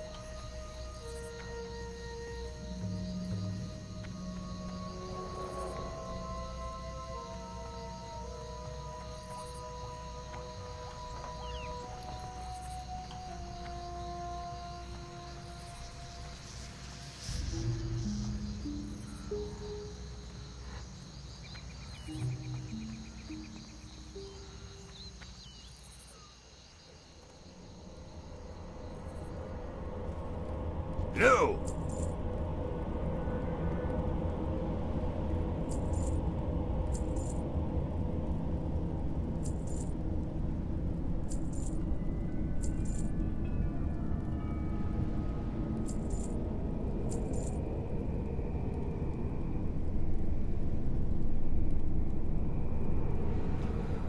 The server's fine, Joe. There's plenty of activity on the server. I did transfer the Pally from Maladath over to Peggle, so I did that, yeah. And so we're on a server that's plenty populated, but I just don't want to pug. I just don't want to pug raids. I just don't want to pug raids.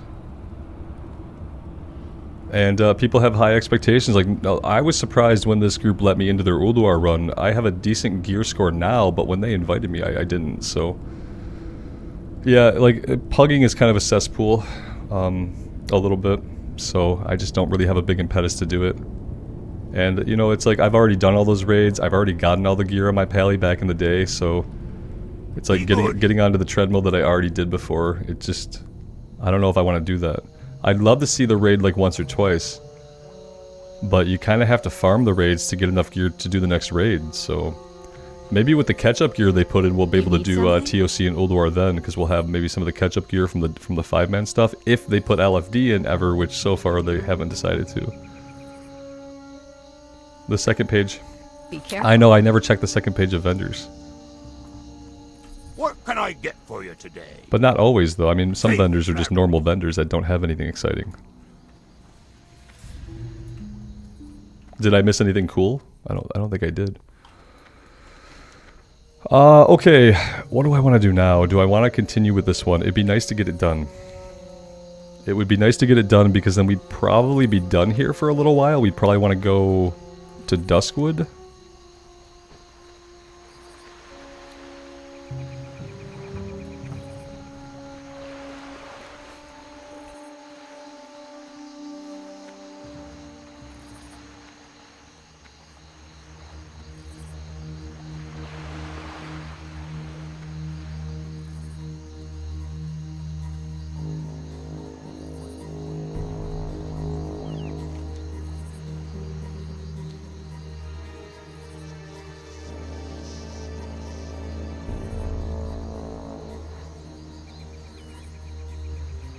Yeah, exactly. Like we said earlier, I want the heroic plus in the LFD. So it would be something that then would have to be included in the LFD. I would go into LFD and I would select random heroic plus. And then I would be grouped with a super competent group of people who were awesome and accommodating. And then we would do the run. And it would be great. We would do the run and we'd get the run together in probably 12 minutes or less.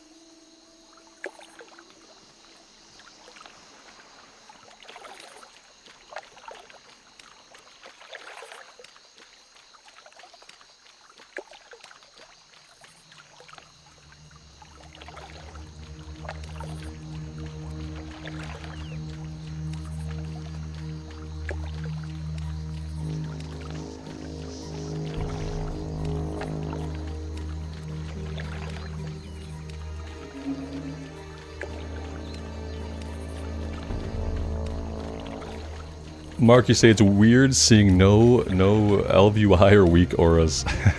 Yeah, I don't use add-ons like that. It took me 20 years to use Questy, so we have immersion because it makes the quest text easier for me to read.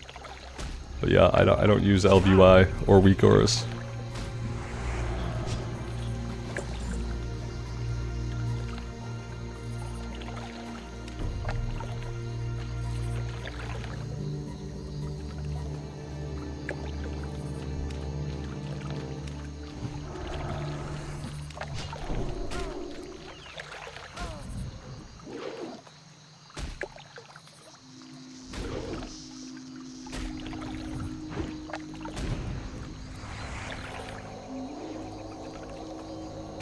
Rob Hibikis, thank you, man. I appreciate that. Thank you for being here. I'm glad you're digging the streams.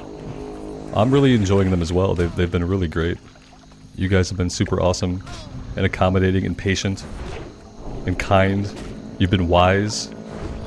So yeah, I really appreciate you guys. Thank you for making this such a joy for me, because when I thought about it for such a long time, I kept putting it off and putting it off because I had all these reasons and these fears about it. And then one by one, those reasons and fears just didn't seem to make any sense anymore, and then finally we got to where we're at, and it's mainly because of you guys being so cool. and coming here and showing up and having such a good vibe.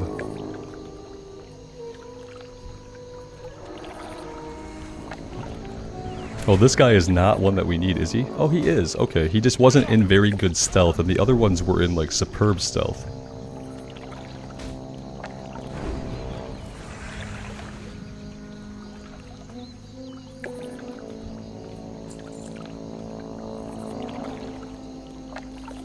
Dan, yeah, the Holy Pally, it took me a while to feel like, if you're talking about feeling powerful as a healer, like, feeling like you're healing lots and doing well, it did take some gear. Ret, it was always easy just to murder stuff on Ret when we were running around the world doing the quest, even after we hit 80. But if we're talking about like healing power, it took getting a bit of gear from Nax before I felt like my heals were decent.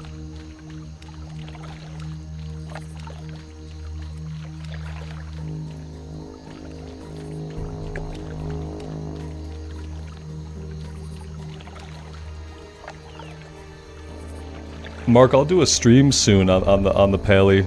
Maybe we will try to do something, and I'll get on the stream on the Pally, and then if you guys want to add me to your friends list and stuff, that'd be the time to do it. I think that character has a weird, like, special character in their name, so their name is Rambles to add to the friends list, but it's like Rambles and the E is weird. You'd have to go into your character map in Windows and like copy that E out, and then paste it into the name to like do a friends list invite.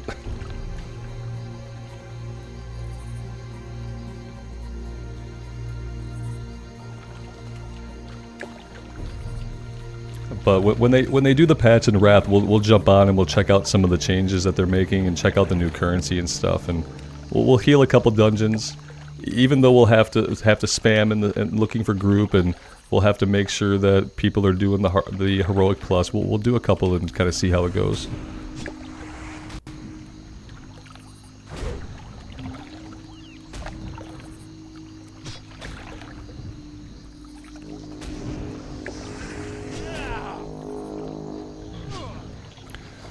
Dan, are you spamming Flash of Light?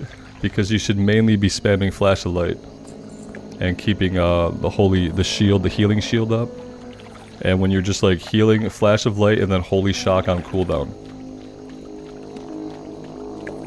But yeah, if you're trying to use Holy Light, if you're trying to use the long heal, that's not the way to go, I don't think.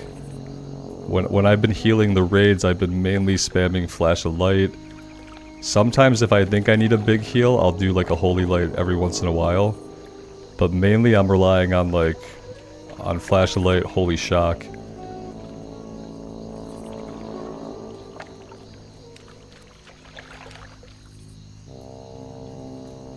I think when I first picked healing back up on the Paladin, I was trying to use the longer heal. And I kind of felt the same way, like my heals are not going off in time. I'm over-healing because someone else is healing it faster. And then I kind of remembered that it was mainly about the Flash of Light spam back in the day, so I started just spamming Flash of Light, and then that helped me improve a lot. It helped me feel a lot better about my output and what I was bringing to the raid.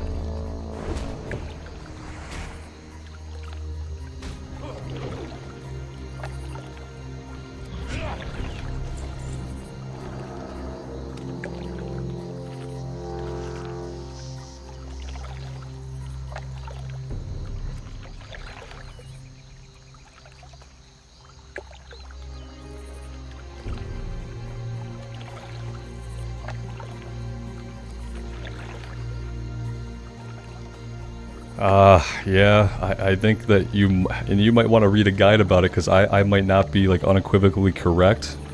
I don't have the Holy Light glyphed, but yeah, I don't think you want to be spamming Holy Light. I think, and that's like I said, when I changed from trying to do Holy Light, when I changed over to Flash of Light, it was so much better. So maybe just give it a try. I don't know if you'd have to get rid of the glyph. It could be good like when you do fire off the big heal, just getting a little bit of passive AoE heal off of it could still be good. But I don't think you want to be spamming it. A lot of times other heals, especially like druid heals that tick on the hots, are going to get there faster. And yeah, spamming Flash of Light has really helped me out. And then every time Holy Shock is off cooldown, hitting somebody with that.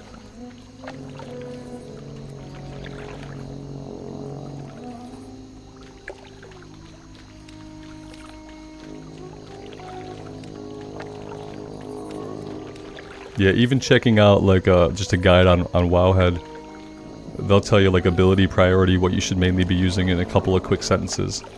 I just kind of experiment with stuff, and I found that the Holy Light thing wasn't working for me. And I do remember back in the glory days just spamming Flash of Light, so I tried that. That seemed to help me out a lot. I haven't got kicked out of a raid yet, so that's like my marker of success, is just not getting kicked out of the raid for my numbers. Not totally letting everybody down. So far it's been okay.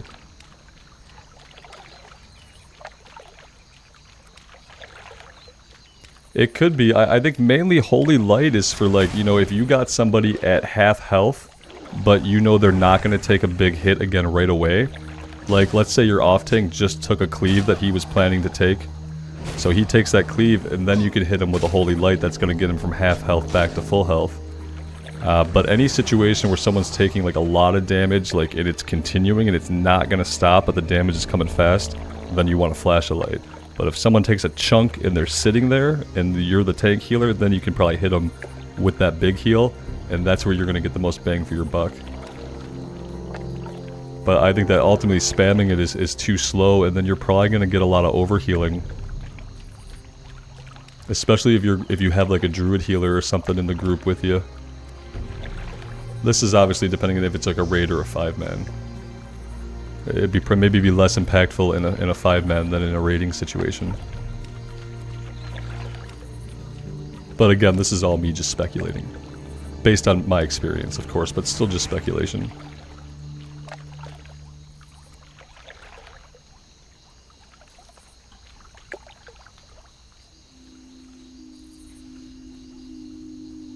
Joe, if you're having a hard time making gold, why don't you go earn it, man? It's a silly joke.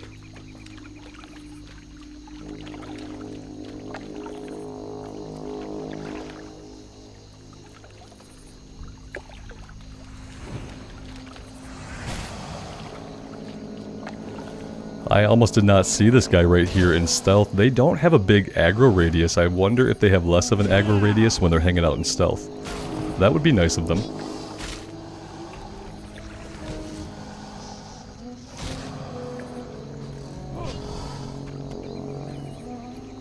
Oh, snap. Yeah, we have 6 gold. Have we not trained? Did we not train level 24? I thought we did. I thought we had trained. Let's see. We have all 8-slot bags. We have a 10-slot bag. Why do we have this much gold? What have I been doing? I don't think I've been doing anything different than I normally would. You know, we haven't been training a lot of profession recipes, so maybe that's it. We haven't been pushing our professions very much. So I've been paying for less profession recipes off the trainers. Taxi Arcus asks, from 1 to 5, how comfortable is my desk setup? 1 to 5 is not a big scale. I would say like a 2.75 or a 3. I don't like my chair. It's not like super comfortable to have good posture in. But I think it's probably like a me problem. I would love to have a desk, like one of the ones that can stand up. Like Co Carnage's desk. I need that desk because I have trouble sitting for so long. I don't like to sit for so long. I like to stand up, do some calf raises, move around a bit.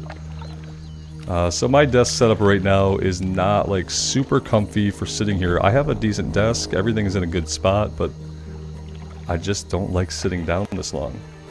You guys have been super accommodating, letting me get up for small breaks and stuff. I really appreciate that. It makes it a lot easier to do a long stream when I know I can walk away for 5 minutes here, 7 minutes here, and stretch my legs, get some food in me, stuff like that. Deep Valley, I appreciate that that's your opinion. Thank you for that. That's super kind of you. The bag add-on that we use is Bagnon, but we also have Leatrix Plus, which is what automatically vendors our junk, and it also automatically repairs us when the vendor can repair us. So yeah, Bagnon and Leatrix Plus.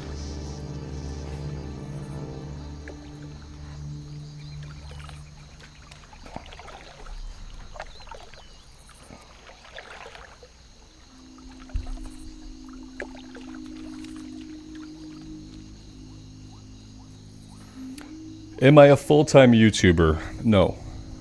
And I say that because to me, full-time means that you have a job where you work 40 to 70 hours a week. You have to go to places at a specific time and do things at a specific time, and then someone else writes you a paycheck for it. No, I'm not a full-time YouTuber. When I think of like a full-time streamer, I think of somebody like Co-Carnage, Asmon, people who sit at their desk for 8 to 12 hours a day. And again, when I think about the concept of full-time, I think of like a job, you know? And this isn't a job for me, it's a passion, it's a hobby, it's something I love. And I'm just fortunate enough that I get to do things that I love every day. And not everybody's in that situation.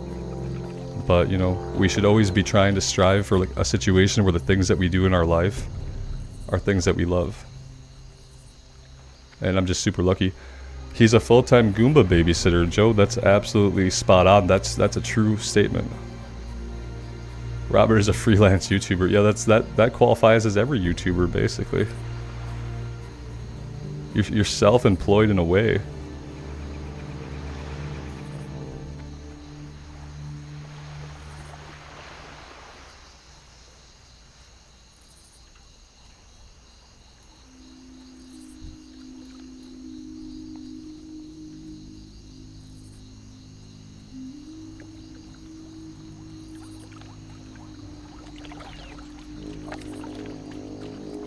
We got all of those lurkers, and I didn't even notice when we completed the quest, so now we're just looking for some giant crocodile skins.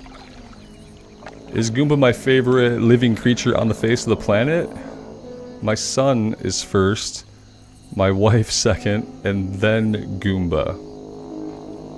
My wife and son are tied. Can I go back in time and just like take away all the statements I just said? Is that not how streaming works?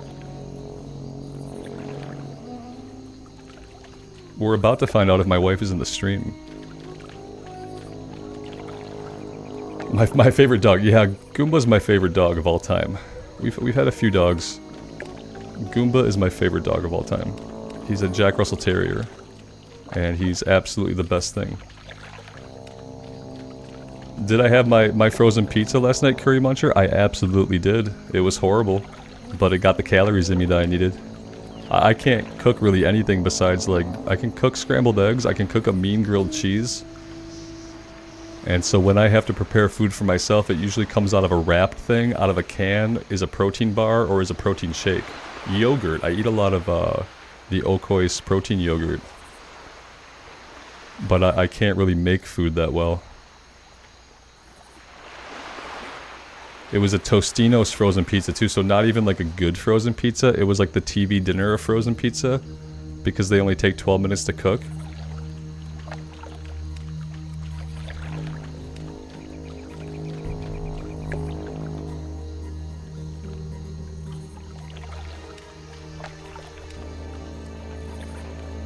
Do I go out to eat a lot? No, I don't. I'm kind of a person like... It's not that I don't like to leave my house. I don't like to go places. I like to be outside. So like when I leave my house, I like to hang out in the yard. I like to shoot hoops. I like to go for a hike in the woods. I go for neighborhood walks with the doggos. But I don't really like to go out to places where there are like tons of people. We go out to dinner usually once a week. We'll go out to dinner once a week, sometimes once every other week. And we just go to like a diner, have some food. But no, I don't eat a lot. Sometimes we order like subs to the house. There's a sub place nearby called Lefties. I think they're called Lefties, and they have like some good steak and cheese subs. And like usually once a week we'll call those in.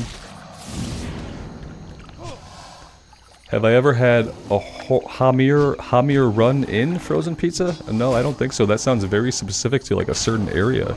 I've never heard of that chain before. There was a place in Kansas City that would make you an amazing frozen pizza that you would just like, it wasn't frozen, okay, you'd call them, they'd make it, you'd go pick it up, and I guess it wasn't frozen, they would just make the pizza, then you'd go put it into your oven once you got home.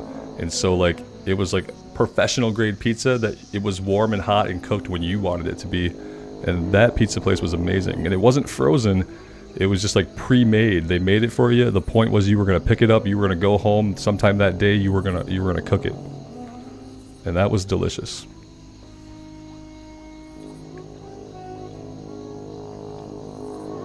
Johnny Hoover says, serious marathon stream today. Yeah, you know, Johnny, my wife and my son went out for the day. They're not going to be back till tomorrow morning. They took Goomba with them, so I'm here by myself. And I would rather hang out with you guys for as much as I can. So that's what we're doing today. I got my workout in before the stream. And everyone's been super accommodating when I need to like take a 5-minute break, walk away. So that's been helpful too. We've taken a couple of breaks today, and that's allowed me to kind of stay on. I almost didn't let her take Goomba once I realized what that was going to mean. It was going to mean like no Goomba in my lap, no Goomba for the stream. I pointed out that people were not going to be happy about it. And that I wasn't happy about it. But I had initially told her to take him. They're going to do a little bit of tent camping on a friend's land just to kind of try it out. We're trying to plan like a camping trip around the 4th of July. That's going to be a bit bigger. So we kind of want to test out the boy and the dog with like tent camping. So they're doing it at a friend's house on a piece of land, just like in their yard and stuff. That way there's a house to retreat to if it doesn't work out. So they're doing it overnight. And so I could have kept Goomba home, but it would have kind of defeated the purpose of what they're doing, which is to see like how is he going to handle tent camping. Grounds for getting another dog. I did today say that I wanted another Jack Russell of like slightly different colorings, yeah. But we're at like a weight limit at how much dog we can have in the house because the blue heeler was supposed to be a medium-sized dog, but I think since he was kind of crossbred with a German Shepherd, he's approaching like 100 pounds, so he's pretty big. And so we're at our pound limit per square foot of the house per dog because I already vacuum twice a day and there's so much dog hair still. I vacuum like all the time and I mop, and there's like the amount of dog hair that 2 dogs produce when one of them is 100 pounds is outstanding. Buy a reskin. Can I reskin my dog? That's amazing.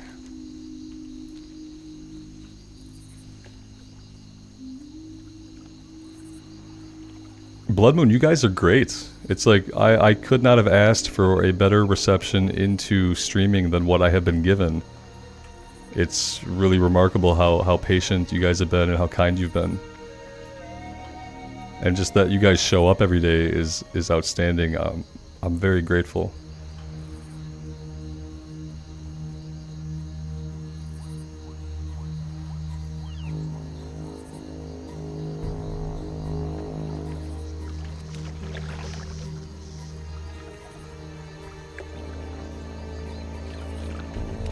Camping in Lake Tahoe. Johnny Hoover, that sounds awesome.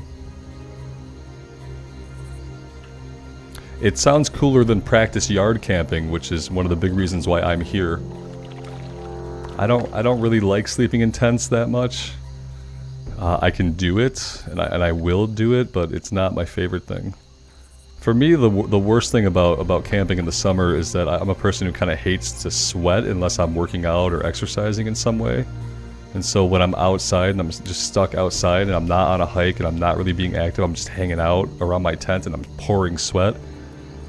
I hate being that sweaty, and then it's like difficult to properly bathe yourself when you're tent camping. I'm thinking about getting one of those like bag showers that you like hang up and then you just like shower in the wild, I guess. Because the thought of going to bed in a hot tent covered in dry sweat and new sweat is so disturbing that I almost can't stomach it.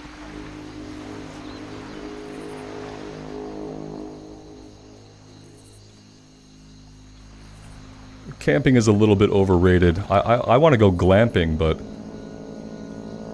since this isn't a full-time job, I don't have a giant expensive-ass camper, so... Mosquitoes are awful. I hate bugs. I hate bugs that want to bite me. Yeah. Whew. I hate ticks more just because, you know, they're a little bit more dangerous and more pervasive, but mosquitoes are so freaking annoying.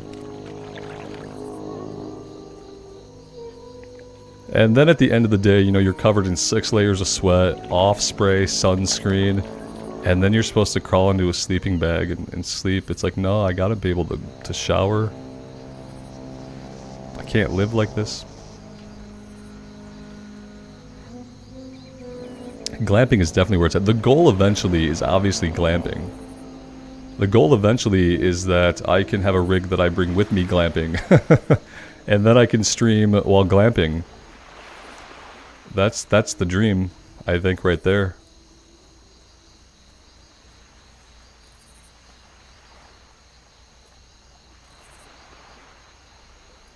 Mark, that is a good tip. That could do for like impromptu cleaning. They sell kits and stuff where like it's in a bag, you hang it up, it warms itself. There's a little shower head. It's like a 10 or 20 gallon sack that you fill with water. I might have to go all in for something like that. And then I guess you gotta get like a shower screen, some kind of outdoor privacy type of deal.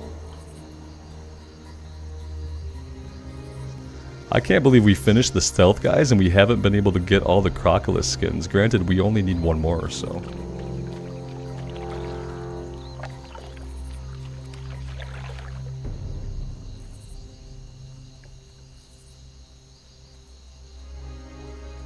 Curry Muncher, we usually go somewhere for like a few days in the summer. We don't take big vacations. Because my wife and I, you know, we have our routines and stuff we need to be at most of the year. But we usually take a few days around the 4th of July or in the summer. We'll take a weekend and then some to do something, go somewhere. Last year we stayed at a cool Airbnb that was like a little farmhouse. And that was super cool. Because it was a house. There was a house, which meant there was a shower and indoors and stuff.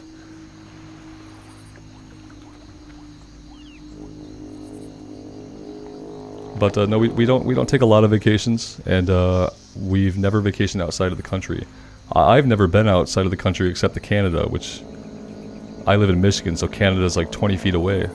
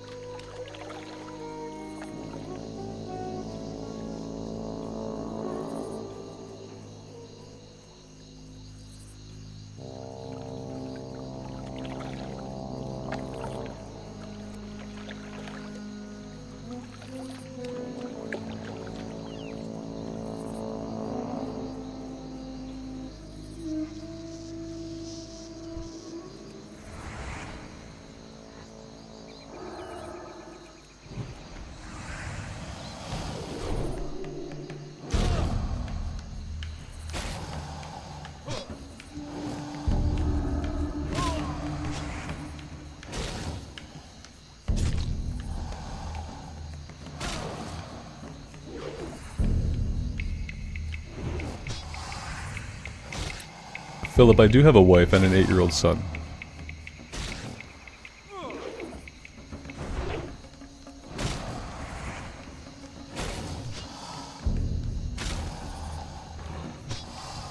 Blood Moon, that sounds super cool, but like a place like Disney would actually terrify me. I'm like, I don't do well in like places where the whole thing is like big crowds of people is the thing and is the normal. I'd probably like hide in a hotel or something the whole time. We went to Legoland like, I don't know, it must have been 5 years ago. It was a long time ago, and even Legoland down in Florida was like a little bit too crowded for me. And it was hot. Oh, but are you talking about Disney World? See, I get Disney World and Disneyland confused because they're in different places, and I'm not like a Disney person. So I don't even know.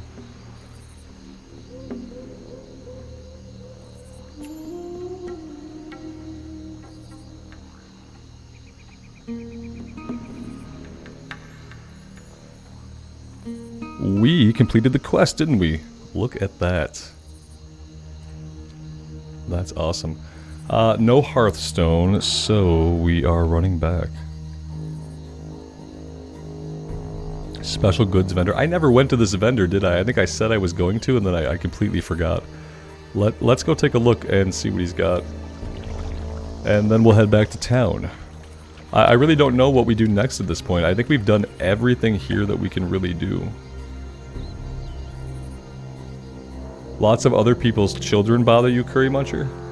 I love other people's children, man, because like no matter what that kid is doing, no matter what kind of fit their kid is throwing, I don't have to fix it. I don't have to help with it. I don't have to intercede. I love other people's kids because you don't have any responsibility to like to teach, to make better, to fix the problem. But yeah, I don't like being around a lot of people in general. It just like sometimes it's fine, sometimes it just is overwhelming. And it's like I can do it, I can be in those places, but it's not like it's something that I'm gonna love doing.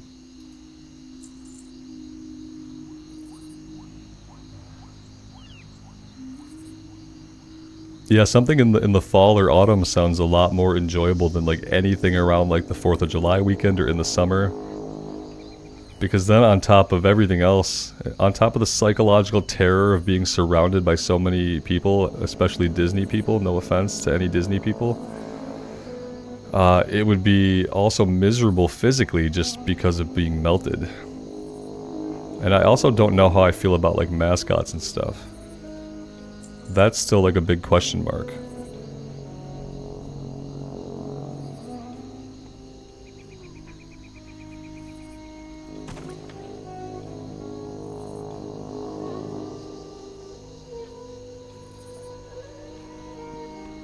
Off and away. Chris M, I feel you, man. Sometimes the crowd avoidance is a part of anxiety, but yeah, I know that a lot of times anxiety and depression are linked together. I've suffered from my fair share of both anxiety and depression. I think it's something that when you do suffer from it, it's like you do suffer from it for most of your life in some way or another, and like there are some things that can help with that kind of stuff, but ultimately like knowing what you're comfortable with and what you're not comfortable with is like super important when it comes to managing that kind of stuff. What I would say is like as a cautionary note though, it's like, and this is because I almost fell into this at one point. It's like don't let like depression and anxiety stop you from like entirely interacting with people in some way. You know what I mean? Don't let it drive you into being a complete hermit. I try to like find reasons to get out of the house, even though I know I'm not gonna like go to these big places. I try to go to little places and just try to be around some people, but just like within my comfort zone, basically.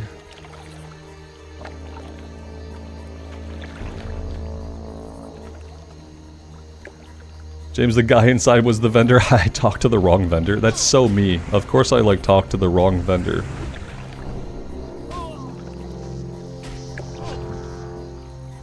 The special one was inside. Of course. Of course. Does he have anything that we could possibly need?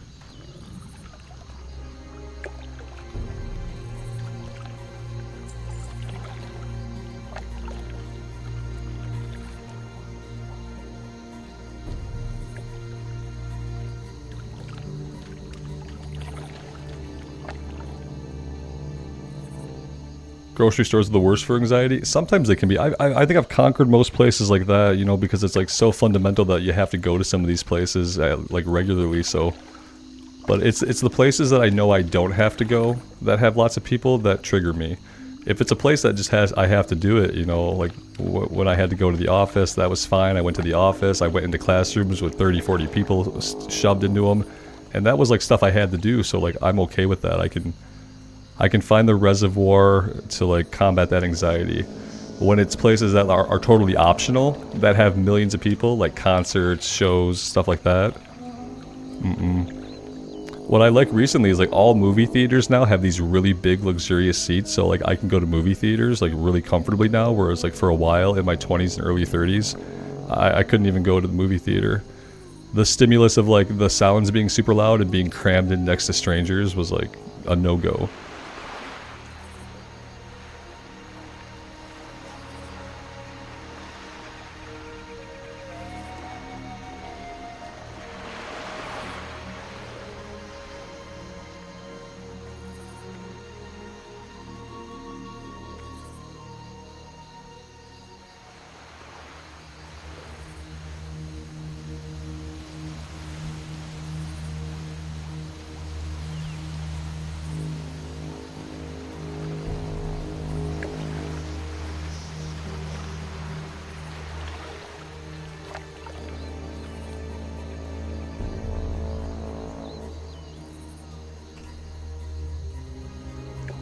Oh, guys, I do think that I want to come back for an evening stream, either play a little bit of Diablo and some Classic, or maybe just get back on Classic. I do want to do an evening stream, but to do that, I am going to have to take a break and eat some real dinner. And get some real food in me that's not just like snack food and coffee, or not doing it. 5 hours though, 5 hours might be our longest stream. I appreciate you guys being here for it. I'm gonna get us to the inn, and then I think I'm gonna park it for now, but I am gonna be back on later. If I'm looking at the time, it's 6:21. I think I'll come back on maybe around 7:30, 8 o'clock. And maybe we'll just jump back into Classic. I like Diablo, but it's like not on my mind when I'm not playing it, which to me is like a sign of like really loving something a lot. You think about it when it's not around. King's honor. And I haven't been thinking about it a lot when it's not around, so maybe tonight I'll just play some more Classic era.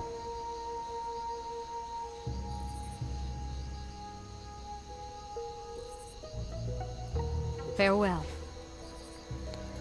Philip Carter, are you not playing Wrath of the Lich King anymore? No, Philip, I am not playing the Shaman right now. What I'm going to do for Wrath is I'm actually going to jump back on the Tauren Warrior, and we're going to do the stuff in Northrend. We're going to do the Northrend leveling on the Horde side that I haven't seen yet, and we're going to read all the quests and stuff. I'm going to do that as a recording series, so it's more immersive than the streams. But no, I haven't quit Wrath. I'm just not super hyped to play a lot of Wrath right now, and I really don't want to level up a character from low levels. I don't have an interest in seeing the low level stuff anymore. But yeah, thank you guys so much for being here. I am going to park it here. I really appreciate you guys. It's been a real blast. I've had so much fun. I look forward to the streams when we're not streaming. I get really anticipatory about them and really excited to jump in to chat with you guys. I've had a great time getting to know you guys better. And yeah, it's been a really good time. Thank you guys for it. I really do appreciate you. And until later, take care of yourselves and take care of each other. And we'll see you back here again very soon. Bye for now.